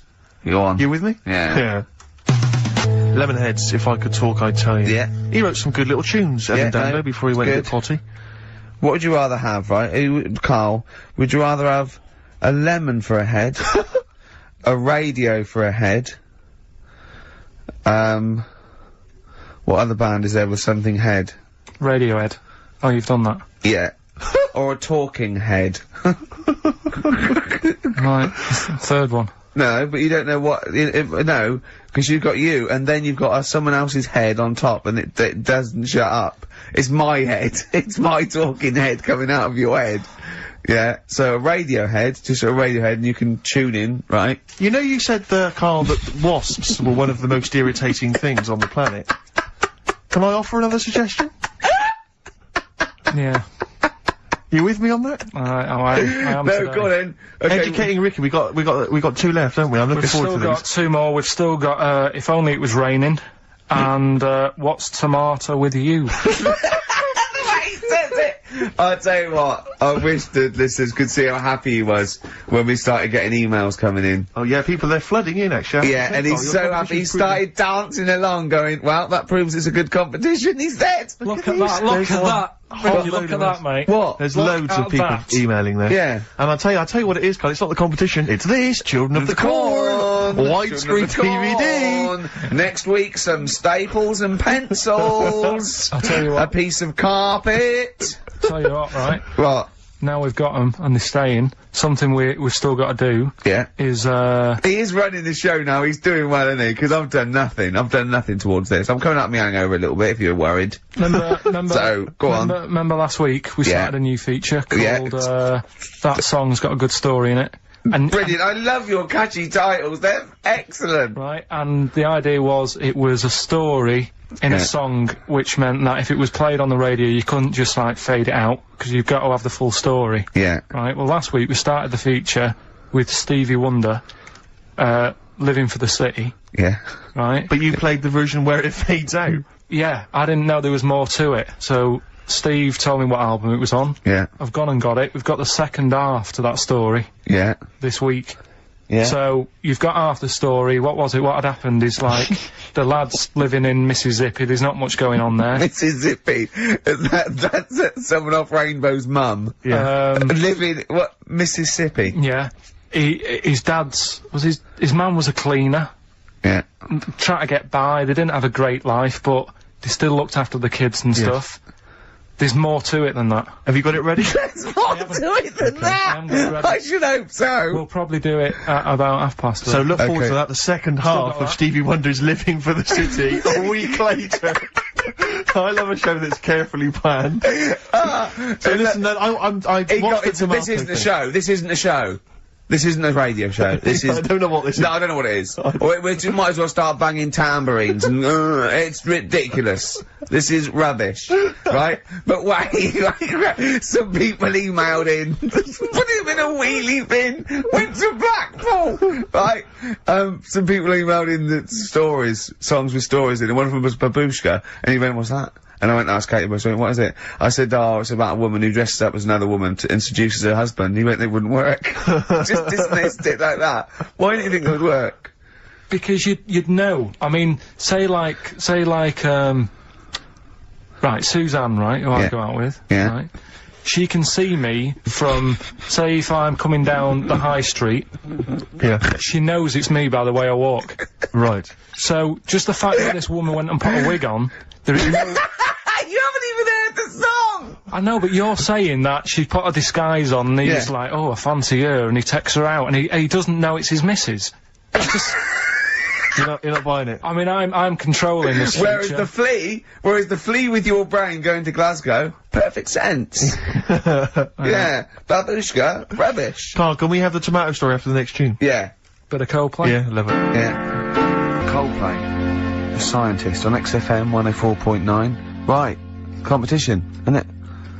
No, it's Educating Ricky Part 2. Oh, is it? Yep. I wasn't even listening. He's doing all the work, I wasn't even listening. Oh, and he's spilled some water then on that. Right, what's this one again then? Right, what's the teaser headline? Teaser headline is, What's Tomato with You? Brilliant. Yeah?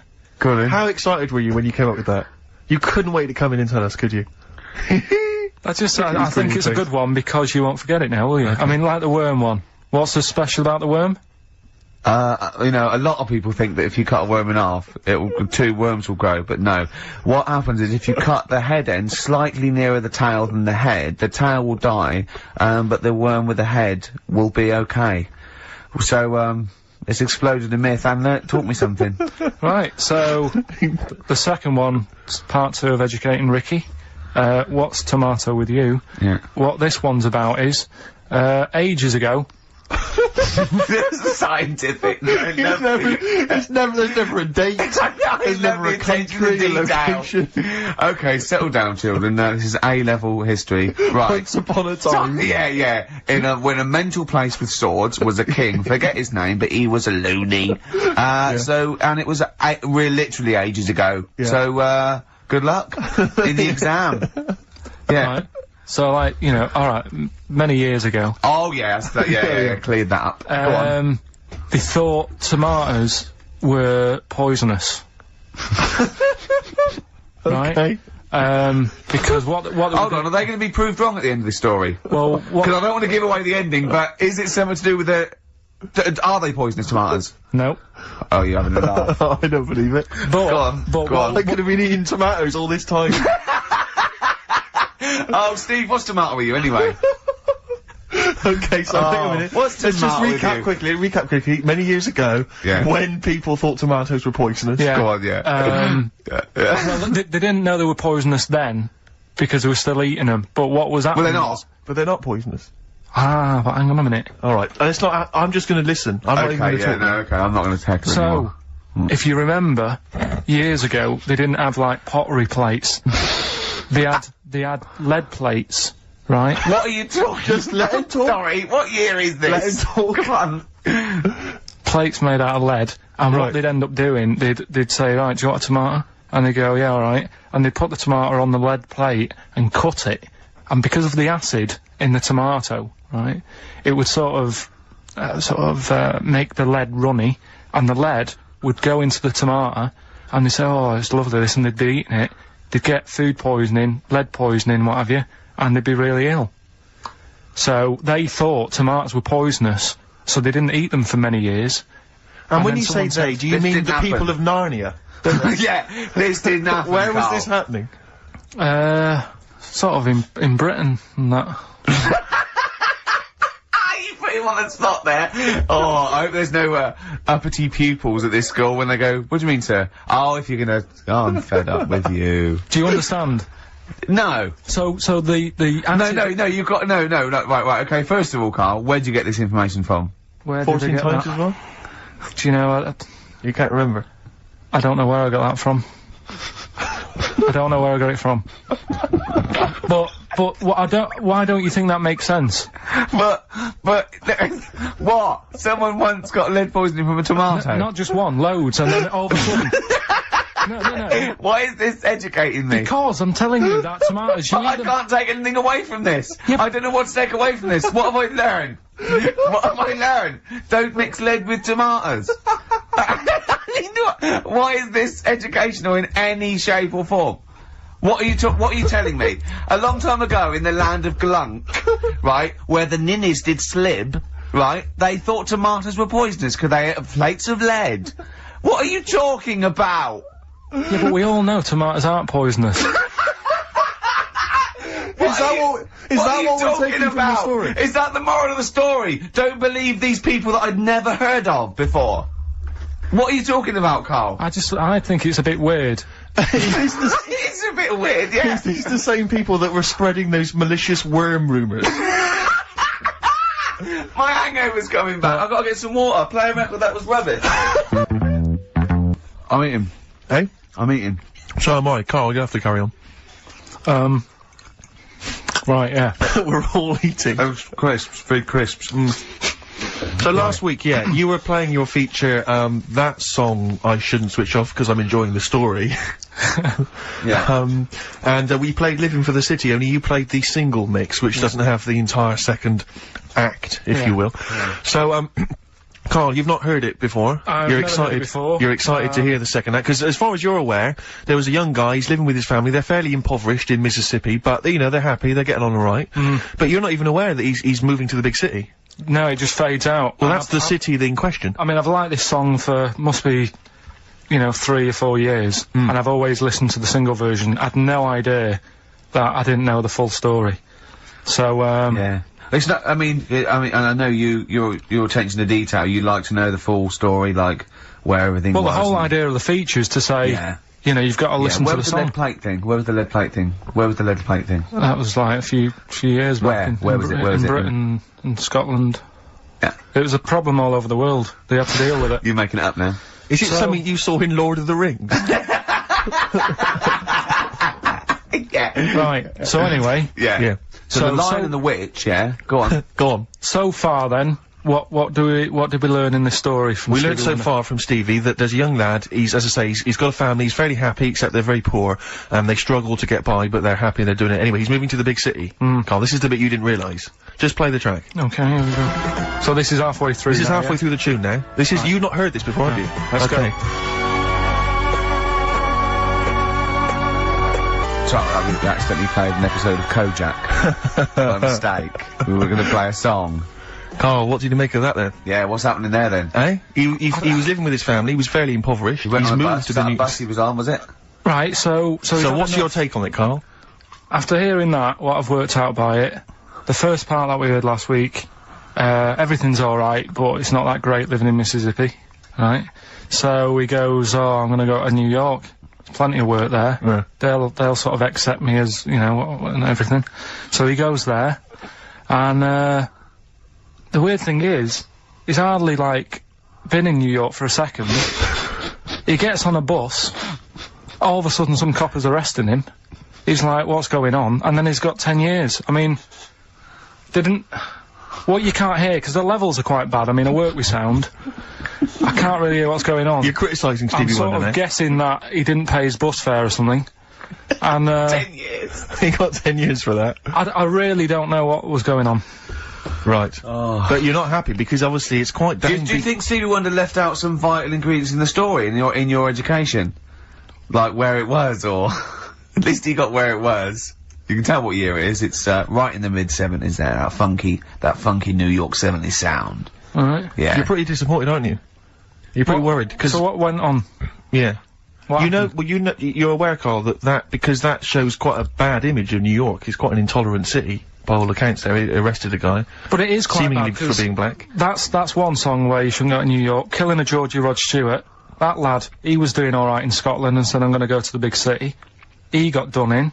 Yeah. Seems to me it's that you don't go there if you've got like problems. Don't think New York's the answer. Right. Oh, hold on, yeah. So what you're saying, that if you're a bit fed up with your life, but you live with your mum and she's like really nice and you got friends and life's not that bad, Yeah. don't go and be murdered, or what? What are you saying? Don't go and be murdered. Well, don't leave go and... home. What? Go on. Leave home, but don't go to New York. Right. There's other places. Where would you go? Sheffield? Don't know, but Yeah. But So- you're a little mank lad, weren't you? You're in your garden. We had your train set. Your brother blew up. There was a horse next door, and you thought, oh, I want to go to London. So, do you know what I mean? You're like that. yeah, but You're first of all- in many ways like the fella Yeah, in but that song, and like Georgie. no, because In many ways, you are a bit like Georgie, aren't you? I had a car, so No, are you a little bit like Georgie in many no, ways? I didn't What? get on a bus. I had a car, so I wasn't going to have the problem he had for a start. Right. But I mean, I suppose there's loads of things you can look at that story and take out of it. That's what I like about the feature, right? What? So That's what you like about the feature? the feature that we're doing. Oh, right. That song's got a good story. If you had in a it. time machine, where would you go? What year would you go? Would you Probably the 60s. go... Okay, would you go forward at all? What's your favourite year in the future? No, I don't know. If someone could tell your future to you, I if someone wouldn't could, do it, wouldn't do it. you wouldn't want to know. No. You wouldn't, you straight away, you knew it. Straight away, there was no yeah. hesitation. Yeah. You've thought about this, haven't you? No. You've thought to Okay. yourself, if someone can reveal my future, Carl, you're not gonna know. you've got to do one of these things, right? You know, like Quantum Leap, like a fella in Quantum Leap, what's his name? I forget his name, but yeah. Yeah, and you've got a little fella with Hal, and he's telling you that, right? Would you rather go back, and you go into someone's body, would you rather go back, you could go back to be, a donkey that's carrying Mary to Bethlehem. You could, be a Saigon prostitute in 1975. All those GIs queuing up. Think about it. Or, you could be, Moby Dick. Which of those would you be, Carl? Think about it. Probably Moby Dick's the best option, isn't it? Okay. So that's What work have we got? Play a tune, Carl. After this, we need to educate Ricky for the final time. final time educating Ricky. We still got to give away these tickets to DJ Shadow, and we've got to give the answers to your Oh, magnificent we've only got a quarter of competition. an hour. It's not enough time in this show. It's packed. Race for the prize from the Flaming Lips. Competition answer time, is it, Carl?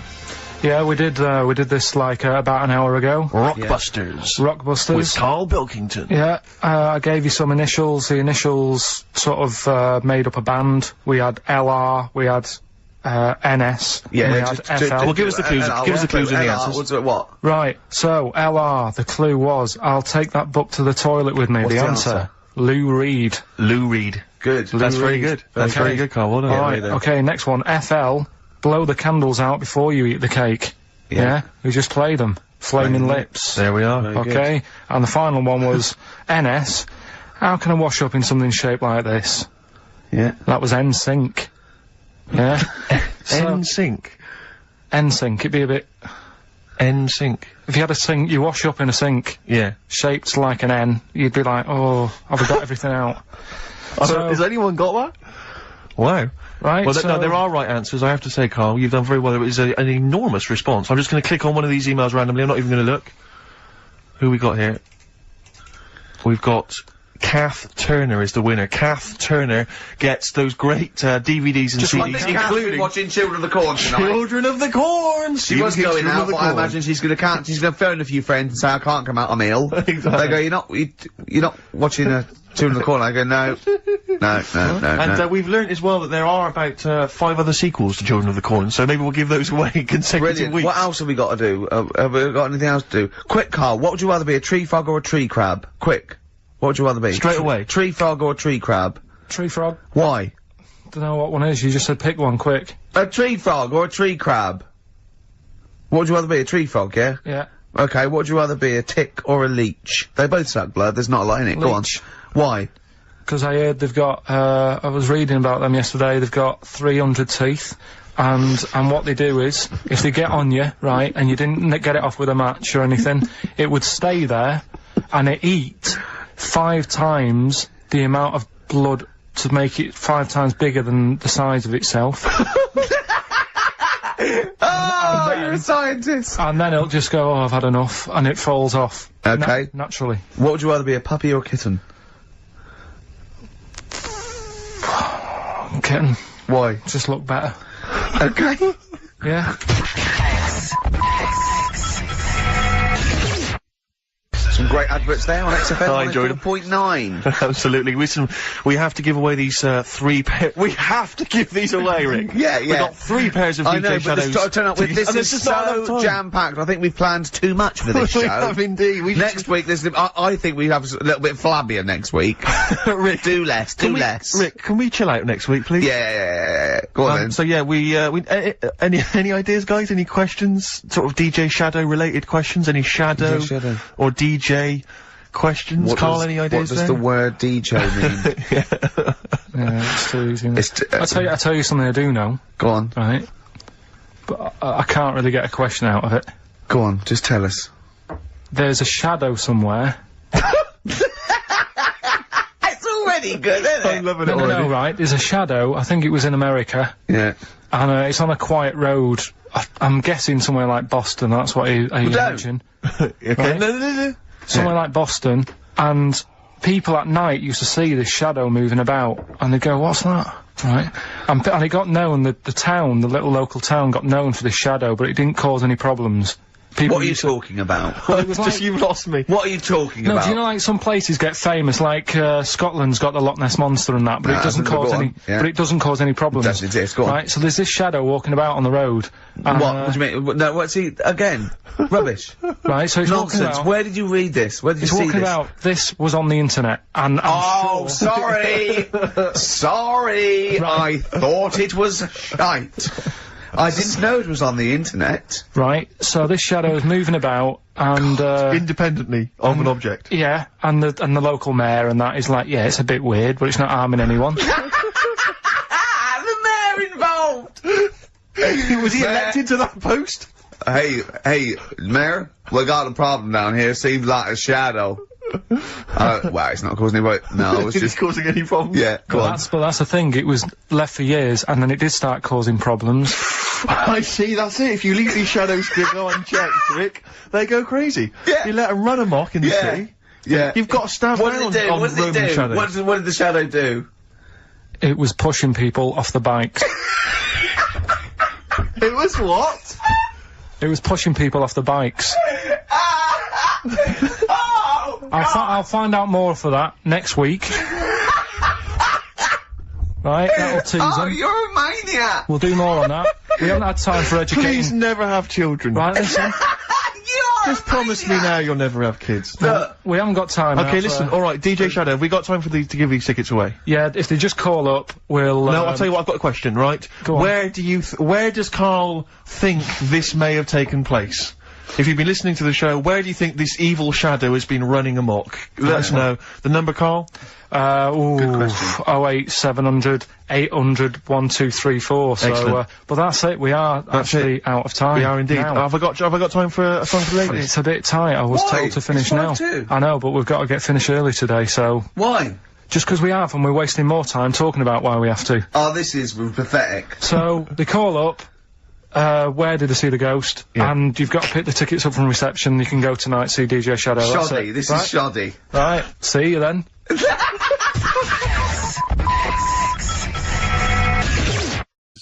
They haven't given their name actually, but it's an interesting fact. I'm hoping it's true. America's first nudist organisation apparently was founded in 1929 by 3 men. Now, what intrigued me when I read that is the fact that it's clearly 3 blokes just trying to meet some nude women. They're all 52 balding. Exactly. With little, sort of those gold-rimmed glasses. Yeah. Yeah. And they're just wandering around, and it's all quite saggy down there, and they're just knocking on doors saying, we're just set up an organisation, it's perfectly above board, completely Yeah. legitimate, it's a nudist organisation. You got any women in there that want to come and join us? 'Cause we haven't not got any really. female members at the moment. Got any women in there interested in, you know, volleyball or trampoline? I can't be doing with it, me. You hate nudists, don't you? Nudists. I don't understand what it's all about at the end of the day. And here's something, right? Do you know, like, when you're a bloke nudist, right? Do you ever get any who just have, like, a small knob? I don't know, I don't understand the question. What's that? What's your point? Well, you know, are there any blokes who are knocking about who just have a normal-sized knob, or maybe a bit smaller than normal, who are happy wandering about showing off what they haven't got, if you know what I mean? I don't think nudists are just doing it because they're so proud of their knob. No, but there's got to be a little bit of that in it, isn't there? Why? Say like, you know, Jonathan Ross, right? He's nipped to see you now and again and what have you. He's what? He sort of nipped in to see you now and again. He's always happy getting his knob out because he's known to have this big knob, right? What So do you mean he's showing known? it off. Why is Jonathan Ross known to have this big knob? No, he just talks about it a lot, doesn't he? He's always saying about, oh, you know, but you'd like this, wouldn't you? And all But that. that's like I'm known for being a great lover. I say it a lot, it's clearly not the case. What Yeah, evidence but- have you got that he's got a big No, knob? but the difference is he's happy to keep getting it out. It's different, sort of, me walking about going, oh, I've got a big one and all that, and then, but no one ever sees it. But Jonathan, sort of, he's always getting it out, isn't he? Have you seen him get it out before? I saw, well, he did get it out, but I wasn't looking. What do you mean you weren't looking? How do you know it was out? Just because he sort of was moving it about and that, and I could sort of see. No, I wasn't looking though. It was that sort of thing where you can see something moving about, but you're like, I'm not looking at it. What, like an owl seeing a mouse? It That, just, like... what I mean, it doesn't matter. All I'm saying is, So no, let's get back to this. You remembering vividly Jonathan Ross? no. Yes. I don't mean that. What I But mean, why were you looking at?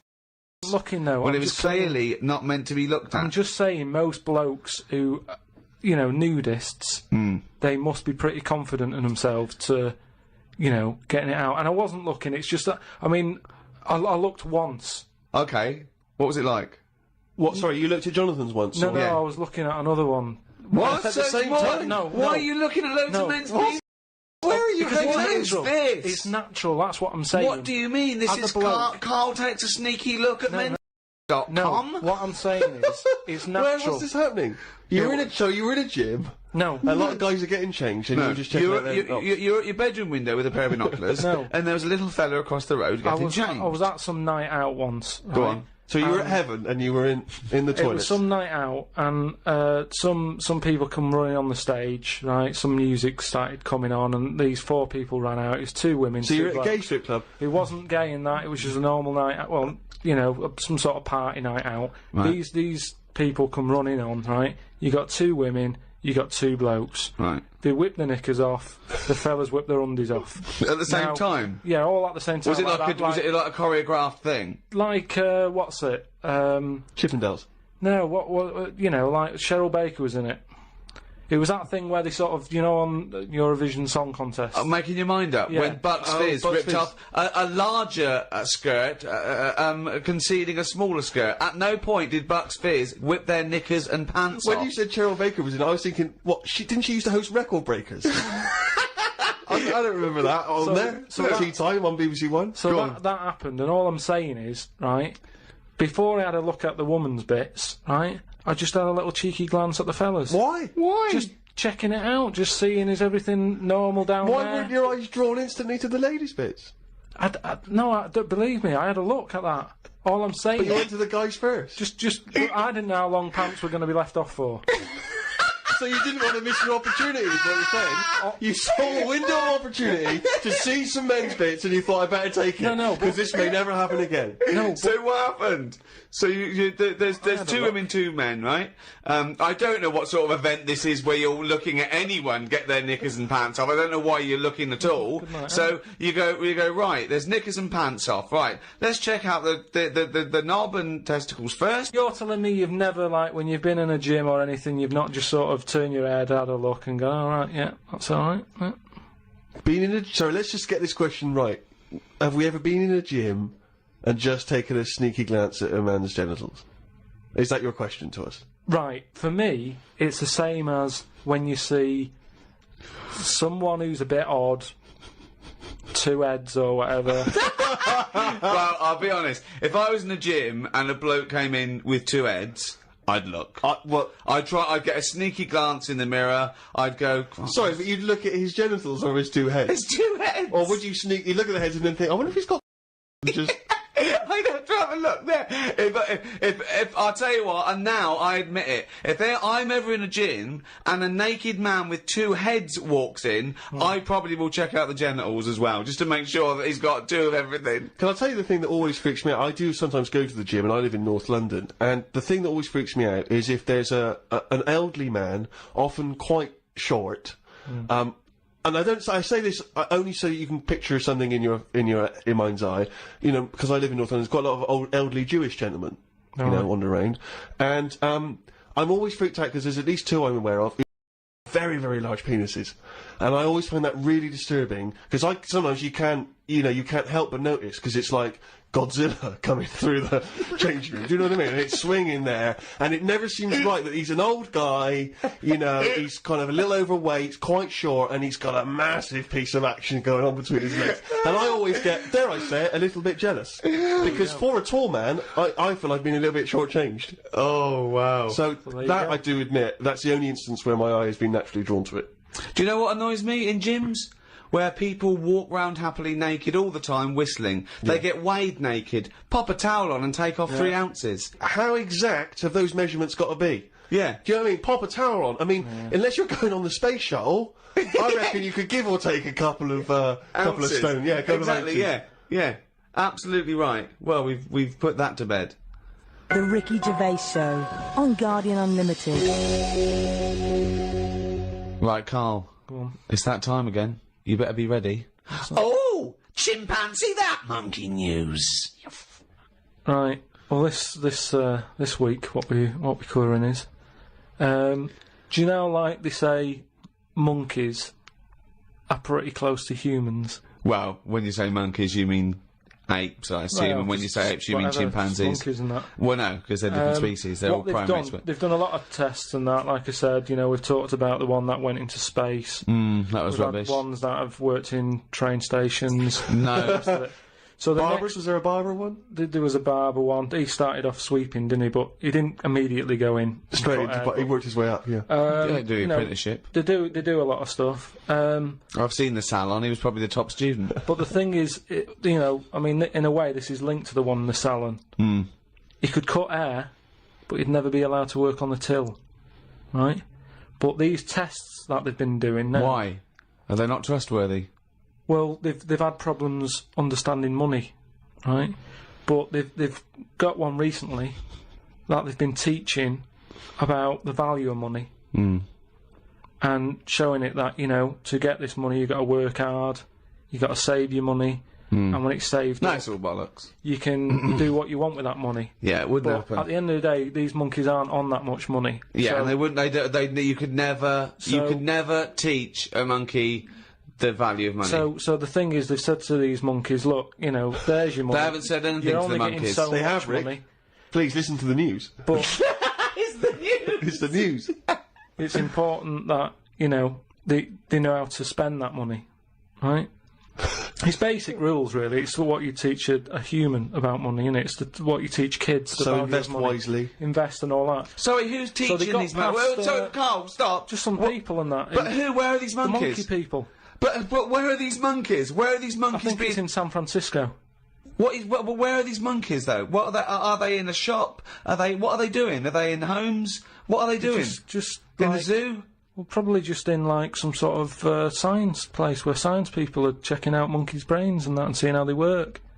But they're happy. They're not. This is different to the news at 10. So listen. Well, yeah, but you can't interrupt the newscasters for one thing, Rick. Please. Sorry, go on. So there's these monkeys, right, and they've given them some money, probably about £5, and they said, right, off you go, go shopping, see who comes back with the best sort of how much can you get? You know, like in Ready, Steady, Cook. Steady, Cook, where they Right. say, there's a £5, go and get some food. Anyway, some came back, and they were like, you know, they hardly had anything. This is absolutely. Oh, listen! Yeah, This is yeah, the yeah. listen. But one of them, right, he was away longer, to be fair. Yeah. Right, I think he came back last. But they were really impressed, because he sort of said, this is amazing that you've got all this. Can't believe it. Give us the receipt, right? Oh, this is absolute. Right, forget it then. Forget it. No, listen. forget it. No. This is absolute Forget it then. shit. We want to hear the end. No. Look, hang on a minute, right? So they said, give us the receipt and that, and they looked at it, and it was all official, right?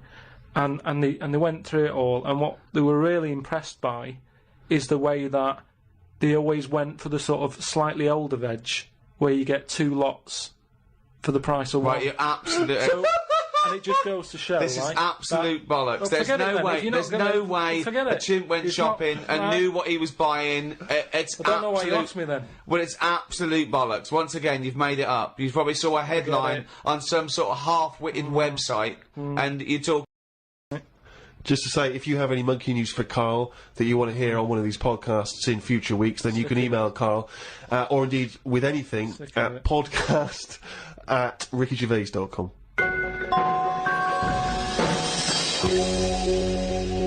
This podcast was hosted by Positive Internet. Can I just ask, what does hosting mean when you, in that sense? I don't know, but the guys at Positive Internet do, because they're experts in this field, and that's why I like them. Well, thanks very much. Join us next time when we'll I'm sure, waste another half hour of your lives. See ya. Bye. The Ricky Gervais Show on Guardian Unlimited.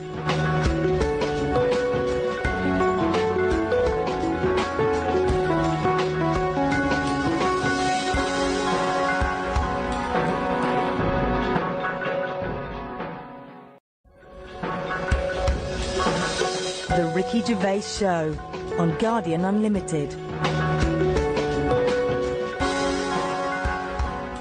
Hello and welcome to another Ricky Gervais show with me, Ricky Gervais, Steve Merchant. Hello. And Karl Pilkington. Alright. The 9th in the series of 12 podcasts we're doing for free. Absolutely free of charge. We're getting, we've already done over sort of 2.5 million downloads. We'll probably do 4 million downloads by the end of the series. If I had a quid. I don't even want to discuss it, Rick. You are gutted, I'm aren't you? absolutely furious, because I said to you when we studied this, I said, why, you were going, oh, let's give something free back to the fans, and I was saying, it's not worth it, they don't deserve it. But no, you demanded it, and I wanted to did. pay, I want to charge crazy money for I've it. been a fool. We've had about something like 6,000 emails as well. If we could only channel this to good, because you know what I mean. This internet has been set up. Billions and billions and billions of dollars go on this cyber highway back and forth, doing good stuff, communicating, sending people into space, commerce, and people, hundreds of thousands of people are sending me pictures of Karl as a monkey. I know, exactly. I mean, it's unbelievable. It's not what this system was created for. Thank you for all your emails as well. That cost us as well a little bit, because they're going through the website, which costs us a little bit of money. But it also costs me my precious time, having to wade through the crap that gets sent to us. Thanks to Kieran Gabriel from Merseyside, who sent me a picture of Karl as Bruce Willis. It's the effort. We'll put all these up on the website. David Weinstein has started his own T-shirt range. I could eat a knob at night. And Paul Devon has sent me this caricature of Karl, and it's brilliant. Again, I think they're wasting their energies. It's actually a brilliant painting of a little round, bald-headed Manx, some sort of like freak creature. Yeah. Whereas he could have done a beautiful painting, but thanks to all those. I have actually waded through the emails, and I obviously, again, like Ricky, I echo the thanks for sending in all the different questions and comments about the show. And there's so many, it's impossible to obviously even reply to them or talk about them, but a couple of that have struck me. Emily from New York has asked Karl this. Karl, if you were on a sinking ship, or you were in a burning building, and you were with myself and Ricky, but you could only save one of us. I don't know why that's the case, but you can only save one of us. Yeah. Who would you save? Would it be Ricky, or would it be me? I think it's a two-man dinghy. Right, okay. Possibly. And we're trapped, and he knows that if he stays there to get both our legs out from under this thing... the girder. Yeah, he dies, so he's got room, he's got time to save one. It's obviously me. It's hard to say, isn't it, at this point? What, It depends because Steve's in the situation- room, you mean? Well, no, just because we don't know what the situation is. Okay, well, let's say we're on a sinking ship, all right? So you're gonna have to rescue one of us, drag us into the dinghy. It's going under. You know, in 30 seconds, okay, this ship's gonna go under and drag you down and you're gonna die, right? And our legs are trapped and you've got enough time to untangle one set of legs. Whose legs do you untangle? Now, just because my legs are long does not necessarily mean it's more complicated. No, it's exactly the same amount of time. Just have to make a choice. A terrible choice that Steve would not, hate you for. Well, no, listen. But he won't be around for long. He's going to drown in 30 seconds. Well, Forget him. Bear in mind this, Carl. You are going to be stuck in a dinghy with Ricky Gervais, and who knows how long that's going to take. Think of all the head squeezing that's going to be going on, the comments, the wind up. And do you honestly think that he's going to, if there's any provisions, that he's going to split them evenly with you? I mean, he's going to have drunk all the water, and there's only going to be about half an hour in. The food's going to be gone. Look at his gut. Look how much, of the food he's going to have to eat, the baked beans that you've got on board. Whereas me, you know how generous I am. I'm always sort of helping you out. Oh, there we go, Carl. I think he's put the nail in his own coffin there. You know how generous I am, Carl. Let's talk about that, Carl. Come on, think about that one. Yeah, I mean, have you forgot about that, Steve? What? What? The time when we went for a coffee and we had to have a bit of a heated debate about the 50p change. Yeah, you owed me 50p, and you decided you didn't want to give it to me because it was only 50p. And my point was, it's not a question of 50p, it's the fact that it's not your decision to decide not to give it to me. If I wanted to be generous, that's my decision. But you can't go, oh, it's only 50p, Steve. It's my decision who But you just given him a free keg of beer. Yeah. No, that did not come to you, and you didn't pay for the free keg of beer. It was a promotional thing that was sent to you. It's the same thing as the way I gave Suzanne my leaving present from my last job. A lot of people may not be aware of this if they haven't heard us talking about it before. Yes, but you had a gift from your work as you were leaving after however many years of service, which you then gave straight to your girlfriend without telling her that it had been received from people at work. Doesn't matter, she wanted a camera. It's the same thing as you.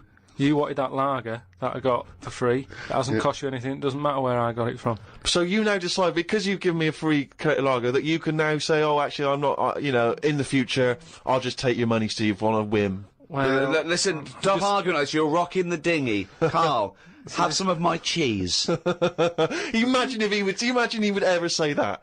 Can you imagine him ever offering you any of his cheese? Are you going to save Carl, mate? I don't want to say. Can we say on the website? Can you just do a little explanation of why on the website? We'll think about it and... I might do a sort of a for and against or something, and then so the conclusion is... Okay, alright. Something like that. Go to rickygervais.com. The Ricky Gervais Show on Guardian Unlimited. Well, I've been waiting for this for a week. It's a regular feature now. When we read from Karl's diary. Karl decided to keep a diary. He's gone through with it. I can see it there. It's massive. It's a huge desk diary that he has to carry around with him, and the pages are getting full up. You're really keeping to this. Yeah. Right. This is extracts from Karl's diary. Did podcast and went for an Italian with Ricky and Steve. Italian place is good. We've been there a few times. I always have the same thing, spaghetti. Can't remember what everyone else had. Last time we went there, Steve had little octopuses with pasta. You could see that they were octopuses. They hadn't been cut up or anything. My rule is that I only eat stuff that looks nice when it's alive. A cow, a chicken, some fish. An octopus is an odd-looking thing alive. Even worse when it's dead and limp. It looks like it just shouldn't have been sat in the spaghetti. Yeah, I agree with that. Ricky drew another picture of my head.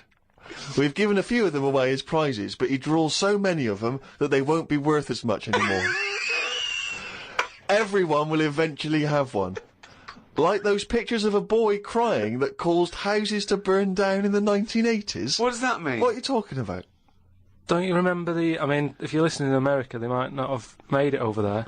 Is it the sort of like the sugary ones with kids? Like, is it Techikov or something? It's just some kid. My auntie Nora had one, and it was just like a kid with like a blue jumper on, and it's like a painting, not a photo. Yeah, exactly. Yeah, and he's just crying. Like a chocolate box, really awful, sort of sugary. And what happened is they found out that a load of houses were being set on fire or burst into flames, whatever.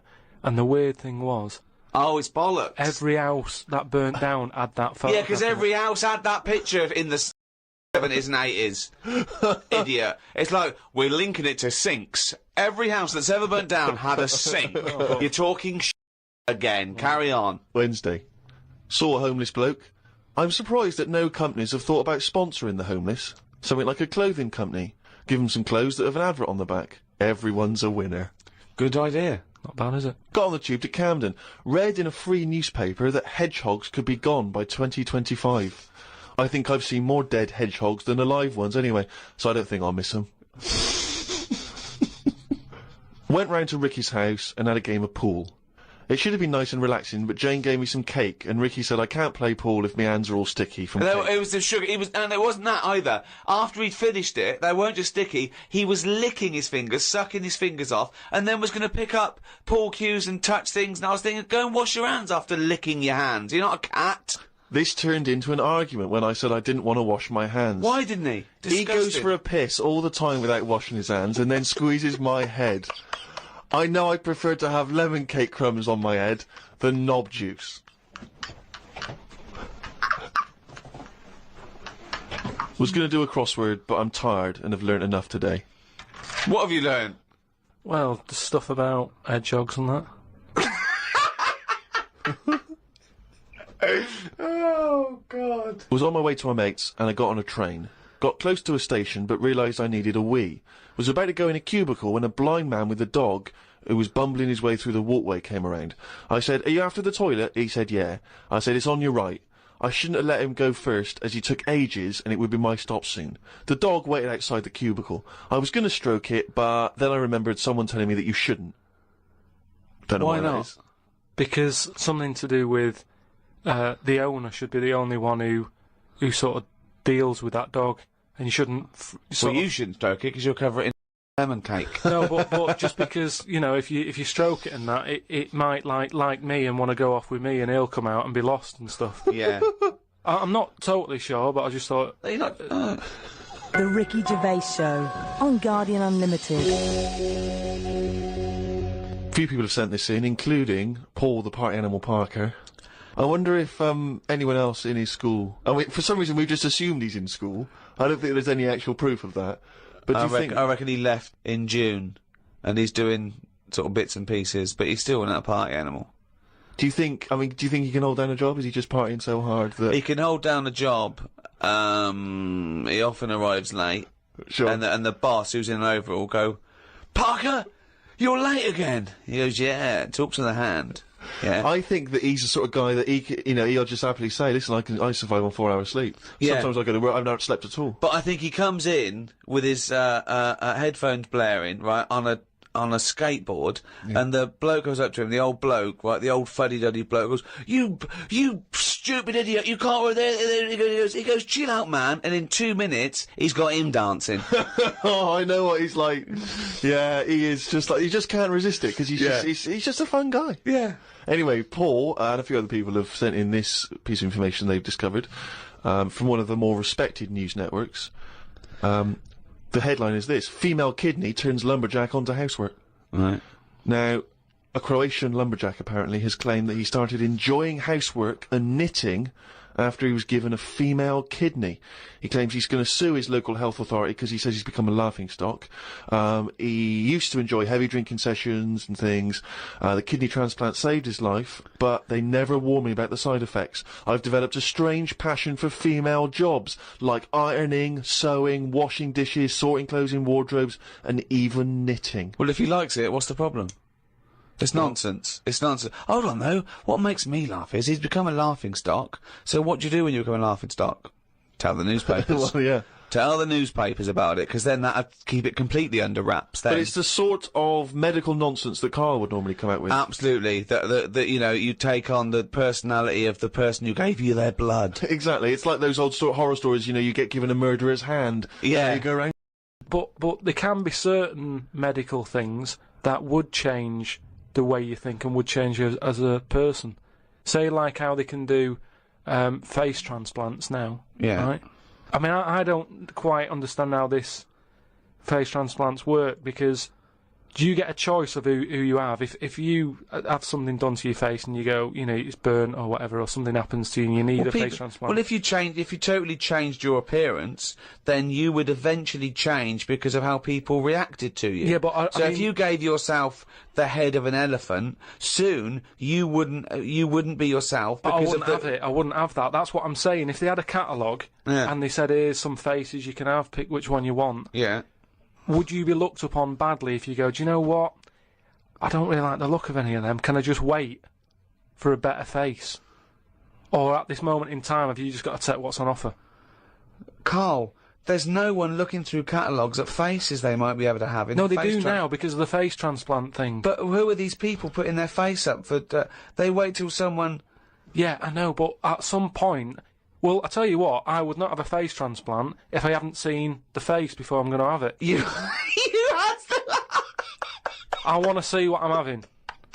Because I could end up with anything. You mentioned elephant's head. What, do you know what I mean? Whose head are they going to use? Is it the latest thing that's died? Oh, well, this got run over before. Yeah, I'll stick this on your head. But where did this come from? Where From his mind. Where are these faces queuing up to be popped on a skull? Where do you think they have got time to put all these... Maybe this is why it won't catch on. I don't know. This is extraordinary. You've created in your own head the existence of this pamphlet, and now you're defending it, even though we don't know it even exists. And you're this skull on a hospital bed going, I'm not having that, I don't like the look of him, he looks a bit shifty, I don't like that, oh no. Can I ask this now? Let's say we passed away sadly in something terribly tragic. The nation's mourned. You know, it's terrible. It's like one of the great national disasters. But you, at the same time, you survived the accident, okay, but your face is hideously disfigured. You can take either Ricky's face or mine to have. I'm surprised you're asking this though, Steve.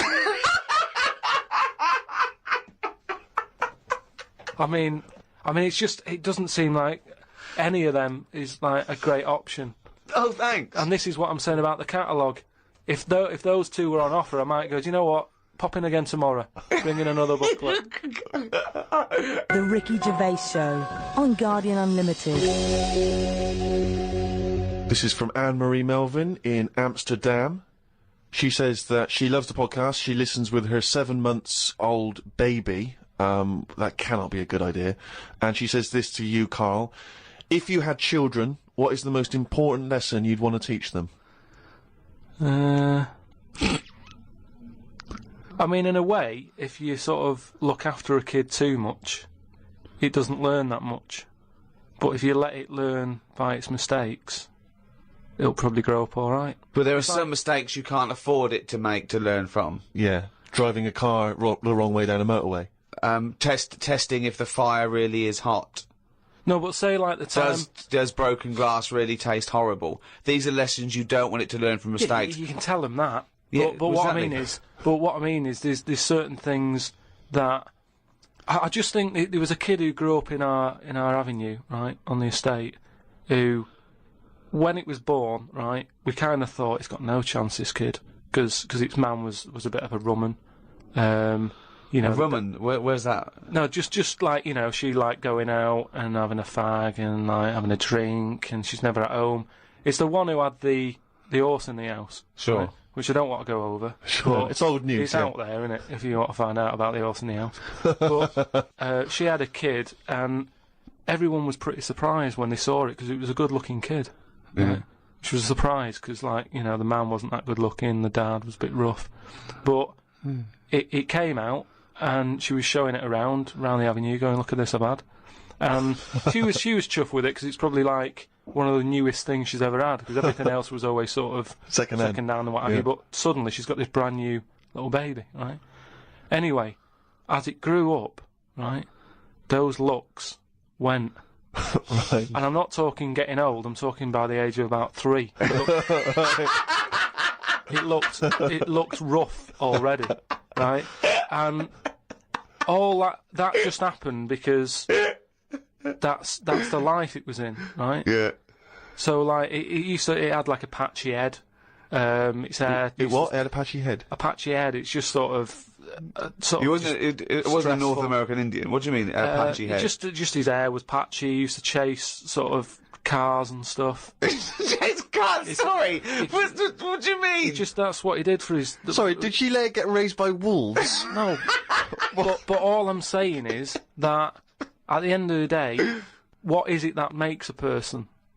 Do you know what I mean? Now, I don't know what state he's in now, but maybe he learnt all his mistakes by the age of 4. I'm guessing he's not chasing cars now, but at least he's done it. I'm guessing he is. Yeah. Do you know what I mean? At least he can go, yeah, I've been there, done that, and you don't go back to it, and you can get away with doing dafter things when you're a kid, can't you?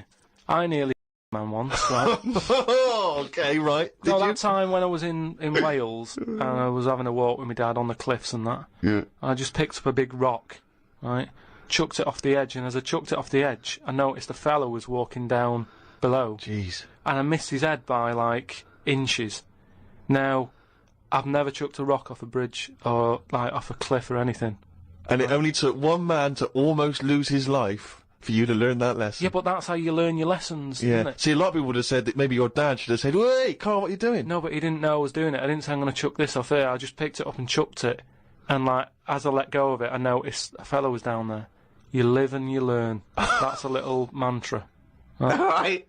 You live and you learn. So the woman who's had the kid, sort of look after it, feed it, make sure it's got shoes and that, but let it roam about.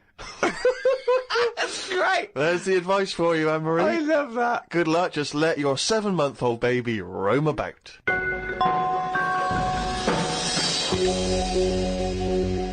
Karl, a lot of people are absolutely fascinated to find out how you met Suzanne, your girlfriend of how long? Ages. Yeah. And they can't comprehend how, well, I suppose that there's any woman out there. Well, there's someone for everyone, isn't there? Yeah. That's always my thing. And it's reassuring, I think. You know, it's chatted about the face transplants and that. You know, there's a face for everyone. Philosophy, innit? Yeah. I mean, it's really unbelievable. No, there is someone for everyone, no matter what condition you're in or whatever. Yeah. Because I read on the email, someone emailed in an old Chinese proverb. Is it old, though? You know the Chinese proverbs don't age well. It's something about... everyone, everything, no matter what it is, has got one talent. Right? And that's the same way in a relationship, innit? That everyone, you know, there's always someone out there and that. I like the Chinese, there's another Chinese proverb that I learnt on an email. Go on. He who cuts the wood up warms himself twice. Yeah, that's good. That's good. Yeah. And then someone sent in that one about too many Chinese cooks spoil the broth. What? Well, why is? Well, that's. I don't know. I don't know who slipped the word Chinese in there, but I heard it was too many cooks. Well, it was just all sort of Chinese proverbs and that.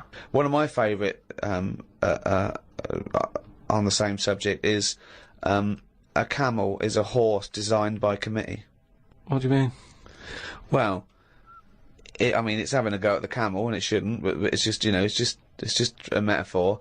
And if you wanted to design a horse, and you had that vision, but you let 12 people in the room have their say, it wouldn't come out as you wanted it to do, and it wouldn't be as good. A vision is more perfect than committee, because everyone having their say, it becomes anodyne, it becomes compromised, whereas the best things you can do is have an idea and have a vision and auteur that. Rick, can I just say now, I can tell from his look that he's thinking, which committee designed the camel? Well, I'd say, why would you request the ump bit? Because that's just going to get in the way, isn't it? I mean, I've always said that about a lot of animals. It's like we've doubled up on a lot of them. We've chatted about elephants and mammoths, one or the other. And that's the same with a camel. I'd have that up there as what they're doing. They were good years ago in the Jesus times and that. Don't need them now. You know what I mean? We've moved on. Well, not people who use camels to cross deserts. What other? I'm communities. going to throw some animals at you, and you tell how you'd have improved them if you'd have been designing them. Okay? Mm. The octopus. So I can now go back, I can look at them and go, what are they doing? And where have they gone wrong? What's up with you? How could you improve it? Like the camel, you go lose the amp. I'd probably give it a bit more of a body. Cut down on the arms.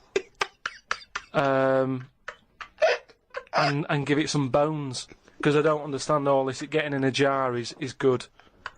When does it want to get in a jar? It says... Well, it only wants to get in a jar according to your stories. No, but there's something that says it can get in a jar because it hasn't got any bones. But I don't know why it'd want to do that in the first place. I can't even begin to answer that. Once again, you've claimed that you've read that they like to get in jars. I mean, how do they know that octopus like to get in jars? Oh God, I love it. You can improve on an octopus. Millions and millions of years of evolution, making it perfect for its surroundings. Okay, another animal for you then, Karl. Giraffe? What are they adding to the world? What are they doing? Well, it's not about what they add to the world, No, but is I thought that's what everything's about. It's about things are here for a reason. No, because they work. The only reason is that they survived. They passed on their genetic material and evolved and was chosen by nature. It was selected. But there seems to be a lot. The reason they're here is because they didn't die. That's it. No, but there seem to be a lot of animals that are like. Do you think there's a lot of cheating? Is that what you're saying? I'm just saying, there just seems to be a lot of doubling up. Yeah, so you get it down to like 8 animals that represented all of it. So okay, who would get in your team? You can choose 8 animals. This is what I'm saying. If I was Noah, I would have gone like, hang on a minute. I've just seen something that looks a bit like this. Let it drown. And have a clear out. But he didn't. He was messing about saving everything. He was instructed by God to save everything, to be fair to him. Yeah, but if he's been given that job, for me, he's sort of manager of that job. So you believe Noah as well? You believe Noah happened as well, and he built a boat big enough to catch 2 of every species. You actually believe that as fact, do you? Well, it's out there in book form. Brilliant. Alright. We haven't answered the question that we started with. How did you meet Suzanne? Just at work. Thanks.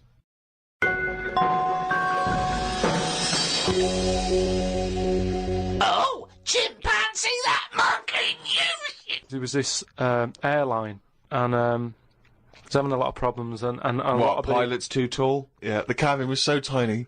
Only bananas were allowed in the cockpit for fuel. Anyway, there was a lot of strikes going on, right? Sure. Because I don't know what it was about. It was over money or whatever. Yes. And the get something that doesn't need money. yeah, but but what else could you pay something in? Well, Rick, I mean, peanuts. Okay, peanuts or fruit. Yeah. So anyway, the boss of the airline, he had like one pilot who he could trust, right? And that was his son. Right. But the problem is with a lot of these planes, you need 2 pilots. Of course you do. And he's like, if only I had 2 sons, but he didn't. There's no point harping on about it. Right? Sure. He runs an airline. He runs an airline, yeah. But how many pilots are there? Because there must be loads. No, there's loads, but the problem is a lot of them are going on strike. Oh. And each week you can see that we're struggling here. But how can they get... But it was just the pilots that were striking, was it?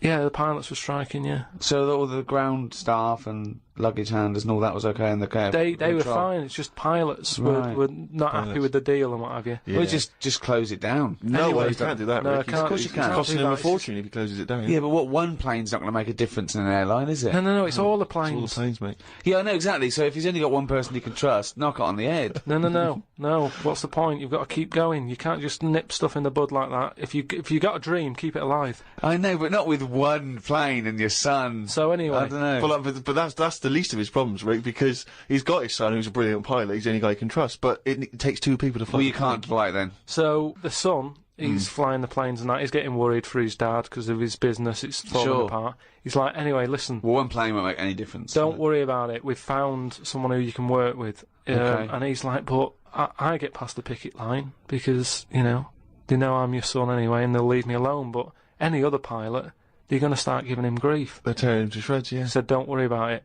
Unless he could swing over the heads of all the strikers. He said he's staying over near the sort of quarantine area where all the animals are kept and stuff. Right, okay. They won't be looking in there. They won't bother. No. So he's like, all right. But there's no see you- animal that could be a co-pilot, that's why. I'll see you. He'll meet up with you in the.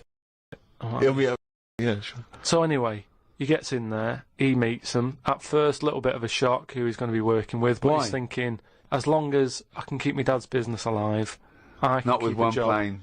Not So, with one plane. Anyway, what happens is the strike's going on.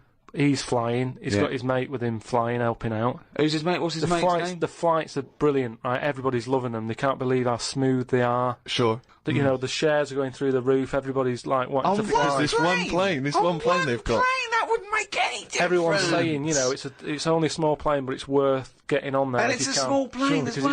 it's a great Oh, experience. Gone under, I'd have thought. There's So no anyway- way they can keep that alive. Apparently they can. So they're keeping this plane up in the air and what have you, and everybody's you know booking the holidays. It's almost like the favourite bit of the holiday. They're loving the flights that much. Why? It's just because it's really good flights. Just I a don't great, just a great understand flight. what difference Apparently it's a great flight. it makes. It's I don't silent. So understand anyway, what difference it makes. Everyone's happy. Then one day, what happens is a little bit of a problem. Oh dear. You're not going to tell us that sort of co-pilot Coco he's not able to make it to work, is he? Well, what happened is one woman who was on the plane got a bit peckish, right? Right. And said to the air hostess woman, said, "I'm a little bit peckish. Have you got any sort of nibbles and that?" She went, "No, I've got a sandwich." She said, "I don't really want a sandwich. You want something, you know, like the usual stuff that planes give out, just like a bag of nuts or something." Well, are they not giving those out yet? So no, they don't give it for some reason. She was like, "Look, we've stopped giving out the nuts. We can get you a sandwich." strange, And the woman's like, "I don't want a sandwich. I just want some nuts." Do you know what I mean? A sandwich is quite a big meal and what have you. I just want some nibbles, some nuts. Well, that's not available. So Done. I can't, End can't, of story. Can't get your nuts. She said, "Well, why aren't there any nuts?" She said, "Well, you know, the airlines had problems and stuff, and maybe that was one of the cutbacks. We've never took the nuts back on." Right? Yeah, sure. So she wouldn't just leave it. She wanted the nuts, right? She's having a lovely flight and everything. She said, cannot complain about the flight. The No, flight sure. is brilliant. Whoever's up there flying this plane is doing a She's dynamite doing a job. great job, but I need some nuts. Right. Anyway, so the woman There said aren't any. there aren't Very any nuts. demanding woman. There aren't any. It's a very demanding woman. There aren't any. Look, she's paid big money, right? She's probably in first class. She wants nuts. She's going to get Nah, nuts. there aren't any. Leave it. If she has to force her way into the cabin to get nuts, she's going to get Well, nuts. she can't go there because she will be shot. Because So- with security problems and that, there's no way she could ever go to the cockpit. That would never happen. So she said, "Well, you're saying there aren't any nuts." She said, "But earlier I saw you put a tray outside the cockpit, right? It had a sandwich on it, 2 Cokes, and 2 bags of nuts." Right. She said, "So you're saying there aren't any, but the pilot's getting Well, them." aren't any now? That was the last 2 packets. Done. No. Let's So go home. so she's going, "You can't have any." No. We know, She goes- we understand now there's a dispute over So nuts. she said, well, I'll go and have a word with the pilot myself because you only put them out there a few minutes ago. He can't have eaten He them can't. yet. I want You some. you I'm cannot going go- over. no, no. I know this is it. Yeah. She was saying you cannot go over. She's going, No. listen, Yeah. I'm going to go over because No, I feel no, like you I'm being can't. lied to. No, you can't. So she goes, starts, No, and, there's and no the way. pilot can Well, they hear all can't this get in anyway. chat about the nuts and what have you, and he's thinking, what's going on out there? Yeah. He opens the door. Right? Yeah. She gets a glance in. Little monkey sat there with headphones. Bollocks.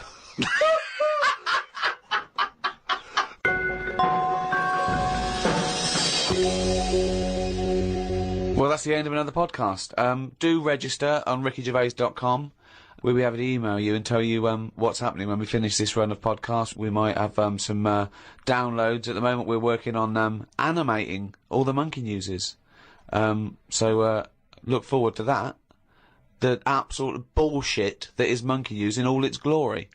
This was hosted by Positive Internet. Great guys. The great guys that host the world's #1 podcast. Cheerio from me, Ricky Gervais, and Steve Merchant. Goodbye. And Karl Pilkington. The Ricky Gervais Show on Guardian Unlimited.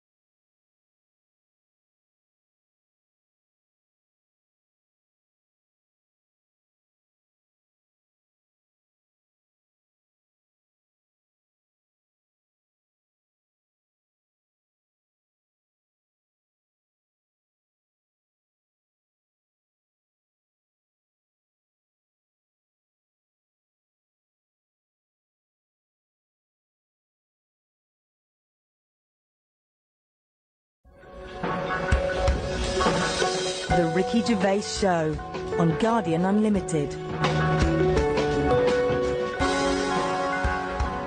Hello, welcome to the 8th in this series of 12 podcasts, The Ricky Gervais Show, with The Guardian. I'm Ricky Gervais, hello. With me, Stephen Merchant. Hello. And Karl Pilkington. Alright. So, thank you again for all your emails. We're getting thousands. We're up to about 250,000 hits a week now, people listening to this show. Blimey. 250,000 people bothering to go in and listen to this show. Nothing else in their lives. Nothing All around the better world. to do. It's unbelievable, though. North America, Asia, South America, all over Europe, and thanks to everyone in England as well, where we do it from in a little room in London.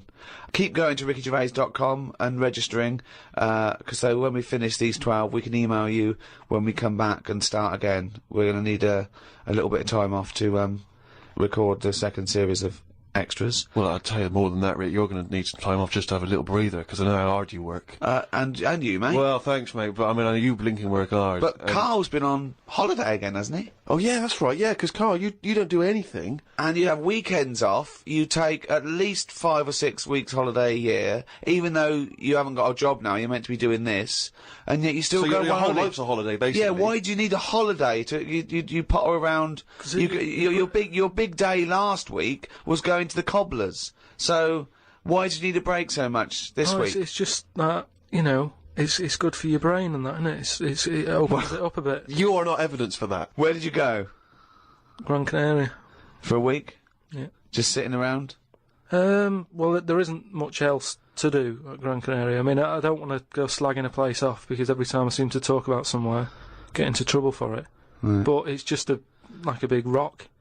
It's Brilliant. just volcanic, innit? And you must have looked like a little barnacle on that. Have you been there before? Been near it before to another rock, which was just. But it was what, the you same had your sort of fingers thing. burned, why did you go back? Because you think, well, they can't have loads of these islands that are the same, like just a big rock with hotels on. They can't get away with it. So you think, And they well, the obviously next are one. getting away with it.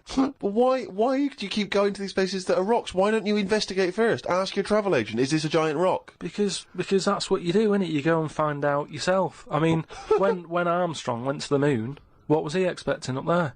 That's a fact. That's a big rock, and he still went all that way. I don't know what that point was. No, Fair so what I'm saying is, though, sometimes Tell us about the moon landing. As you started it, what do you know about that? You know, because I mean, so far you've given us a lot of insight into the moon landing. So there was Armstrong. There was Armstrong and that. Yeah. There was fella called Buzz Yeah. and another bloke, Yeah. Poor bastard. Yeah, never remembered. Yeah, go on. and they went up there, got out. 2 of them did. One of them didn't bother. The one whose name, don't know who he was. Didn't even get out, stretch his legs, right? Went all that way. They had a potter about, had a wander, came back again. Yeah. So, that's all you need to know, innit? Yeah. And in they- your opinion, pointless? To me, yeah. But to them, I'm sure they had a good time, and that's what I'm saying. Sometimes you just take the risk, don't you? Go and visit a place, make up your own mind. And so, what did you make of this place? You enjoy it, Gran Canaria? It was just a big rock, but did you I bet the moon was better. Really? What did you do? It was just, it's one of them. It was a big hotel, which is that's where I made a mistake. It was one of those like big, massive places where there's loads of people, and you go for your dinner. That describes a hotel. Yeah. No, Sounds to me. You've nailed that. I've been to a few, that sounds like it. No, but do you know what I mean? Though there's the nice small ones where it's just enough people, but this is like mental, and it was all, it was full of old people really. Ugh. I mean that's probably why it's called Gran Canaria, right? Because there's just Grannies old people. everywhere. Yeah, right. But what I thought I'd start doing is start a diary. Okay, why? Just 'cause I sort of had a bit of time on my hands and that.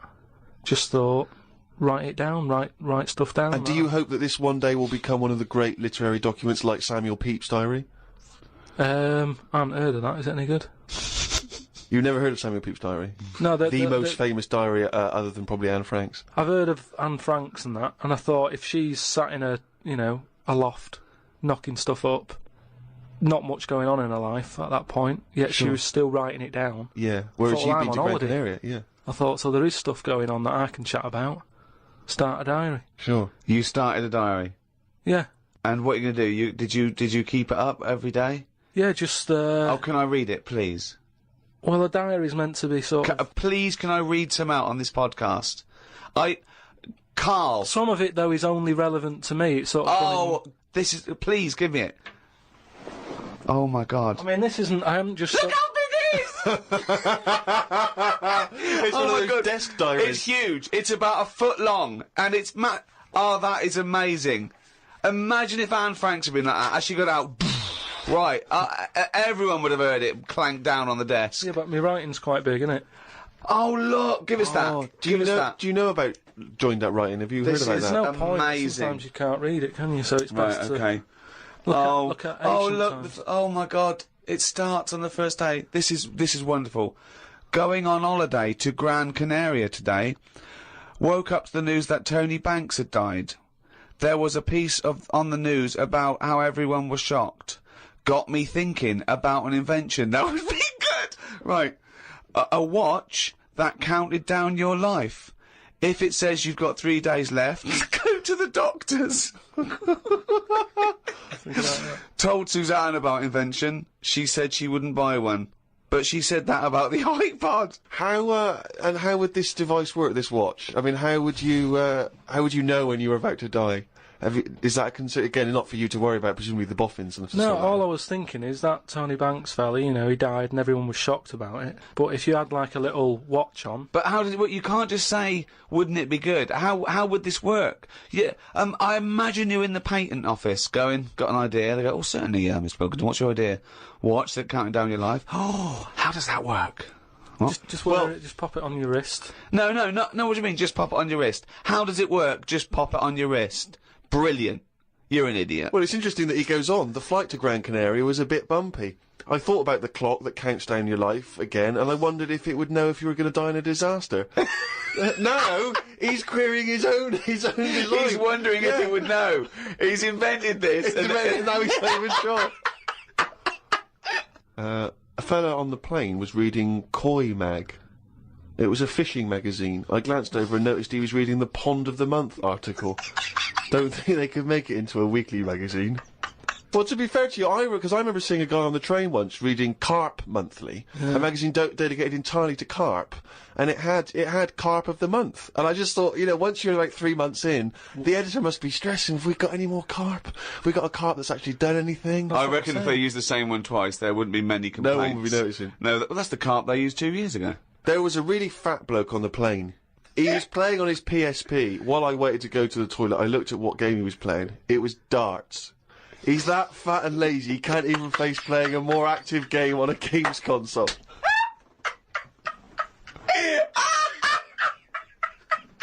Me and Suzanne got off the coach along with a couple of old people. One of them was in a wheelchair. I don't think it was wise of them to come to a volcanic island with a wheelchair. Everywhere's pretty rough paving and slopey. Guess I'll keep an eye on it as the weeks go on. Day 2 in Gran Canaria. Brilliant, we're only at day 2. The hotel's a bit odd. I've never seen as many cross-eyed people in one location. That's enough, isn't it? That's amazing! Well, you may as well let me read on a bit more. No, this is amazing. Well, come back to This it is a later brilliant diary. This might be the best diary ever written. Oh. While sat listening to the Kinks on my iPod, I wondered if everybody thinks in their accent. I know I do. What's this? What are you talking about? Just that, you know, when I've been sat there lying on the lounger, right, and I was thinking about stuff. How do you know you think in your accent? Tell me a typical thought. Because what I mean is, say if I was like, if I saw something, right, do you know how I say, like, oh, that's a bit weird, isn't it? No, but that was I don't being have said. to. But when you think, I don't think the sentence is like I'm saying it. It's just a thought. The thought appears. It's conceptual and it's already there. It's not like I go, Rick, what?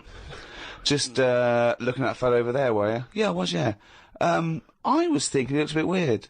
So was I. I don't think out whole sentences. Whereas you have Karl, stop listening to the Kinks for a minute. Look over there. More cross-eyed people. No, well, that's Is that how kind your of- mind works? In a way, yeah. And Brilliant. that's when because I thought Explains a lot. It's great that he has to think of that whole sentences. because I thought that's weird, isn't it? Right, I didn't think that's weird, isn't it? And I thought I actually think in my accent, and then I thought, does Stephen Hawking, does he when he's doing his maths and that? Is he? I don't know where he's from, so I don't know what his accent would be like. I think he's from Kent or Cambridge or Oxford. Or something. Right, so So you think he might think in his voice, in that voice, his box computerised thing. voice? Just wondered. Had lunch inside today due to shite weather. Sat next to an old fella. Old men's ears and noses carry on growing as they get older. Suzanne noticed his fingers were fat too. Maybe they continue to grow. Suzanne didn't laugh when I said her arse had the same problem.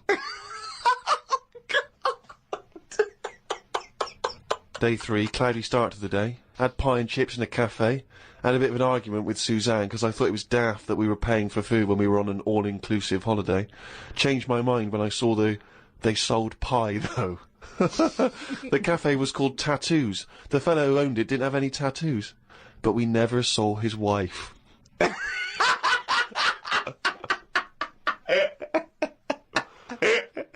Oh, brilliant. Had a drink in a bar. Everyone sat and watched one of the local cats lick its bollocks.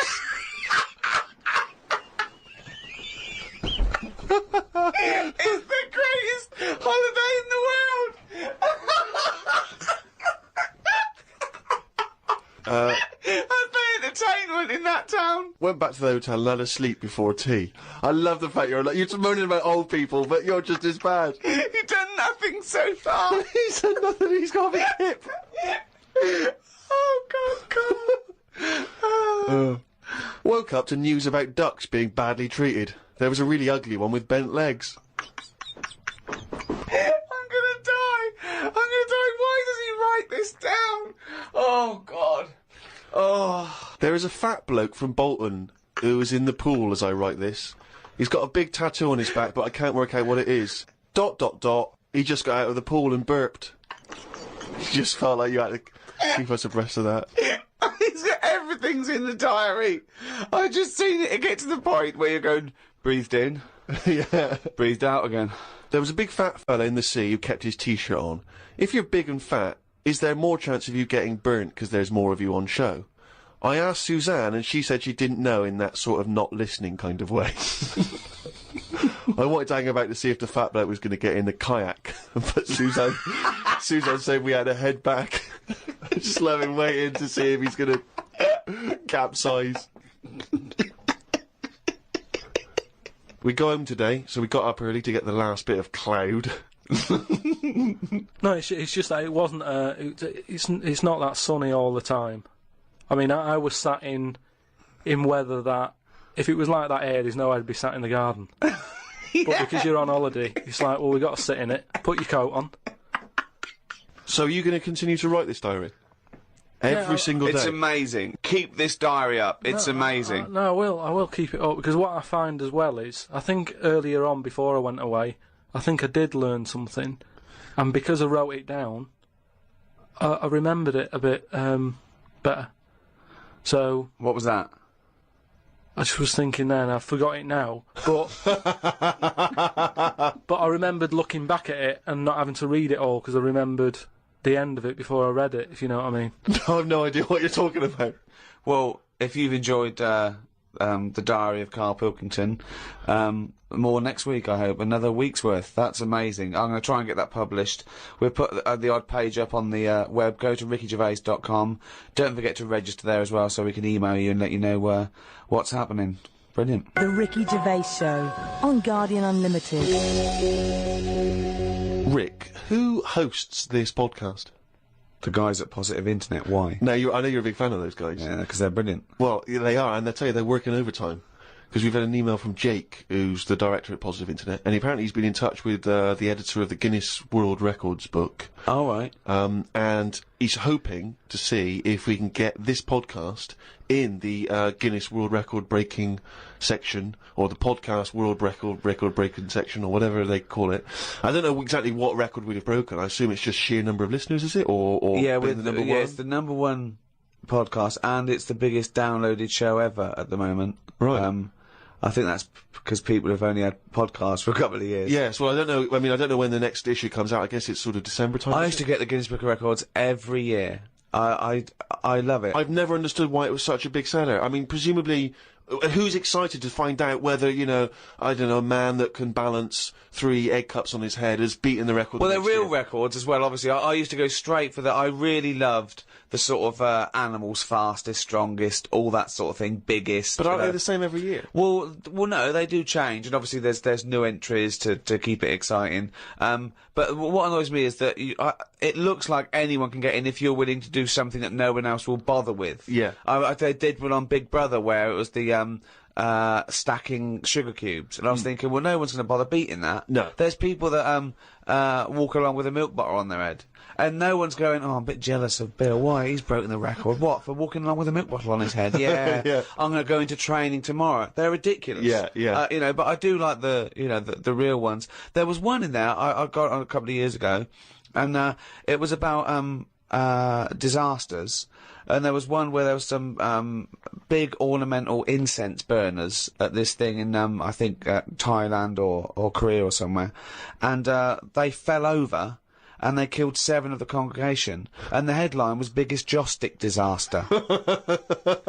Now again, there's no one trying to beat that. There's no one going, we need 8. Yeah. We need 8 people. We're going for it tonight. What do I have to do? You have to stand quite near those big joss sticks. Okay. And what record am I breaking again? We'll tell you after. Also, I think a lot of people waste their energy on this because there's one guy in there that can do the 100 metres in 11 seconds running backwards. And I want to say to him, turn round. Because I think you'd be fast forwards, you know. Yeah, If you'd have only, from the age of 10, sort of, you might be, you know, one of the fastest runners in the world. Because you're never going to be considered one of the great athletes for doing it No backwards. one knows about him. That's not going to ever be an Olympic sport, No. running backwards. No. Or, and now the 100 metres. Oh, one of them's putting a milk bottle on his head.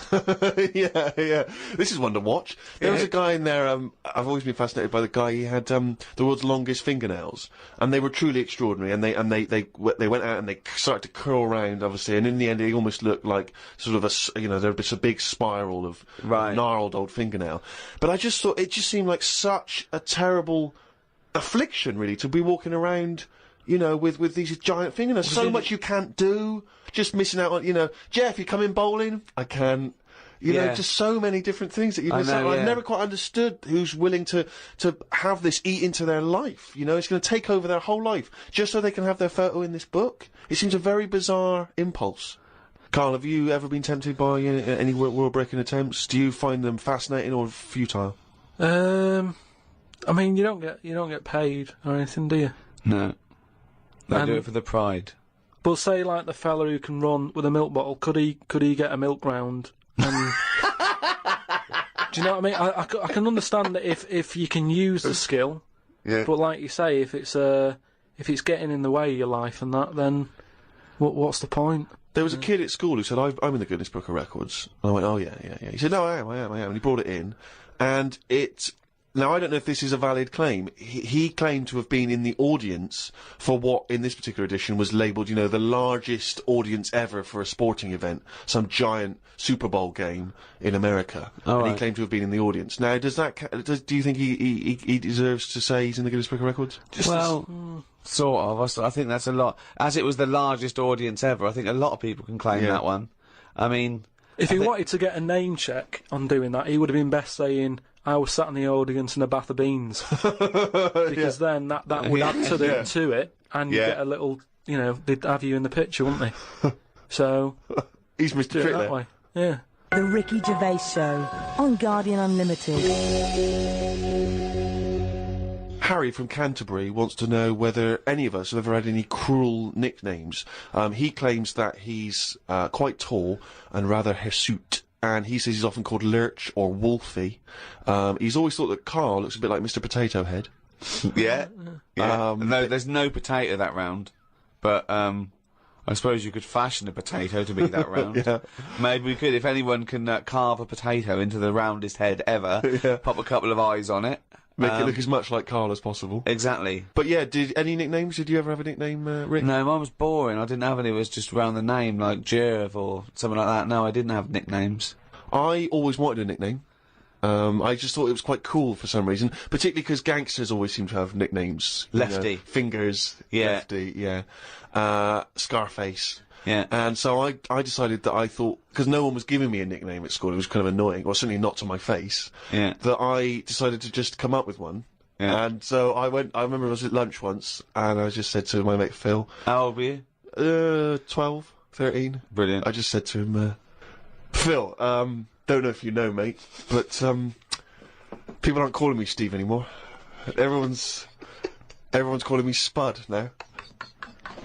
Now, I don't know why I thought Spud, it's weird, we should talk about Mr. Potato, I don't know why I thought Spud was a cool nickname. I think It's a grown-up name, though, isn't it? and it's also because I think it sounded like, it was probably either something that you'd find in one of those kids' books, like The Famous Five, or like the Bash Street Kids, there'd be Spud. And I always imagine with Spud, he's not the leader of the gang, but he's a reliable member. I think You know what I mean? Spud is the biggest lorry driver in one particular sort of car park. Yeah. And here comes Spud. Yeah. And he gets out, all right, boys. And he's big and massive, and a Spud can eat 2 breakfasts. Exactly, yeah. But I just, in my mind, it was, that I would be one day part of a gang, and it's, I'm Pinky, this is Jojo, and the tall guy Spud. And you it didn't catch on, never did it? really caught. And he just went, oh yeah, right. And no one started, and I was hoping he'd go, you know, everyone's calling Steve Spud. Yeah. But of course- Hey, Spud, the first time I said Spud, and you go, what? Yeah, exactly. You'd be really proud, wouldn't you? But I think that it kind of, actually in a way, it probably revealed that I just was probably not in people's thoughts enough to get for the nickname to catch on, you know, because you sort of need to be a real player in the school. I think you should have gone something more memorable. I mean, I'm not going to say anything, goggle-eyed freak or anything. What? No, just... Well, no, that's good advice, Fatty. fatty pot That's belly. the problem, I wasn't fat at school, and I suppose Karl didn't have a round, bald head at school, did you? No. No. Did you have a nickname? Not really. I mean, there was a lot of people on the estate that I grew up on. You know, nicknames are big things on estates and that. Yeah. A lot of my dad's mates, right? What their nicknames did was tell you about them. Do you know how I said about the Elephant Man's a good name? Yeah. Because, like, you know what you're going to get. If someone said, Elephant Man's popping round in a bit, it wouldn't be a shock when he walked in. Yeah. Right? So it worked in that sort of thing, you know. So there was John the Screw, right? John the Screw? Yeah. He had sex a lot, or he worked in a prison? No, he had a DIY shop. so you had him, right? There was Fred the Veg. Yeah. Which is... I assume it's because he was at the same IQ as you. Or he was in a coma. Yeah. Right. There was my uncle, Tattoo Stan. All right. Yeah. He had like loads of tattoos that he'd just done himself. Oh my God. The problem was, because he did his tattoos himself, the ones on his left arm were really good. Because he was right-handed. On his right hand, rubbish. Right? So there was him. Great. And there was Jimmy the Hat. Jimmy the Hat? Yeah. Did he always wear a hat? No, he didn't. That was the point there. That he never wore a hat. That's amazing. Brilliant. How can you pick up on someone never wearing a hat? How would you ever notice? I'll tell you what, I've noticed something about Jimmy. What? Go on. He doesn't wear a hat. Why was he not called Jimmy the Parrot? Because he never carries a parrot. No, but that's just the way, I mean, that's how they work in it. I mean, Here comes Jimmy 3 legs. Why'd you call him that? He hasn't got 3 legs. I didn't really have one apart from, like, I had a CB. You know, like when you'd go on a CB radio and have a chat to people. Oh, this was a craze in the, was it late 70s, early 80s? Sort of early 80s. And, it was just short band radio, wasn't it? Everyone had these little handsets and they'd speak to each other in the sort of local area. Yeah, it was mainly, I think it started off with like lorry truckers drivers, and isn't it? Yeah, truckers, yeah, because there was that thing from like about 1970. Convoy, yeah. Yeah, so I had one of them, and my handle, I had two Handle different names. is your nickname, your yeah, name? there's loads of code stuff. Yeah. I had a couple. I had, there was Pilkington, because like I said, there's a lot of Pilkingtons and that in Manchester, so I just thought, give it a number. If someone wants Pilkington 2, it's open. Do you know what I mean? They can have it. And then, like it's people scrabbling. I want a Pilkington one. And then, because I did boxing and that. Well, you did it once. Yeah. Well, I'd Boxer Boy, because I thought that's quite a good image as well. That's kind of like people going, oh, don't mess with him. Do you know what I mean? If he asks what your handle is, tell him. Do you know what I mean? It's Boxer Boy in that. So just had them two, and I used to just go on there and. Pointless. What is the point of this? Well, you just meet people, don't you? And you don't meet people. You say, "What's your handle?" You go, "Boxer Boy." What's yours? Rubber duck. All right, cheers. No, it's but ridiculous. then you'll say like, then you go, "Oh, what's your 20?" What's that mean? That's where are you? Well, why don't you say where are you? Because just in case there's someone who's listening in who you know, you hear about this all the time, don't you? People listening, jotting stuff down. Oh, right, so just in case someone in the world doesn't know what handle means, they're out of the loop. They're out of the loop. It's not a difficult code to crack, is it? Yeah. If you're trying to track someone. It's hardly the head of the mafia talking to each other because the FBI are on the wire. It's ridiculous. Like, I go, oh, he keeps saying that, what's your handle? And they come back with something else. I can't work out what's going on. No, it's like anything, isn't it? That's what codes are all about, isn't it? You set them up and that. Go on and tell me the code then. Reveal at long last to the world what these codes are. Right, so what's your 20? Where are you? This is better than the Enigma. Yeah. Right, now here we go. Right. How many candles are you burning? Does that mean how big's your car or something like that? Horsepower or something? See? No, that's Oh, what time is it? No, how old are you? How old are you? Okay. Right. How many candles are you burning, of course? Yeah. So what's the answer come back? You go, I'm 15. 14. Brilliant.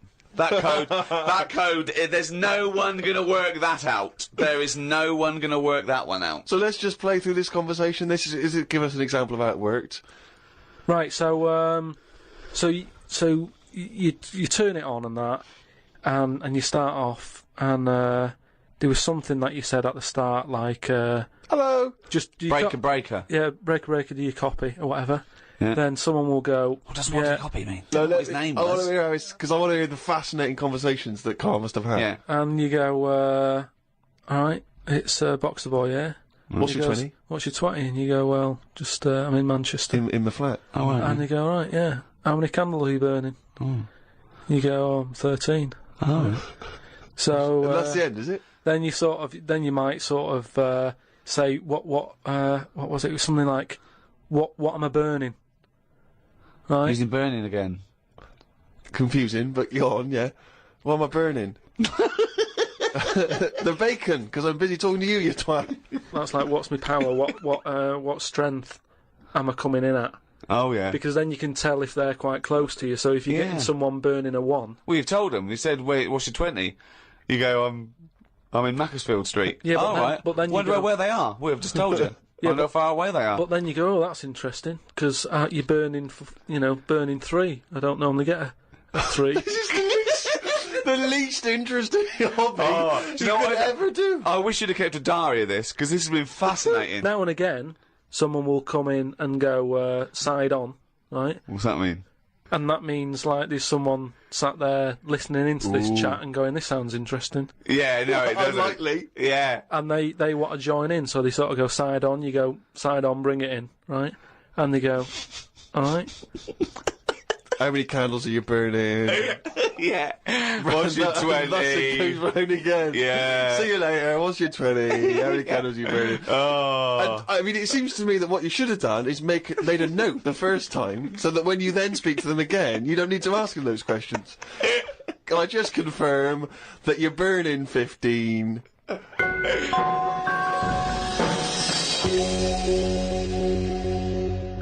It's that time again. Do the jingle.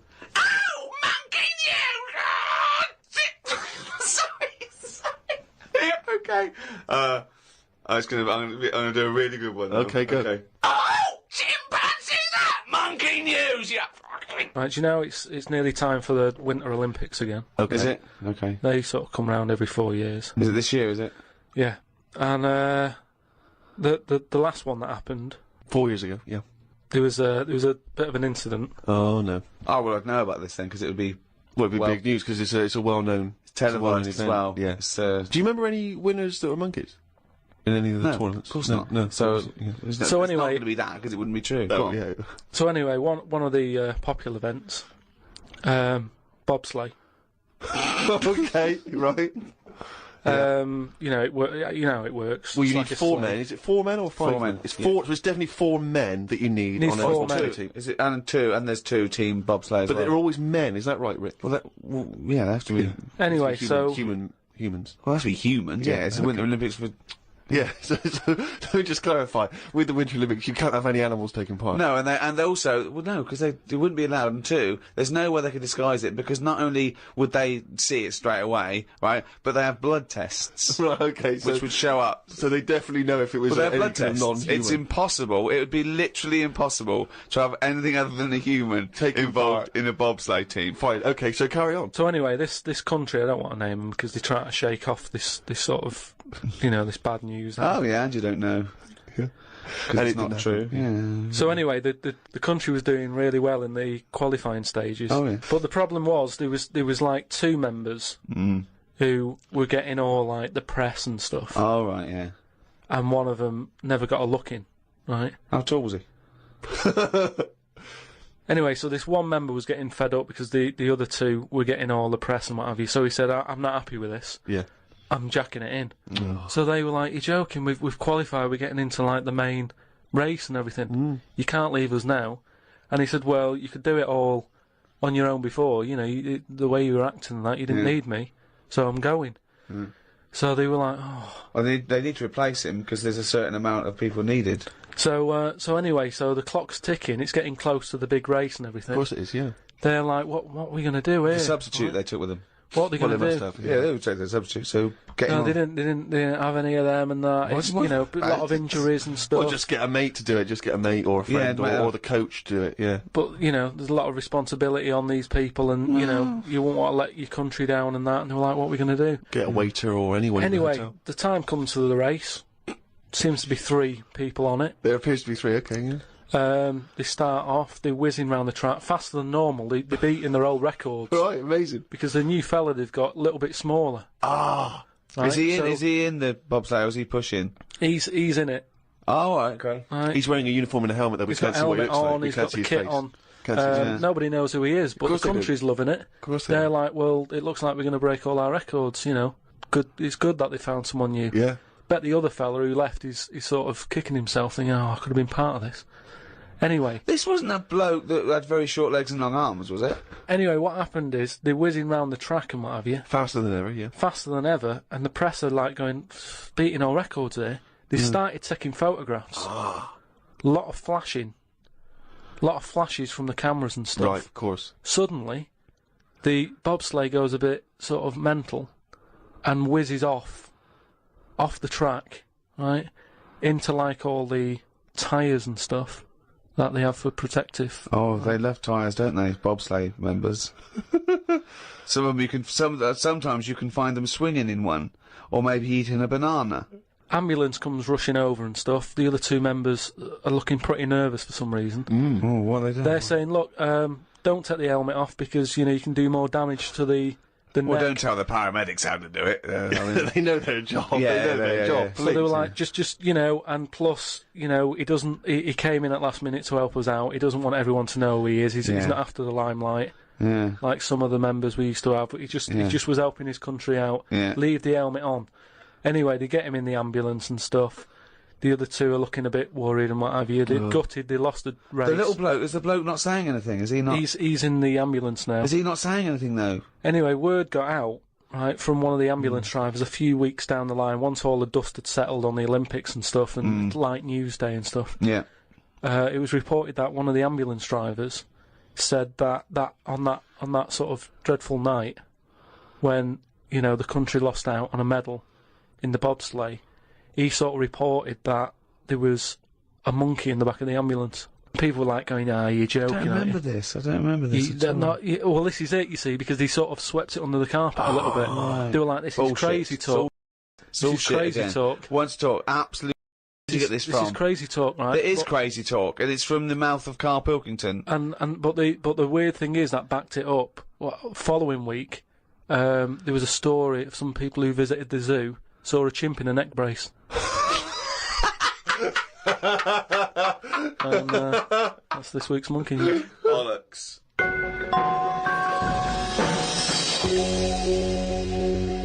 Well, that's the end of another podcast. Thanks very much from me, Ricky Gervais, with me, Stephen Merchant. Goodbye. And Karl Pilkington. Right.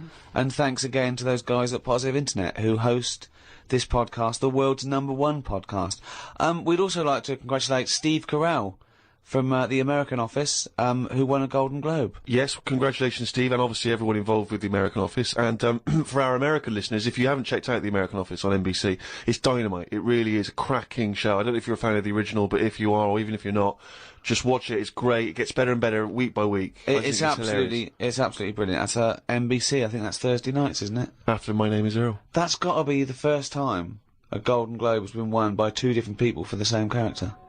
I think you're probably right, mate. Cheers. Hey, congratulations again for winning it all those years ago. 2. All right. 2. I don't need to mention 1, that. 2. Bye. The Ricky Gervais Show on Guardian Unlimited.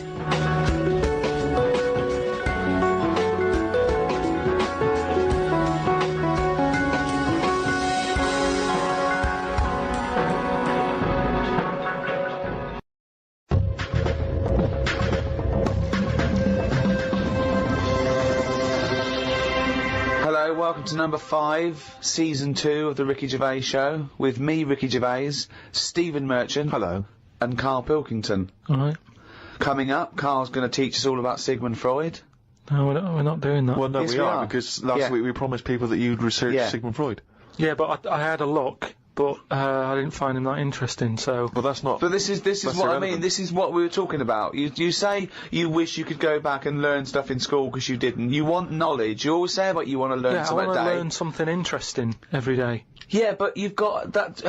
I had a look at the website. It just... SigmundFreud.com. Yeah, he started that, I just had a look. I just did a search on, like, famous quotes from philosophers. Quotes? Brilliant. That'll get you everything you need, a quote. Well, I don't need to know his history. That sums up a man's life work, a quote.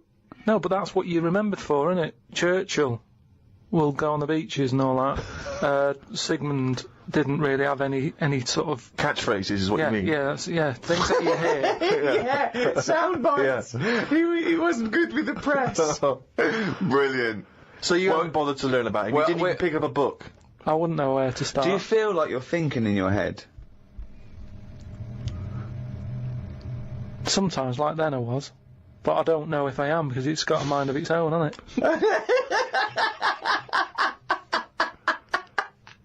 Did look at some of the things that he'd said, and the one Do it now. What have you learnt about Freud? Okay, here we go. This is Karl Educates Ricky and Steve. Number 1, Sigmund Freud. Karl, tell us what you learnt about Sigmund Freud. Right. All I remember was that he said a baby... You look at a little baby having some milk from its mum's breast, right?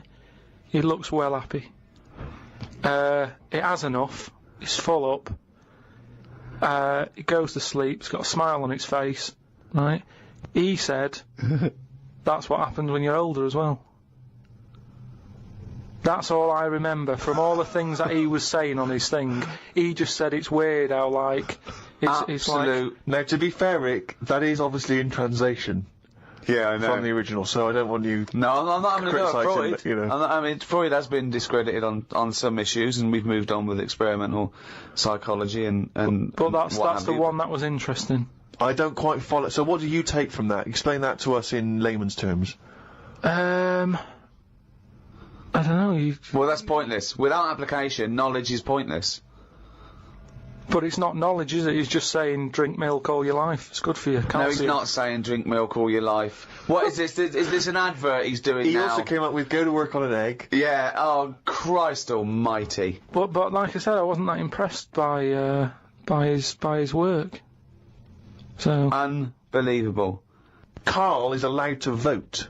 I know. He's allowed to cast a vote in this country. It doesn't make sense. Yeah, no. I wish I hadn't. I've only done it once, and look what happened. I got called up for jury duty.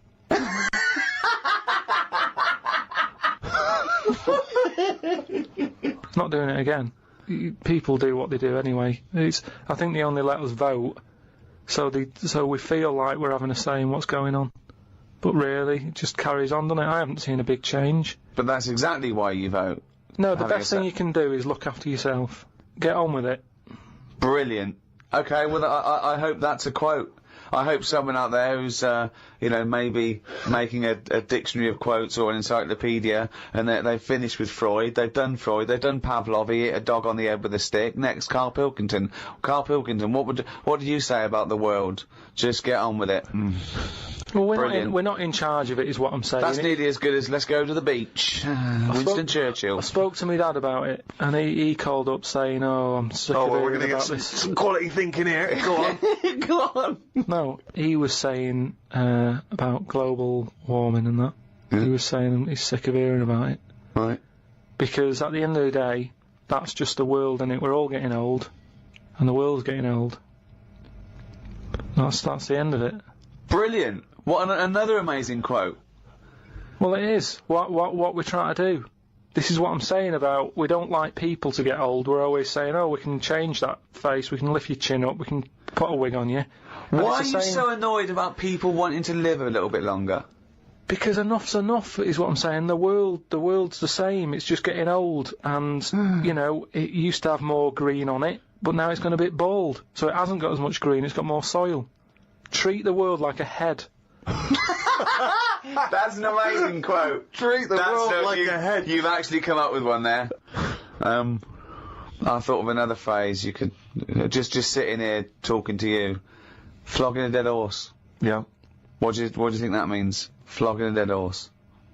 A number of people are still amazed by your complete lack of understanding some of these famous sayings and phrases. So well, that's an easy one. Yeah, that's like you know, get a new horse or No, he hasn't got it. No one's gonna buy it. No, it doesn't mean that sort of flogging. When you're hitting it. Yeah. Right. So what's the point in hitting it? So it's dead anyway, so don't bother hitting it. It's absolutely, not feeling it's pointless. Anymore. It just means it's a waste of time. Yeah, but it depends what that horse has done to you. No, it doesn't. No, it does. It's that thing, innit, of like if a bear attacked you and you managed to hit it on the head and it went down, you'd go and you'd be annoyed. You'd still have built up aggression. You'd give it an extra clout.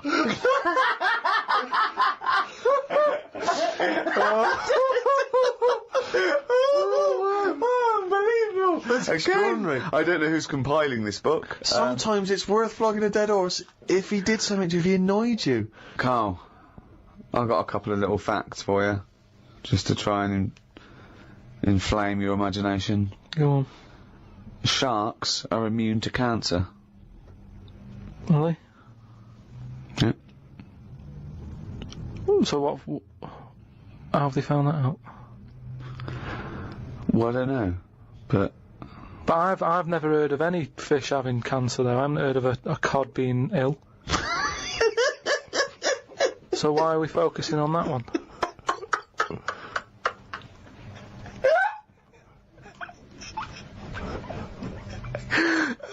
Good point. Okay. Stroking a spider can cause its hair to fall out. What? Because it doesn't like it and it gets stressed out, or is it just that some people are rubbing too hard? No, I don't think it's they're rubbing too hard. I think it's something to do with it. I mean, what sort of maniac is stroking a spider anyway? My mum did it once. Really? Yeah, not to a spider. Right. It was just a little bee. She'd been out, sunny day and that. Got the washing off the washing line. She was bringing it in. Little bee sat on the top of like the bed sheet or whatever it was. Yeah. And she's in the kitchen with it, and she goes, "Look at that little bee there." She started sort of stroking its head, and it loved it. How you did make it clear that it loved it? Well, it wasn't struggling. It was just sat there like, because it must have been like a bit dozy. They get a bit dozy, don't they, in the heat and that. Mm. And he just stayed there on the sheet, and she sort of stroked its head for a bit, and she had to put it out. It didn't go out. It didn't try and escape. It was like, "You've had enough now." And that was that. She sent it out. She loved all that. She loved little flies and stuff, and we had Harry the housefly. What? Harry the housefly. What do you mean? It's just a fly that always seems to knock about in one corner of the room. Right, it's the same fly, was it? Yeah, it was the same fly. Yeah. How do you know it was the same fly? So whenever she saw a fly, she went, "Oh, look, it's back." Well, we weren't letting him in. It's just that it stayed in. Karl, what makes you think it was a pet housefly as opposed to a different fly every day? Because it was always in the same place, in the corner. But it could have been that something about that particular place that attracted flies rather than it was the same fly. Well, I'm never worried about it. It wasn't harming us. It just always hung about. But how do you know it was the same fly? How do you recognise it? We weren't worried about it. It doesn't matter, does it? If like we're thinking another fly's getting a bit of free rent or something, just let it stay. I don't understand why. But why no? Well, no, right, okay. You're in a house, right? There's flies, okay? Not flies, fly. Why do you think it was the same fly for all those years? Just because we haven't got loads of other flies. At no point was there a crossover period where there's two, and it's like, hang on a minute, he's trying it on here. That's what I mean. It was always just one on its own. And we just thought, leave it, it's alright. I don't know why are you suspicious? Why you always think someone's out to do you? No, I don't know why you assumed when you see a fly every now and again that it's exactly the same fly. It just was. It's Harry. The one in our house was the same one. How do you know? Well, alright, I don't, but at no point did I feel suspicious. Speaking of flies, though, and that, they've got one, right? I was out with Ricky, right, and he was reading the paper. There was a story there about a fly that its eyesight was bad or something, and they've made it a pair of glasses, and it had a picture of a housefly wearing... Okay, this is incredible, Steve. Can I take over? Hang on, let me just need to finish a couple of questions for that. So there's a small fly and they've made it a pair of glasses. Yeah. So that it can see better. Yeah. And your concern is what? Well, again, it's just that thing of we're looking after everything now, aren't we? Sorry, I've got to come in here, Steve. Alright. I showed you the story. You saw it. It was a picture of a housefly with a pair of glasses on. Yeah. Right? It was about a one-sentence thing. It was about how far technology's come. Yeah. And a group of scientists using microscopy, right, and laser tools had, as an exhibition, shown that they could make a pair of glasses smaller to put on a hat. They put it on there and they'd taken a picture of it, and it's on display. At no point was it actually, because the fly had bad eyesight, the fly was presumably dead, it was purely an art installation, or a show of technology. I thought you were going to say, Rick, that you'd drawn the glasses on there. Yeah. And he believed it, like, there's a bearded lady in this paper. No. My God, Tony Blair looks like Adolf Hitler. No. What do you think of that, though? But they did it as an experiment. Yeah, but all things start as an experiment. But why would they make a pair of glasses for a fly? How would they know he had bad eyesight? How would they know it was the same fly? Bumping into stuff. I don't know. Bumping into stuff. But why would they bother making glasses for it? And they've got a compound eye. They'd have to make about 1,000 pairs of glasses for a fly. It's just that thing, innit, of human nature is something's wrong with something, let's fix it. And they try and help people out all the time, don't they? When you know, we're always doing it. We're always trying to help people out. Instead of just going, you've been dealt a duff card, cope with it. We're always fiddling. Always fiddle about. It's like that bit about, what was it? This is technology going mad and that. They're doing operations on people, right? And instead of injecting you with stuff that knocks you out, they're going to hypnotise you, and they operate on you when you're hypnotised, but you're still awake, so you sat there awake, you're aware of what's going on around you, but you can't feel anything because someone's hypnotised you. Why are we messing about with that when there's nothing wrong with the injection? Well, there are. I mean, it's not healthy to constantly give someone very dangerous. Yeah, but you just said it yourself there. Constantly. If you keep coming in having stuff done on someone, don't be doing multiple operations. But sometimes you need to. Why? Because of whatever the complaint may be. Yeah, but no, not multiple. Give them 1 or 2 max. After 2, it's like enough's enough. We've operated on you. We fixed that. We're not fixing anymore because it's just there's going to be something else wrong with you because you're getting old, like the world. Get on with it. That's what I'm saying. Stop sort of ploughing stuff into it. Like I've said before about a car. You know, the gearbox has gone. All right, we'll replace it. Oh, exhaust. Well, alright, we'll put an exhaust on it. Oh, the oil filter, forget it.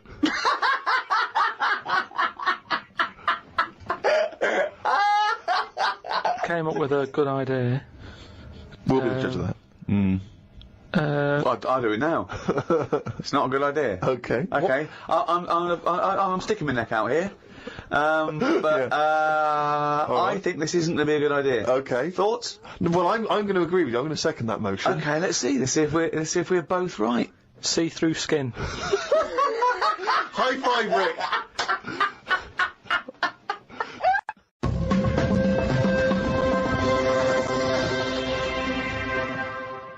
Well, I heard, and you told me this, so I know it's true.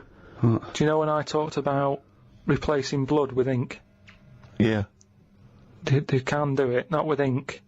With coconut, what was it? Well, one, it said, coconut milk can be used, as plasma. But I haven't had that verified, because it's off one of those websites where there are spurious facts. I've seen facts like, the Impala's fur is just nearly the same colour as grape juice. Which, I don't know who's that aimed at. I don't know, you know. So, what do you think of that, Steve? I mean, I've sort of touched on it. But I've just got to echo what Ricky said. I can't have an opinion unless it's been verified. But why aren't you just being open-minded enough to go, well? No. But That's that's not being not open-minded. Open-minded is being open to the facts that, you know, the possibility. Open-minded isn't believing everything you hear. You don't believe everything you read, do you? A lot of stuff you kind of go, well, that's interesting to... But what, we talked about this, what about Noah's Ark? What about it? Well, you know, you said you believed it because it's in book form, but according to that, didn't he get 2 of every species on a big boat? But we know that's impossible, don't we? Depends where he was. If he was above a zoo, there would have been a lot of different stuff knocking about. That's my only problem with that. A zoo hasn't got 1% of all animal species.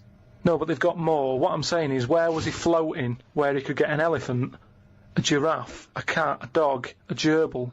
Where were all these things floating about? Well, exactly. Right, that's these my Old only Testament downfall. zoos, they were quite... Yeah, quite but big, exactly. really. But you're right. You're questioning it. How is it possible? But I've just said, a zoo. But what are you talking about? A zoo?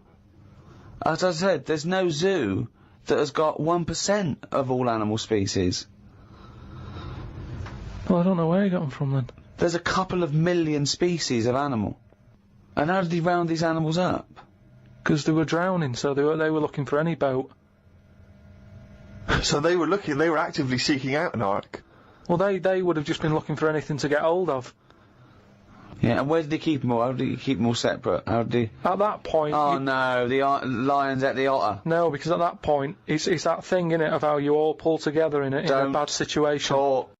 You all chip in, they're all like, oh god, you know, let's be nice to our neighbours. Right.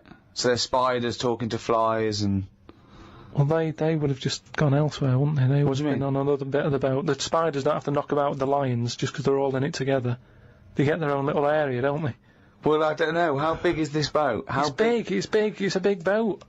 How long... What was the warning he got from God to make it? I don't know. It was a couple of weeks. He probably had, the Extreme Makeover Home Edition team. They all chipped in.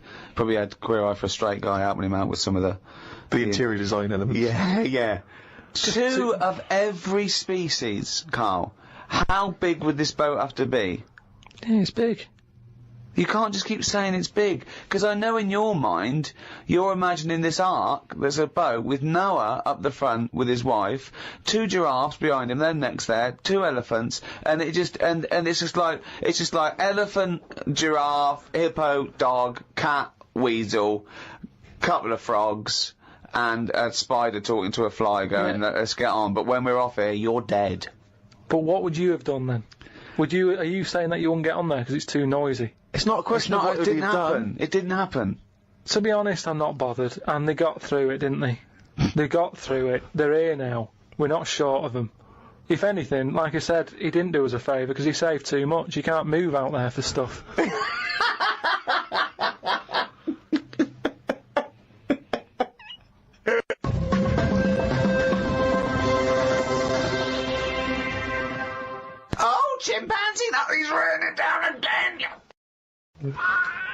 That's the jingle for excerpts from Karl's diary. This is all legitimate stuff. Ricky and I have had no input in this. This is the first time we get to read it.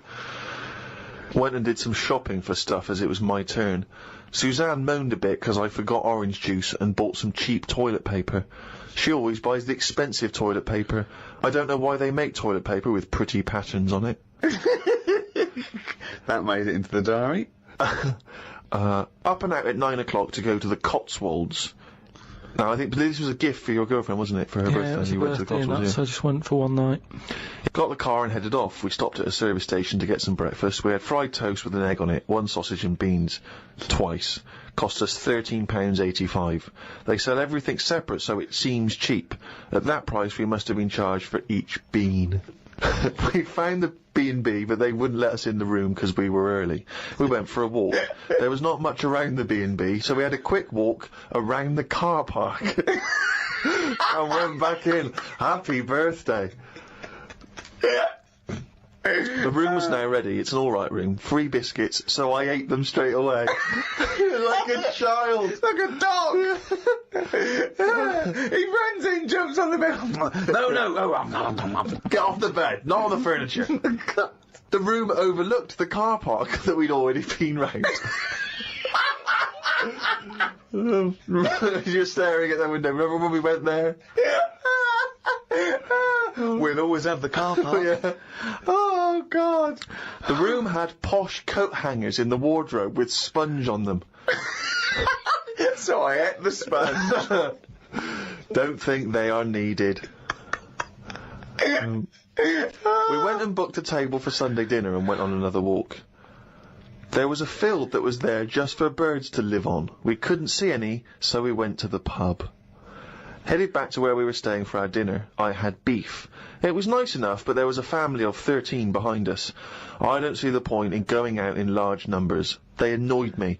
One of the family asked for sorbet before his next course. He was only about 11. He thought he was it.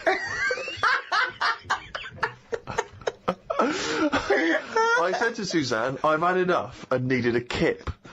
Watched Planet Earth on BBC One. They filmed a panda for 4 weeks and all it did was sit in its cave. It did nout. If I was Fiat, I wouldn't name one of my cars after them as it suggests it won't work or go very far. It'd be like bringing out a Ford Sloth. No one would buy it.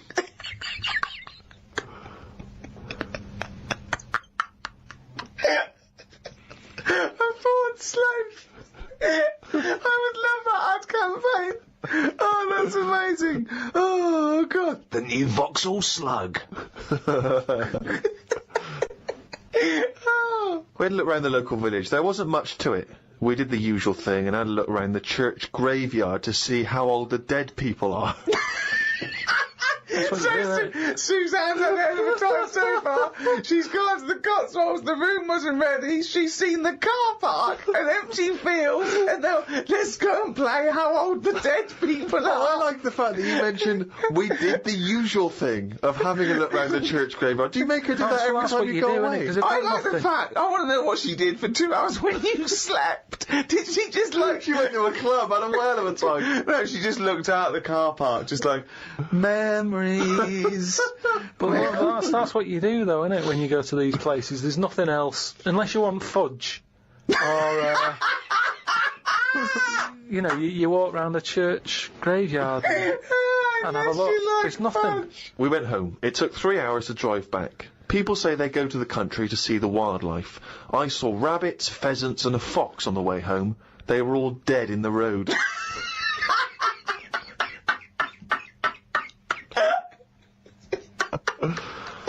I was just intrigued to know, because Rob from Burton-on-Trent has sent this in, and he wants to know that, because he's just started seeing someone, and he wants to know what your advice, Karl, is on how to keep her happy. You know, he's just started a relationship with someone, he wants to know what your advice would be to keep her happy, because, you know, I mean, he won't have heard that you took Suzanne on that wonderful trip to the Cotswolds, so... What's your your advice, really, for someone who's perhaps just started a relationship? I mean, you've been with Suzanne for, what, 9 years? Ages. Mm. I don't think you should have to go out of your way to please them, because then it's not the right person. I think you should just do what you want, and then if they like it, then they're the right ones for you. So don't go out of your way too much. I mean, I got the posh badge for a birthday. That's once a year. Rest of the time, it's kind of like, you know, I like weird stuff. I like watching weird stuff and all that. Now and again, I won't make her watch it. I'll tape it. This is amazing advice. But sometimes This is amazing advice. sometimes you just say, no, come on, the bloke with the two heads on, I want to watch it live. So, give and take is what you're saying there. That's all. It shouldn't be hard. As soon as it's hard, it's not right. So just go about your business. See if she joins in. Brilliant. Another quote for the book. Woke up to the Commonwealth Games on the radio. Now, what are you making of the Commonwealth Games? Is that something that interests you? Are you a sports fan? I'm not really. I mean, Suzanne's sort of been getting up early, especially to watch it. You know how I feel about a lot of it. It just seems to be sort of wasted. If people are running fast, use it. Do you know what I mean? Rather than just try to beat your own record or someone else's, do something where you do have to run. If you're a good swimmer, be a lifeguard. Don't be messing about going up and down. I was swimming recently. I do a lot of swimming, and I've never quite mastered my front crawl. Just never quite nailed the breathing, because it's quite tricky, isn't it? You know, you've got to breathe at the right moment. And so I'm in the swimming pool in the local gym, and there's a guy bombing up and down, really doing a great forward stroke. So I waited till he came up, and sort of went, excuse me, mate. I was just watching you when you were doing your front crawl. I was really impressed. Could you just watch me when I do mine and tell me if I'm going wrong? Why would you go to a man? I know, and that was what that was the problem. It's only as I was saying it did I realise what it sounded like. I've just been watching you swimming up and down. I was really impressed. And you're both in Speedos. Both in Speedos. You know, I'm got the goggles on. Oh, you got special orthopedic, special prescription goggles so I can see when I'm swimming. How much were they? Quite pricey. But why do you need them? There's nothing in a pool to look at. It's not like you're scuba diving. There's nothing. Hold on. Clearly there is something to look at in a pool. Well, no, I wasn't checking. Well, I was checking him out, but I was checking him out for swimming tips. And he just looked at me when I asked him, can you just watch me and offer me any tips? And he just looked at me like I was just mental. That is such a strange thing to say. Can you just watch? I don't know how you had the nerve to do that. Well, it was innocently motivated. Well, I know it's innocent, but what a strange thing to go up to someone and... But what civilization are we living in where we can't just ask our fellow man to help us out with our forward crawl? But we're in a society where we can't. But you know that. It's a strange thing to say. But sometimes it's nice to just think, no, do you know what? I'm not going to fall into the trap of thinking he's immediately going to think I'm gay, or that I'm chatting him up. I'm just going to ask him to do me a favour. There's nothing wrong with that. What if he said, yeah, it's good, yeah, do you mind coming and help me with, my plastering? You'd have said, no, I can't. But it's not the same. He's in the swimming pool. He's there in the pool. He's swimming up and down. He's, you know, it's not no skin off his nose to just offer a bit of kindly advice. If your car's broken down in the middle of nowhere and someone drives by, you know, it's a generous thing to do. Just stop and maybe look under the bonnet and help them out. I agree. But I don't see how that's any different. Yeah. You know, and in the end he did, and all he asked was that I wake him off. No, he didn't. I'm joking.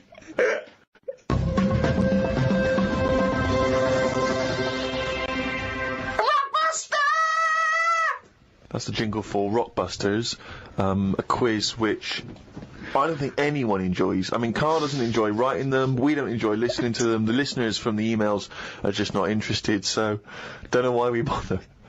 But anyway, here we go. Last week's clues, go.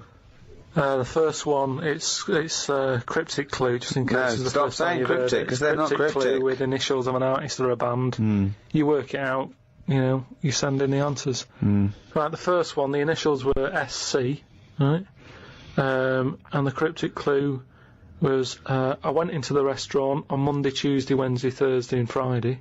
The fella making the food, he was there each time. Okay. Right? So you got to think about it, this is what I'm saying. Yeah, just tell us the answer. What is he? He's a cook, isn't he, if he's making the food and that. If he was there on Monday, Tuesday, Wednesday, Thursday, Friday, it's the same cook. Right? Yeah. So what have you got there? Same cook. Same cook. Sam Cook. You said same cook. Yeah, but if I went, the way I look at it is, if I worked in a record shop... The way you look at it is, If I was you in a get record close to shop, Karl someone and came in just and say said, it. "You got Sam Cooke?" I'd go, "Yeah, sure, he's in the jazz section or whatever." Right, the second one. Bollocks, that is bollocks, that one. Go into that woman's store and rip her off. Right, so what's a store? Shop. Right, if you're ripping someone off, what are you doing? Stealing. Another way of... Conning. Right, okay. And what is it? It's a shop, it's a woman, so what am I saying? What's the initial? C. Con shop. Right. It's a woman. Corn her shop. There you go. Shop. So Steve worked that one out, well done there. The last one. I'm stunned. You've had a go at laying down a track, but it ain't perfect. Go on then. What's that? So a track is... Yeah, what's the initial? E. Okay. So you've had a go at laying down this track. Yeah. So when you're laying down a track, it's like it's a mix, isn't it? Yeah. You've had a go at doing it. You've just you know, it ain't perfect. Right. So you could say it's a, what's another word for not perfect? It's a bit of a like, that's a bit rough, isn't it? It's a bit of a rough mix. It's your rough mix. Your rough mix. Your rough mix? I've never heard of that band. That's not bad. Annie Lennox, isn't it? Your rough mix. So Your rough mix? Candice Morris in London. Got them. I really don't know what to say. So signed picture off to her. I feel embarrassed that we're still doing it. Okay. Yeah, well, we're jacking it in a bit. Should we just not mention it again, like it never happened? Well, let's do monkey news next week. No, we're not doing monkey news. There's nothing going on. I'd be doing it if there was monkey news going on. It's not going on. We can't do it. Rockbusters has to fill the gap. Are we doing this week's? Hurry up. CK. Depressing. Oh God, we got this week's to come. I thought this was over. CK. No. Do you know the songs that you sing at Christmas? That bloke who sings them is brilliant at it. Right? CK. Second one. MG. I told the old man that the grape tree was mine. What? I told the old man that the grape tree was mine. And what's the initials? MG. Right? Okay. Bit of an easy one. And I ask you if you believe in Father Christmas, right? What would you say if I asked you? The initial is S. Is that specifically Ricky? We might as well keep it as Ricky, yeah. I ask you if you believe in Father Christmas, what would you say? So have they got, is there any prior knowledge? Do they have to guess what I'd say? Well, they'd know, it's obvious what you'd say about it. Oh, this is so bad. So it's an embarrassment, this. Yeah. So it's a little quiz. Leave them thinking with that for the next week. Right, what are you going to learn about next week? podcast@rickygervais.com. Just send them in. Embarrassing. Don't bother if they're... Right. Well, that's about it for another week. It's the end of number 5, number 6 next week. Keep coming to rickygervais.com. That way keep you abreast of things that are going on. We've made a little video, haven't we, Karl? That we might pop up there. And, we've had a few emails about the old shows. People came into them late in the season. Well, you can now get all 12 episodes of the first season, on iTunes. And I think that's a 2 or 3 quid in England, or $5 or so, I'm not sure. But you can get those now, all 12. So, from me, Ricky Gervais, goodbye. From Steve Merchant, goodbye. And from Karl Pilkington. Right.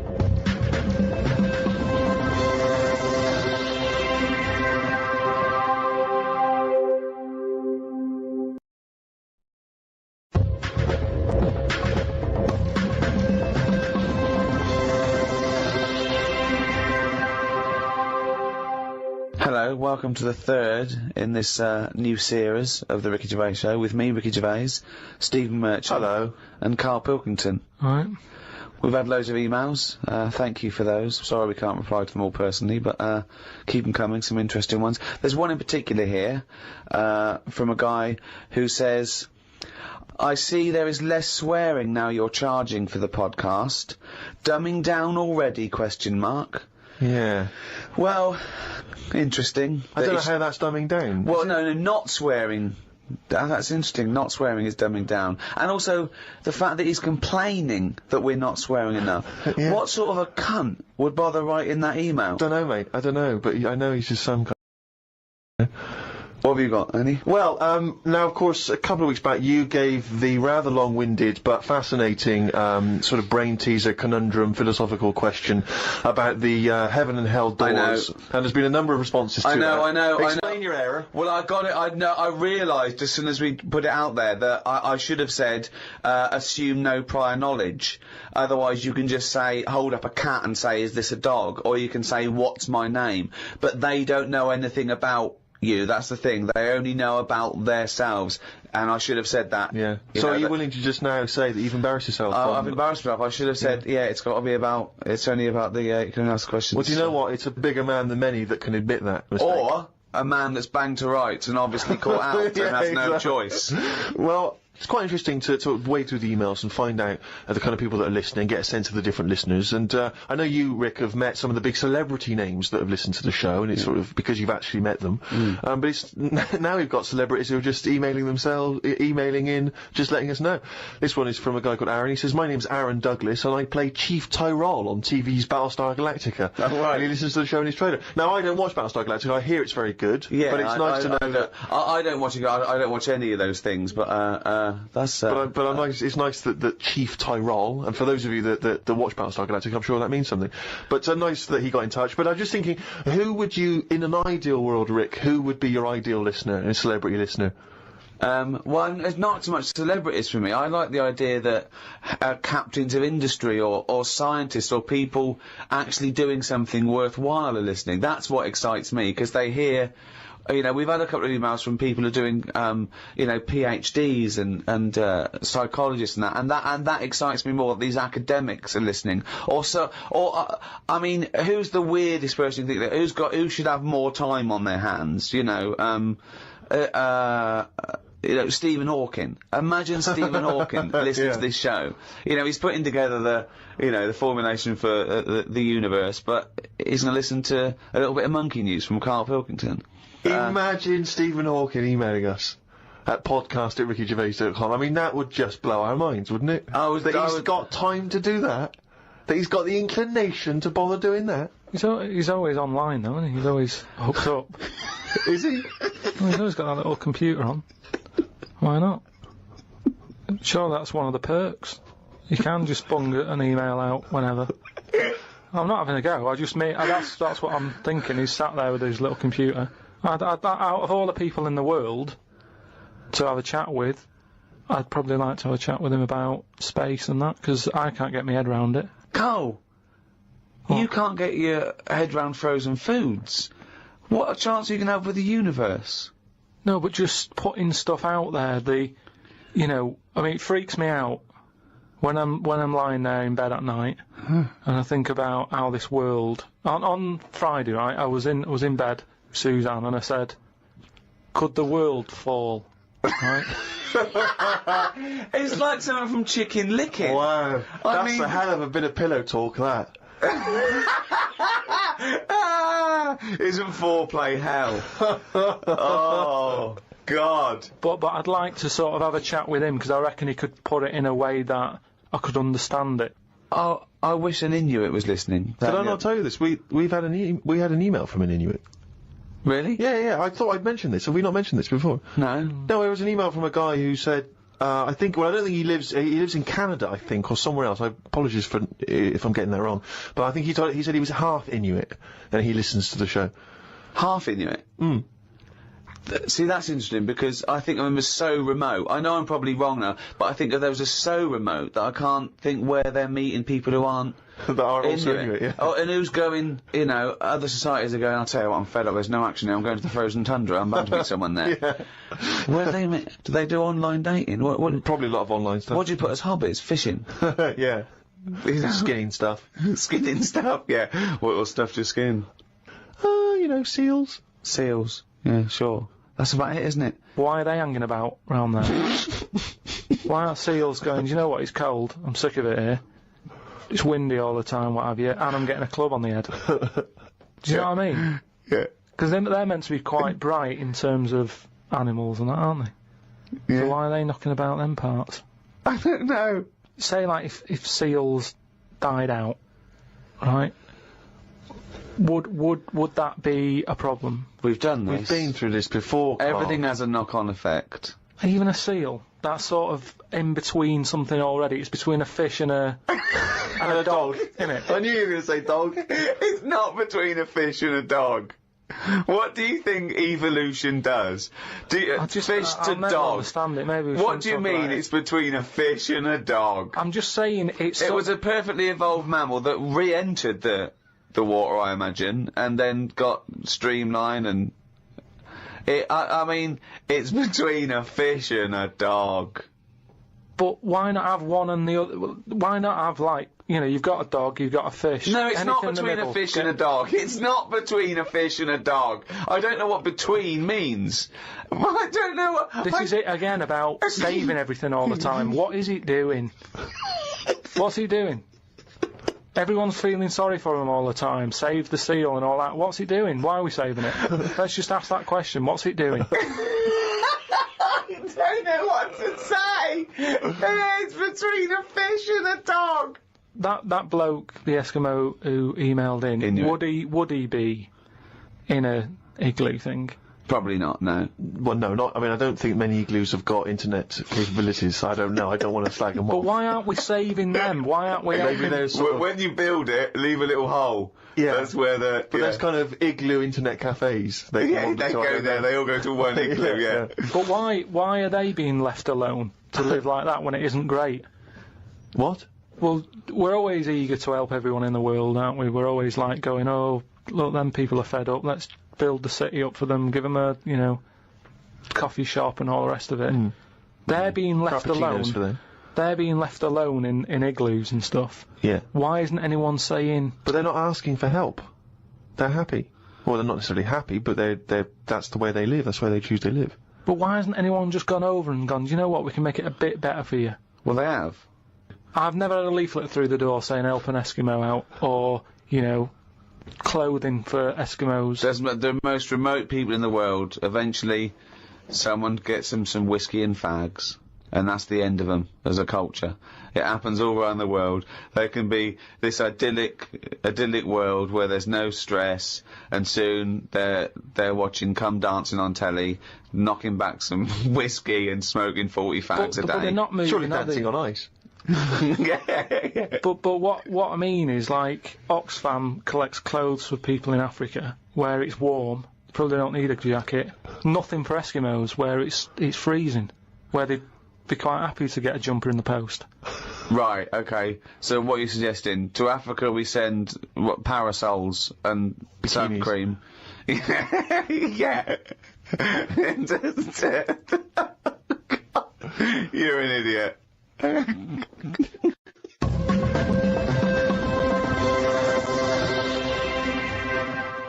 Out of all the people in the world to have a chat with, do you know, what's his face? That German doctor.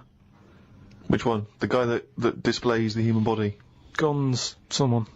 Guns Traven or something. Oh, right, yeah. He's pretty good. Just like the way, you know, he cuts stuff up, shows you how the body works and that. Sure. And have you learnt anything from that? Well, I don't... Is he a proper doctor? Because it's just that he's always... I mean, I could cut a body up. I never see him sort of put it back together. Is anyone keeping an eye on him, sort of going, well, who is he, actually? I'm sure he's a proper doctor. Well, he sort of cuts bodies up on the telly and sort of goes, here's how, like, intestines work or whatever. Right. And he just he holds them up, fills them with food, and he goes, look, they go fatter.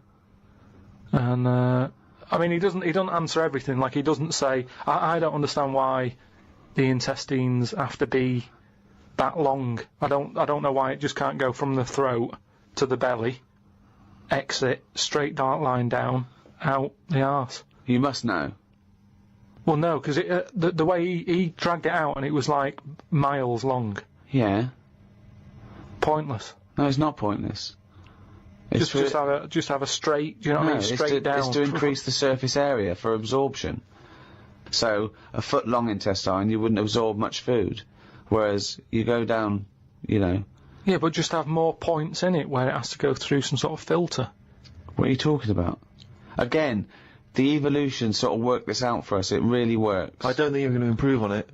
In your mind, some kind of kerplunk style. No, but what I mean is that's probably that long because years ago they were eating dinosaur, and that might have took a lot of indigestion or something. I don't know how chewy it was. It might have been quite fatty, dinosaur meat, and it needs to go through all that. Now we're eating like yogurt. So I mean, we don't need anything that is doing that much work anymore. All the food is mashed up. Auntie Nora, right? All her food is mashed. Right? She doesn't have to chew anymore. She's got teeth, but she doesn't need them. And that's how. She's got teeth, but she don't need them. No, but that's how we're she moving could have her on. intestines removed then. Well, no, but this is what I'm That's saying. our other problem, wouldn't it? We're changing everything all the time, aren't we? I mean, there's some fella who was looking at on the internet, identical twins, right?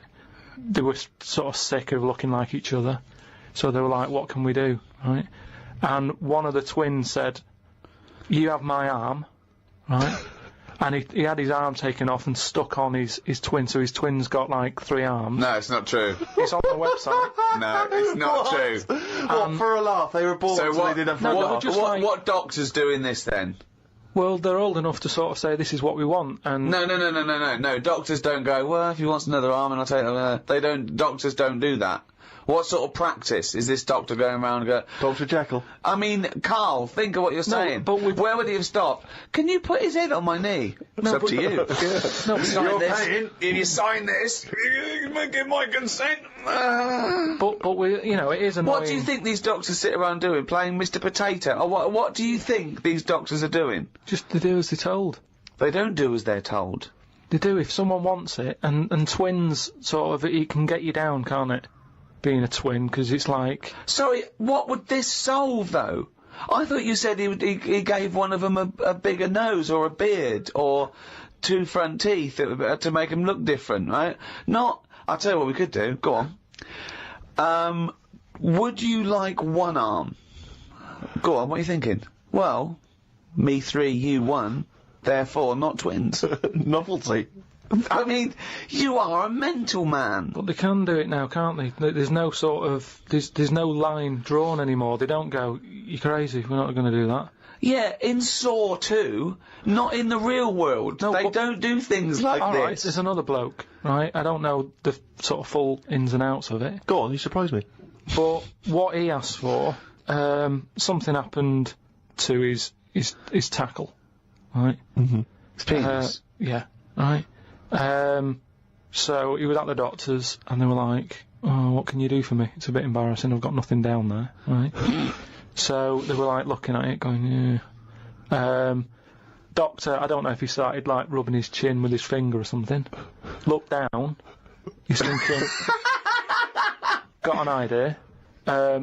You've got a lot of fingers, how many of them do you use?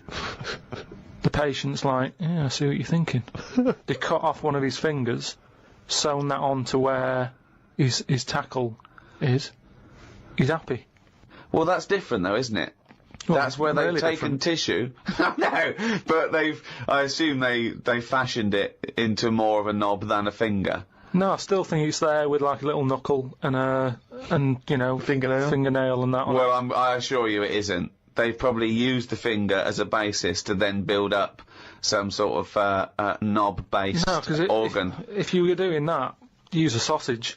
I mean, why lose a finger for... Well, I'll tell you why. Because your finger has your tissue, your blood type, and therefore would graft near your testicles. A sausage is a thing that's made by a butcher out of offal, okay, that really can't be grafted onto any part of the human body. That's why they very rarely use any meat products in surgery. I know, yeah. Well, I mean, why not use a sausage? You're a mental case.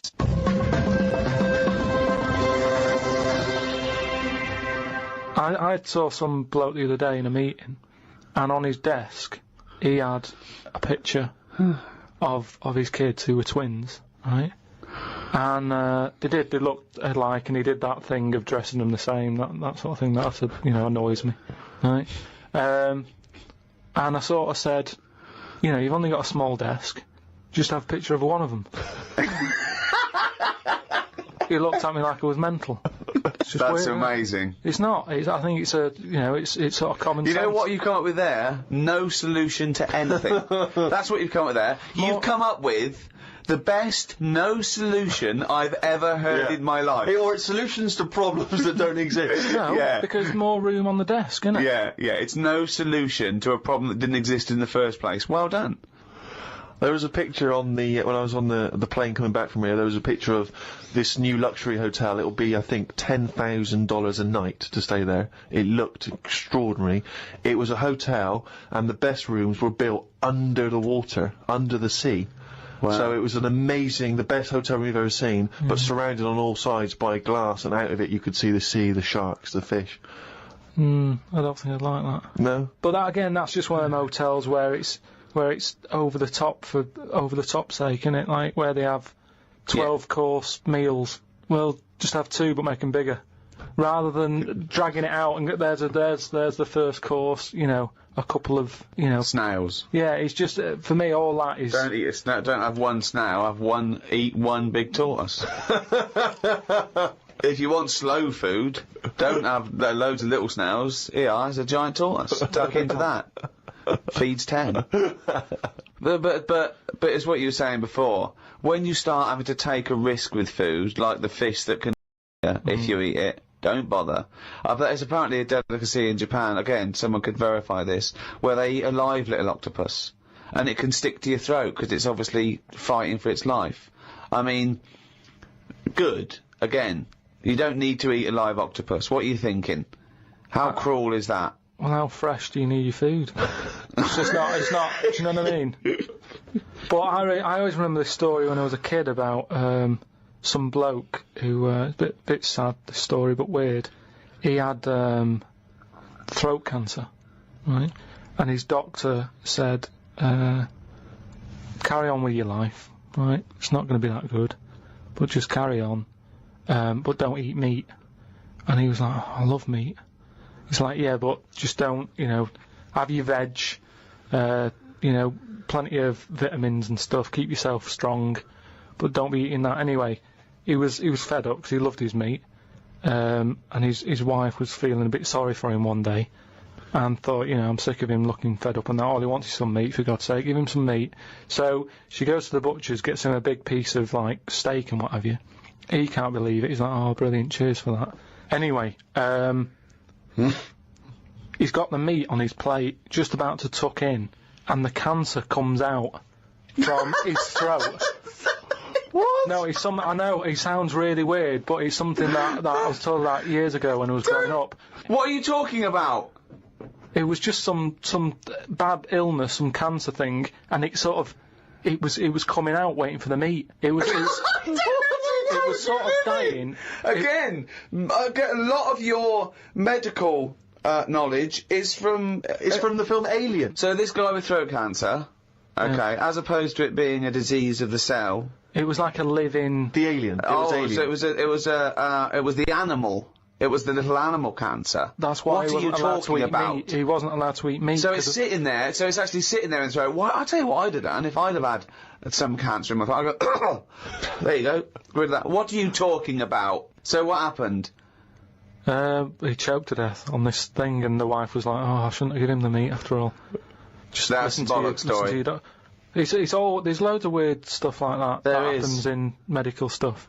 Well, the terrible thing is, if you got testicular cancer and you eat meat, your bollocks come out of your trousers, and they're all over the plate, and you have to be asked to leave the restaurant. The other thing that I was told when I was younger about medical stuff and that, who's telling you this stuff? My mum told me about it. Jeez. Because she always says to me dad, because he has too much meat, and she's always like, remember the feather with the, and he goes, the troll in his throat. But my gran, she had something wrong with her eyes, and they sort of took them out, and they were just dangling on her cheek, and she could still see through them. They were operating on her. Well, yeah, you would have, yeah. They sort of say... No, she wouldn't have been conscious, though. No, they were then, because it's something to do with the eyes, and it's like... No, it's no good operating on eyes if your eyes are asleep. What do you mean, your eyes are asleep? It's like a heart, isn't it? You want to keep them awake. No, So keep what the do you eyes mean you want to open. keep them awake? What, heart surgery is blokes awake?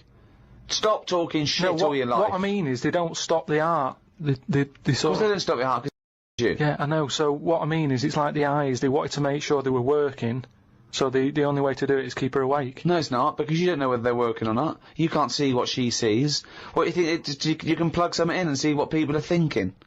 It was something like that. No, it wasn't something like that. Well, she could see. She No, said it she was couldn't. really weird. How, like, you know, you can see... She can see her knees.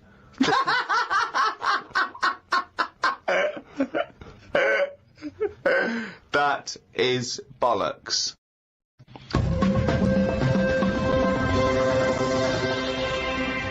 Oh, chimpanzee, that is only gone and written it down, the little... That's the jingle for Karl's diary, excerpts of which we read each week. Get straight into it. A band from the Conga have won the Best Newcomers in a Radio 3 competition. They use pots and pans for instruments. It says that the Conga is a poor, sad place. So why do people do that happy dance at the end of parties called the Conga? Right, one is the Congo. There's no place called the Conga. They come from a place called the Congo. Where do you come from? Okie dokie. It's a terrible place that we don't know whether to put our left leg in or our right leg in. Sometimes we shake it all about. We're not sure if we should. But, Conga! Fucking hell, you're such a... Went into the gadget shop today. It's full of stuff that we don't need. Gadget used to be a good word that made you think of James Bond with all his gadgets. The best thing I could find in the shop was a clock that ran on potatoes. We are definitely going backwards. I agree. Well, who cares about that? You know, a little electrical impulse, so what? Had a night out with old schoolmate. Found out about more of the other lads I went to school with. One is living underground. What do you mean living underground? Not like a mole. Do you Yeah. mean he's got a basement, or do you mean he digs a hole every night? My mate went to visit him and he said it had been raining really heavily and that, and it's all the rain's running in. What do you mean he went to visit him? He went down here? What's that? That's an hole in the ground. Yeah, come in. He just said, oh, come round to us, and he's living underground. What do you mean he's living underground? He wanted to be in the army but was turned away, and that's the closest thing you can sort of... How is get that like similar the- to Oh, living that's in the exactly army? like the army, yeah, where they teach you trades and, you know, I don't know. engineering and flying. He's happy down there. He said it was really muddy and what have you. He said he won't be going back to visit him. What's he got down there? Just stuff, just like a sleeping bag, a lamp. That's what I think. He's dug himself a subterranean cave. Near my old infant school, they knocked it down because it was like a wreck. You'd be in the class and you could lean on the wall. Yeah, And some your hand silence. would go through it and stuff. And they knocked it all down, and I think that's when he was at his most happy, this bloke. I believe this, though. I believe someone he went to school with now lives in a hole. That doesn't shock me. Whether the tales I've heard of horses in houses and big-headed kids with webbed hands and feet, you know, and him, I believe that someone he went to school with now lives in a hole. That isn't bizarre to me. You spent far too long with him, if that, now you're just happy to accept. I totally accept that. I'd be surprised if I walked round where he lived that there weren't more people living in holes. His dad wanted to throw his budgie on the fire. True. His budgie died, his dad said, let's throw it on the fire. I mean, his mum, what did your mum do when your budgie died? She just was worried about the other bird that was left, so she made it a bit of company by getting a rock, getting a feather off the dead budgie, sticking it on the rock, putting it in the cage. So, a man living in a hole It's not is unusual. not that bizarre. Right, carry on. I read me science magazine. Some things I learnt from the science magazine. Number 1, space is running out of space. We should stay out of the sea because shark attacks are up. Yeah, probably 4 a year now. Well, he just says here, we should just stop going in the sea. Yeah. There's no need for it. Exactly. Why is there no need for going in the sea? Just because there isn't now, is there? We've got loads of land. So just, you know, one or the other. We walked out the sea. Now, this is what I mean about going backwards. Getting back in it again. We came from the sea originally, now we're going back in it. Don't go in it. Unless you're in a boat. The rules, according to Karl Pilkington. The rules of Karl Pilkington. Oh, God. Did the podcast and then went for a walk round Manchester Square. Years ago, a woman lived round there who had a head like a pig. She was known as the Pig Woman of Manchester Square. That made me think if there were other pig-headed women knocking about London. Do you know what I mean? Why was she nicknamed that? Why not just the pig-headed woman? That suggests to me like there was loads of pig-headed women, and that's the one of Manchester Square. Right. Well, no, it was more to do with identifying her, not amongst other pig-headed women, but go, have you seen the Pig Woman of Manchester Square? I.e., go down there and see the Pig Woman, it's in Manchester Square. What happens if she's walked off from there, though, and you go, well, no, but I saw one on New Cavendish Street. No, the same woman? She'll always come back if you rattle the feed.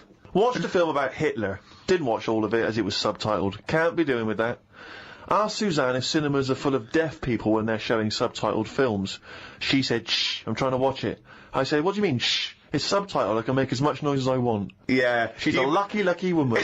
You must be a joy to watch a subtitled film. I mean, the concentration is up there already. I mean, it is hard to concentrate. It's not as easy as when you're hearing it, because you read things, but, it's possible. If you had a buffoon going, I'm just gonna sit here and make as much noise as I want, what's the point of that? Yeah. What is the point of that? I mean, it's possible, but why do that in a cinema? Just walk into a subtitled film and go, right, everybody, let's all do the conga. Well, yeah, or during ballet. Ballet, they're just dancing. You don't need to listen to the words, just have a conversation. We're having our bathroom done. The bathroom man was round at 9 this morning. We weren't allowed to use the shower because it all had to be bone dry before we could use his waterproof filler. Not that waterproof, then. Went for a brew with Ricky. We talked about monkeys and how they are closer to humans than they are to apes, and how bees will drink cider to get off their heads. Now and again there is a bee that lets the drinking get in the way of the work, and other bees sting it to death. Blimey. Yeah, well, there's bees. They love a drink, and they will drink pure alcohol. They drink 100%. They drink ethanol. I don't know why. They love getting off it, and they fall down and they're drunk, right? A bee can take in the equivalent of 20 litres of wine, right? But some bees get addicted in the same sort of percentage as human addiction, like 10% of bees, they can't get enough of it. They take ethanol, they take cider apples and that, and then when they get back to the hive, they go in a bit pissed, and they've got guard bees, and they go, come on, we've all had a drink. Bouncers. Yeah. They sort of are, right? And they push them away, and push them away again. Then the next time they go, right, I've had enough. And they give it a good hiding. And, Karl couldn't get over this. I saw his face, but I knew that he was thinking of that bee with sort of like eyes rolling round his head, a little bit belligerent with his jacket on backwards. Yeah. And the bouncer going, come on, son, we've all had enough. Then move away, Yeah. move away. You're not coming in, alright, you're wearing trainers. Yeah, you're wearing 3 pairs of trainers, and, I'm sick of it, But what I did find out, because I went home and went on the computer trying to find out about drunk bees knocking about, they're not actually meant to fly. It's only because they don't know. Fly. Well, no, but if they were told that you're not actually designed to fly, they wouldn't bother. No, this is that thing that goes around that aerodynamically, on the face of it, looking at the size of the wings and the body proportions and everything, that it's a surprise that they can fly. Okay, it's not that. No one's ever told them they can't, and as soon as someone tells me not meant to fly, they all fall out of the sky going, oh, what are we doing? Like in a cartoon. No, but it's something about the confidence and that. At the moment, nobody's saying it's nothing to do with the confidence. There is no such thing as confidence in bees. A bee never loses its nerve. That's not why it drinks. Because what are you drinking for? I'm just not confident anymore. There's no point to turn to the bottle. I can't go up there again. You're an idiot.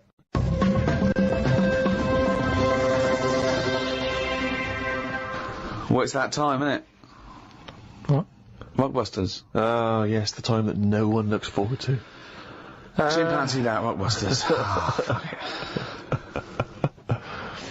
Right, so, gave you 3 clues last week, 3 cryptic clues. Some initials of a band or an artist you emailed in. Rob Harding got it, right? Oh, nice work, Rob. So, well done. The 3 clues, the first one was RP for the initials, and the clue was steal that woman's flower. Right? Yeah. So that was a cryptic clue. The answer there is rob her plant. Rob her plant. Rob her plant. I don't know who that is though. There's no artist called Robert Plant. That's like Robert Plant. Robert Plant. is Yeah, but you his don't name. say that. You sort of go, oh yeah, I'm into No, you it. do say it. Have you got the it means new like album by Robert Plant? Yeah, Robert Plant. They wouldn't go what? I don't know. I don't know. Plant. Are you saying rubber plant? The second What are you one, saying there, Karl? Though the second one was. it doesn't work. The initial was B, and then that was keep whacking the cooker with a stick. Right. Yeah. Didn't have to be a stick. We pointed that out. Just keep whacking the cooker. Keep whacking the cooker, yeah. That was B. That was B oven. Beat oven. I don't know who that is either. Is that a group? Beat oven? Is that the Beatles? Who's the Beat ovens? Classical sort of stuff. Beethoven. Beethoven. No, you said beat. Again, they got it. Hold on, wait a minute. Just saying though. They No, got it. it's bollocks. Rob because Harding got it. No. Beat oven is not Beethoven. You got it. Do you understand? The last one, the initial was M, right? I just want to know who Robert Plant is. Don't be worrying about rubber. No. Because it's not a name. He's not the one in Led Zeppelin, is he? So M was the initial. The clue was Venice. It's all water, innit? How would you describe it? There's hardly any land, right? So canal. If there's hardly any land, right, it's more water. What sort of water would you get, right? Wet. And then what? Wetville. No, but just like water that in Venice. What sort of water is it? It's sort of muddy. No. Muddy waters. No, but how would you describe Venice? What's the If there's more. But what's the initial again? M. If there's more muddy waters. If there's more sea than land, what would you say? You'd probably say there's sort of more of it is sea, isn't it? More is sea. More is sea. So that's the answer. I don't know that. Who is that? Morrissey. So well done to. That's the worst one you've ever done. Well it's ridiculous. That's the worst you've ever done. It's ridiculous. Morrissey. Right. If they're that shit, don't do it anymore. So well done to Robert Harding. He's in London. Right, this week's there's another 3. Oh so, God, we haven't even come to this week, so I've forgotten that. Fuck, this is the last time we do this. Monkey News back next week. Oh. No. Yeah, well, this is shit. This is pathetic. Really, it's making you look a bigger moron than you are. Morrissey, Robert Plant. They don't fucking work. Let's do Monkey News. They're getting them right though. It's a bit of fun, isn't it? Bit of shit. Right. The first one, the initials ND. Right. ND. Who is it? Sing songs and that. Right. ND. The clue, that Jamaican fella doesn't want anything. So you've got to sort of imagine, why is it a Jamaican fella? Yeah. Right? That Jamaican fella doesn't want anything. ND. Second one, the initial is E. I ask him to pass me the ball by using their head. Right? It's a band or an artist again. I ask him to pass me the ball by using their head. And the last one, TR, the initials, TR, he's got the woolly ones, but I've got the ones that run and charge at you. What forgot? What? He's got the woolly ones, but I've got the ones that run and charge at you. So what forgot? And what's the... TR for the initials, right? Email in, podcast@rickygervais.com, we just pick a winner, send you some stuff. That's Rockbusters. Right? Well, that's, end of another half hour of... Could I just say this? Absolute drivel. Yeah, I mean, really more than ever. I mean... can I be honest with you now, Rick? I'm embarrassed to put my name to this week's show because the amount of twaddle there's been spoken. It's my name on it, which is the embarrassing, but, you know, let's take the village idiot, that is Karl Pilkington. It's his fault, because I realised not only has he got an head like an orange, he's got a fucking IQ of an orange. So it's goodbye from me, I'm not saying my name, goodbye from Steve Merchant. Why are you mentioning my name? Don't mention my name. But mostly, goodbye from Karl Pilkington. Mainly his fault.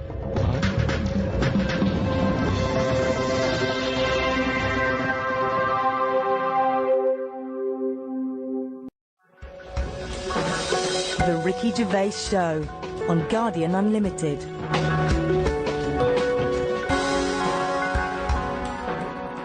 You're listening to Ricky Gervais with me, Stephen Merchant, and Karl Pilkington. Now, you probably know me from such works as The Office and Extras. Stephen being my co-writer and co-director on those things. For those people who are not so aware of Karl Pilkington, he was our producer, sort of given to us when we first started on XFM. And you're thinking, well, why are we doing a podcast? Why are we doing a podcast for no money? Is there no money? No. It's free, innit? It's free download. But this is what I'm here to answer. It's because I like to be in a room with Karl Pilkington. You know, like some people go and help sort of chimps. Do they? Yeah. Well, they go to the jungles and things. And help out little sort of endangered Diane species. Fossey or whatever. Exactly. You're very much the Diane Fossey of the Manchester scene. Of the little bald mank world. And Karl Pilkington is an ongoing experiment for me, because I've seen him blossom from an idiot into an imbecile. And I want to see it through. Look at the way he's looking at us through the glass. Look at that. He's got a perfectly round head. And that's why I'm doing this podcast, or bodcast, as I'm going to call it in his honour. Little round-headed bod-type freak. If you're not familiar with Bod, we can maybe put up a picture of Bod, the popular cartoon kids character. Go to rickygervais.com and you will see a picture of Karl and a picture of Bod. And you draw your own conclusions as to the likeness. Karl, what do you think about all this? That's alright. Are you excited by this new technology? What? Podcasts? Yeah, exactly. It's just, I mean, we are living in that sort of era now, aren't we? That you need to listen to stuff on demand when you want it and stuff. I know you're not a fan of the iPod in general, are you? Or any of the MP3 things? You're concerned? I'm warming to it, but... This is what's amazing about Karl. Even though he's talking about things like MP3 players, computers, iPods, he sounds like he was found in a glacier and thawed out. Do you know what I mean? And sort of taught to speak. We're a couple of high school guys who found him, and we're trying to ingratiate him in the gang, trying to pass him off as someone from the modern day. No, but my thing with iPods is, now, do we need them? Do you know what I mean? We're living in that era now where we have invented most of the stuff that we need, and now we're just messing about. They said that in 1900. Someone actually said everything that's to be invented has already been invented. They said that in 1900, and how wrong were they? No, but what came out? At what point? What was invented in that year where they went, right, that's it now? What did they invent in 1900 that made them go, we've done it all now? Well, just think a little bit, right? The 20th century. Think what happened in the 20th century. Go on. Well, cars. Planes. Yeah, but is that a good thing? Planes and that. Do you need a plane, really? Wouldn't it have been better if we all stuck where we should be, instead of travelling about? War. Well, look, war's happening, isn't it? Because everyone's saying, well, now we can fly, we'll go over there. So there were no wars prior to the invention of the aeroplane? Not like there is today. Right. But what I'm saying is, the world's got smaller, hasn't it? Everyone's saying that, right? Yeah. You know, the way I was saying to you the other day, you know, we now go to places where we shouldn't go. People go on holiday to places where you've got to have an injection before you go there. Yeah. Forget it then. That's a warning. Don't go there. I'm with you on that. I don't want to enter a country where I have to have an injection to stop me from dying while I'm in that country. Right, I totally agree with you on that. So what happened is, so they invented the plane, and it's like, oh, let's go on holiday, and then they go, oh, die now. Oh, well, you've got to invent something, let's invent an injection. And then it's like, right, well, what else do we need to go to that place? There's a lot of faffing. So what I'm saying is... Is that a place? A lot of faffing? What I'm saying is, you know, Steve's travelled more than I have. You've been to, like, dangerous places. I've been to places where you need injections, yeah. Yeah, but why? Because it's fascinating, isn't it? You know, don't you not believe in that idea of travel broadens the mind? You know, it makes you experience other ways of life, other ways of thinking. It just enriches you as a human being. That's the whole reason people go travelling. Well, since the invention of the telly, you don't have to go that far to see it. You're absolutely right. So there you go then. The telly was the 20th century, wasn't it? Yeah, it's pretty good. So where would you stop then? You'd stop making stuff now? Stop inventing stuff right now? Or do you think we could carry on for another 5 years, see what comes up, and then just draw a line under it all? Well, again, we're just messing about, and But there's still things to do, isn't there? I mean, I know, I could throw things up, you can always get answer about it, but, you know, a cure for cancer, a cure for AIDS. Yeah, but should we mess with that? What do you mean? Because there's too many people in the world as it is, isn't there? So that's a way of controlling it, so that, you know, like, look at London, right? It's overpopulated, the rent keeps going up because there's more and more people surviving, right? If you let them die, it's going to even itself out. See, I was saying to someone the other day about maybe we should look at, if we're going to invent something, right, forget, like, the traditional way of people having kids, right, the way they, you know, have it away in that. You know, What do you mean? What do you mean? No, you know, like, the way that, you know, we have kids and stuff. If it'd be good if what happened was to control it is if man and woman, right, they're born and that, they enjoy their life, they learn a lot, they live to be about 78, I think, by that point. So specific. Yeah, 78, No, yeah. but by 78, I reckon you've sort of got to that point where you go, do you know what, I've done everything I'm going to do. If you haven't bungee jumped by the time you're 78, you're not going to do it. No. You know what I mean? So it's kind of like... Your hips have come off. You've done it all now, so I've had my innings. Yeah. And then you die, right? So, say if everyone had that, they live to be 78. But then, just as you die... They give you the bumps. You get... You have a little baby inside you, and as you die, your life carries on.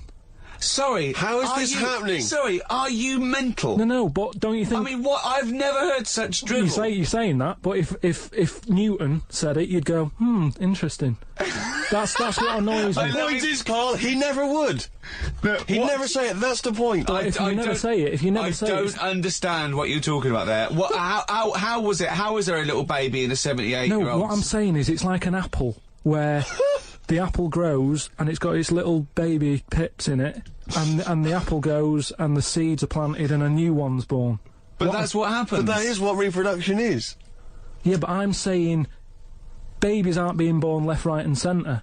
It's controlled, so that as someone dies, someone's born. But Karl, stop. Whose responsibility is Look, this? if you don't want to do it, we won't do it, but I'm Is it just... supposed to be nature? Has nature got to develop humans so that we act that way, we live that way, or is this a scientific experiment? He said to you then, he said, look, if you don't want to do it, we don't need to do it. Like, if you were up for it, we'll sort it out. We can do that. We'll have a wit round, so we can do the research. I just think, at the end of the day, we've got to do something. And is anyone keeping an eye on this and looking at what we can do next to control the population thing? It does my head in that I've got to live in London for work and what have you, and there's loads of people here, and, you know, forget going out on a Saturday night, it's too busy, and you can't move, and they keep... I mean, what annoys me about London So is... your solution is that 78-year-old women have little babies inside them, and as they slip away into death, the little babies... And how is that baby then raised? Who looks after the baby? Because it's a pretty good system, having a baby while you're young enough to look after that baby and make sure it lives to, you know, reproductive age itself. I mean, that system's been working for years. Nature's sort of sorted it out. Natural selection and evolution sort of makes that a good model. But wait a minute, nature. Pop that on hold, because Karl Pilkington's got an idea. Yeah. That's what it was, just an idea. Yeah, well, it was nonsense. But thank you for it. The worst I mean, it was the ramblings of someone you'd find by themselves in a hospital eating flies. Yeah. This is the sort of thing you find when, if they find, maybe a pamphlet or a booklet written by a psychopath. You know, someone, just before they went on a rampage and then turned the gun on themselves, they go through their possessions and they find a book and it's got weird drawings, women with knives in their face, and this kind of garbage. In fact, I saw a similar sort of theory written out on a wall, but it was written in shit. Exactly. Yeah. No, all I'm saying is, I think, it's, you know, when people die normally, everyone's fed up about it, aren't they, and a bit down. But if when you pass away, you go, oh, we're gonna miss Gladys or whatever, but then there's this new life brought in, it's almost like a bad news, good but news. you're talking about it like someone could pick this idea up and run with it. Like you've given them enough information to do it. How is this possible? Where does she get the baby from? Why does it grow? Why grow it in Gladys's belly? Why not have it in a drawer? But what I'm saying ready to go, just add water. I mean... Who looks after son of Gladys? There is no theory here. There's no... It's the ramblings of a madman. What I'm saying is, though, the body's always changing, innit? From caveman to now or whatever. In some cases. And they're always finding out more and more. Like I read the other day about how they're saying, do you know, like they say, people have 6 senses. Yeah. There's loads more than that. Right, and there's this one. I say, show me that you've got one. No, right, and there's this one that's knocking about. Go on. That what it is. Say if I'm in a pub, right, and I'm just doing a crossword or whatever. Unlikely, but go on. And there's some woman who's walked in, right, and she's staring at me. Yeah. I know she's looking at me, and I look up and I look round, she's looking at me. Right. And they're saying that's a new sense that they found out from, like, you know, doing tests and what have you. Yeah, it's rubbish. And they're saying okay. that's been around since like man and dinosaur was knocking about. But it could be, you know, peripheral vision. It could be a footstep stopped, and usually when someone's footsteps stop, they've stopped. No, they've explained I think it's safe to assume that, you know, that with your perfectly round head, people are always stopping and looking. No, but they explained You just know that there's probably going to be someone there if you look right. They said it's from the time when, like, caveman was, like, wandering about, and he'd go, hang on a minute. And he'd look round, there's a dinosaur there, or whatever, and he'd leg it. This is nonsense. I hate when people use the term when caveman was wandering round. Caveman and dinosaurs, oh, they used to live together, yeah. Oh, that's the same era. Yeah. What have you been watching? Raquel Welch? What do you mean? Well, what do you mean caveman wandering, knocking around with a dinosaur? You know the Flintstones is only partly based on fact. Dinosaurs and man did not coexist. The dinosaurs had long gone before man arrived. Extinct. Kaput. You don't believe us? What, you don't believe because you've seen... Because you saw that film where they took pictures of lizards and magnified them and put them next to men in films so they looked like they were fighting. Yeah. No, but why couldn't that have happened? What is the film with Raquel Welch? A Million Years BC. A Million Years BC or something. A Million Years BC. Brilliant. Yeah. Yeah. No, but... She had a sort of woolly mammoth bikini. Fact. But why wasn't the dinosaurs back then just like how we have dogs now, in a way?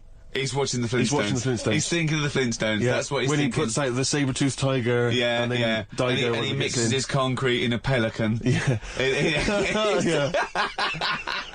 I just think that there must have been a crossover point.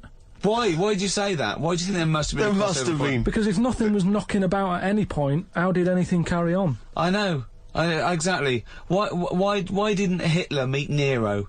It's weird, isn't it? There must have been a crossover. They must have met somewhere. They must have met at a party somewhere. They mixed in similar circles. Yeah.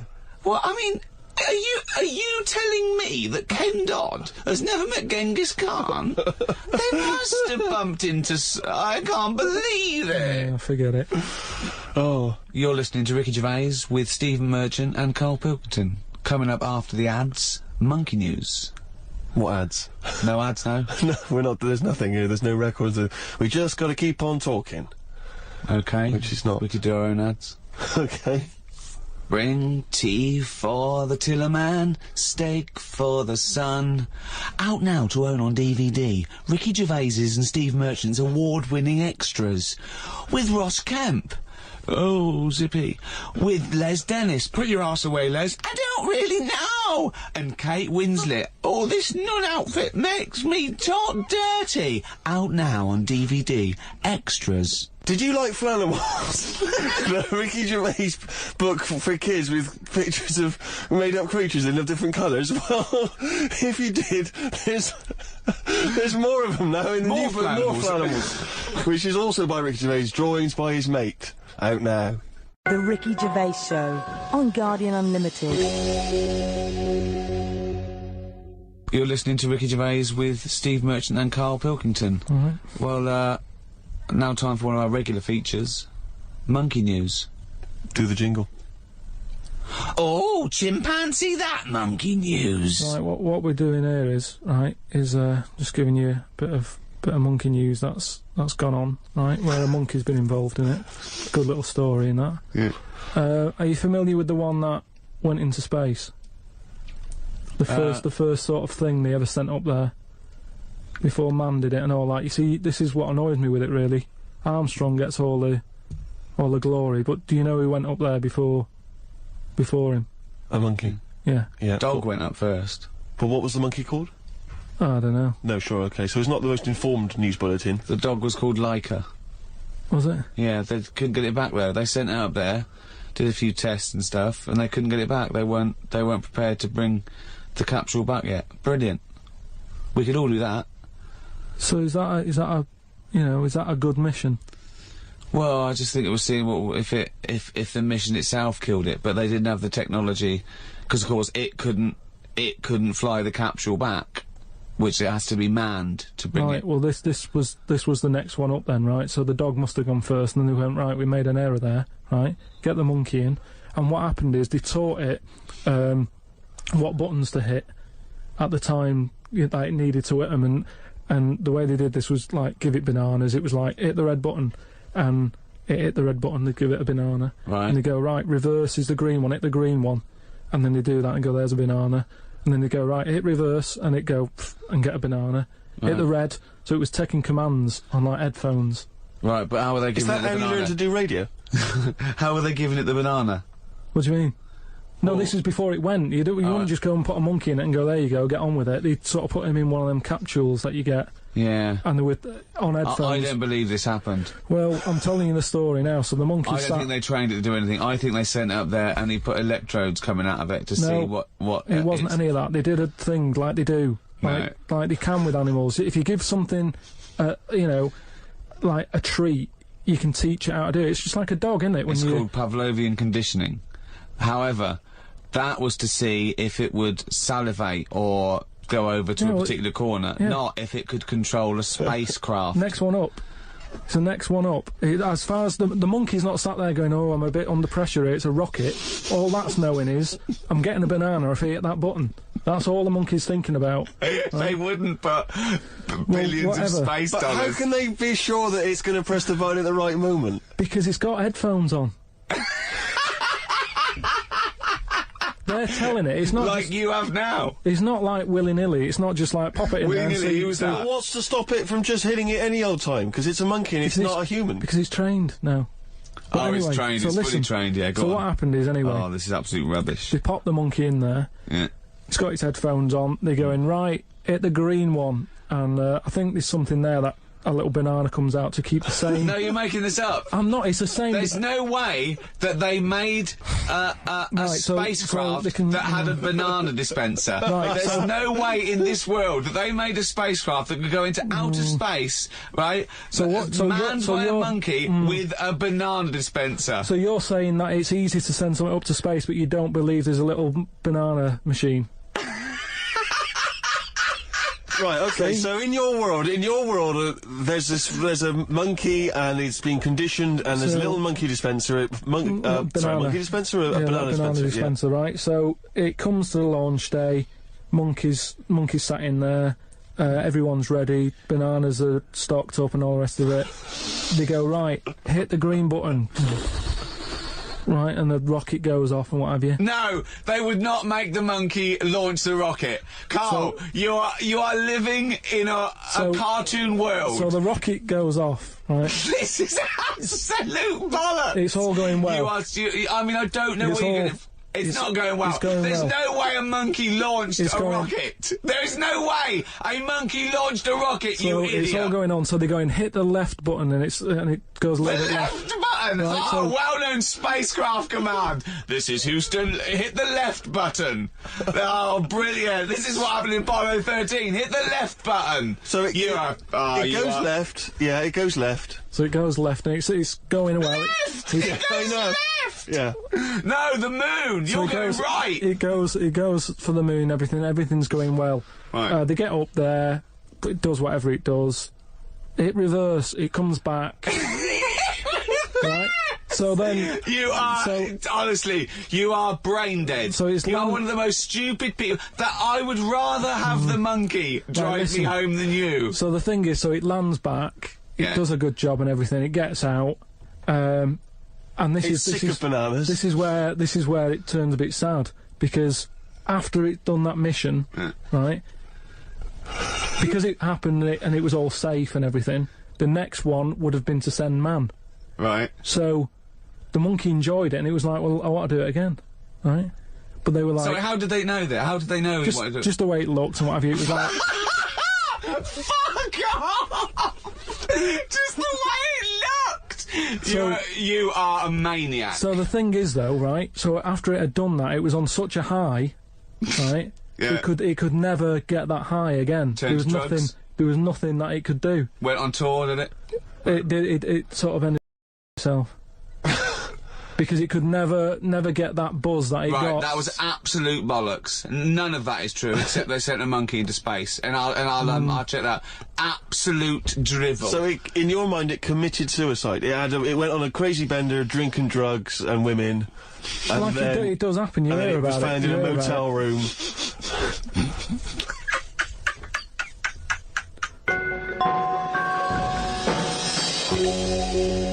Right, do you know, like, you don't believe in, like, scary stuff?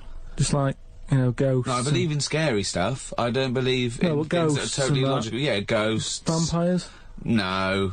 Anything made up by man. Well, there was something in the paper the other day about a vampire. How they found one. They dug something up. It was in the paper? And, it's true then. It's definitely true. But we'll leave that. But we'll leave that because you're just going to do that, so it doesn't matter. No, come on. No, come on, quickly tell us about. No, it's just that they found a body in a coffin with a bit of wood through its heart and a knife in its mouth. But if you don't believe it, then what's the point? Pirate. It was a vampire pirate. But that's definitely proof of a vampire then, and of course, and not some grotesque murder.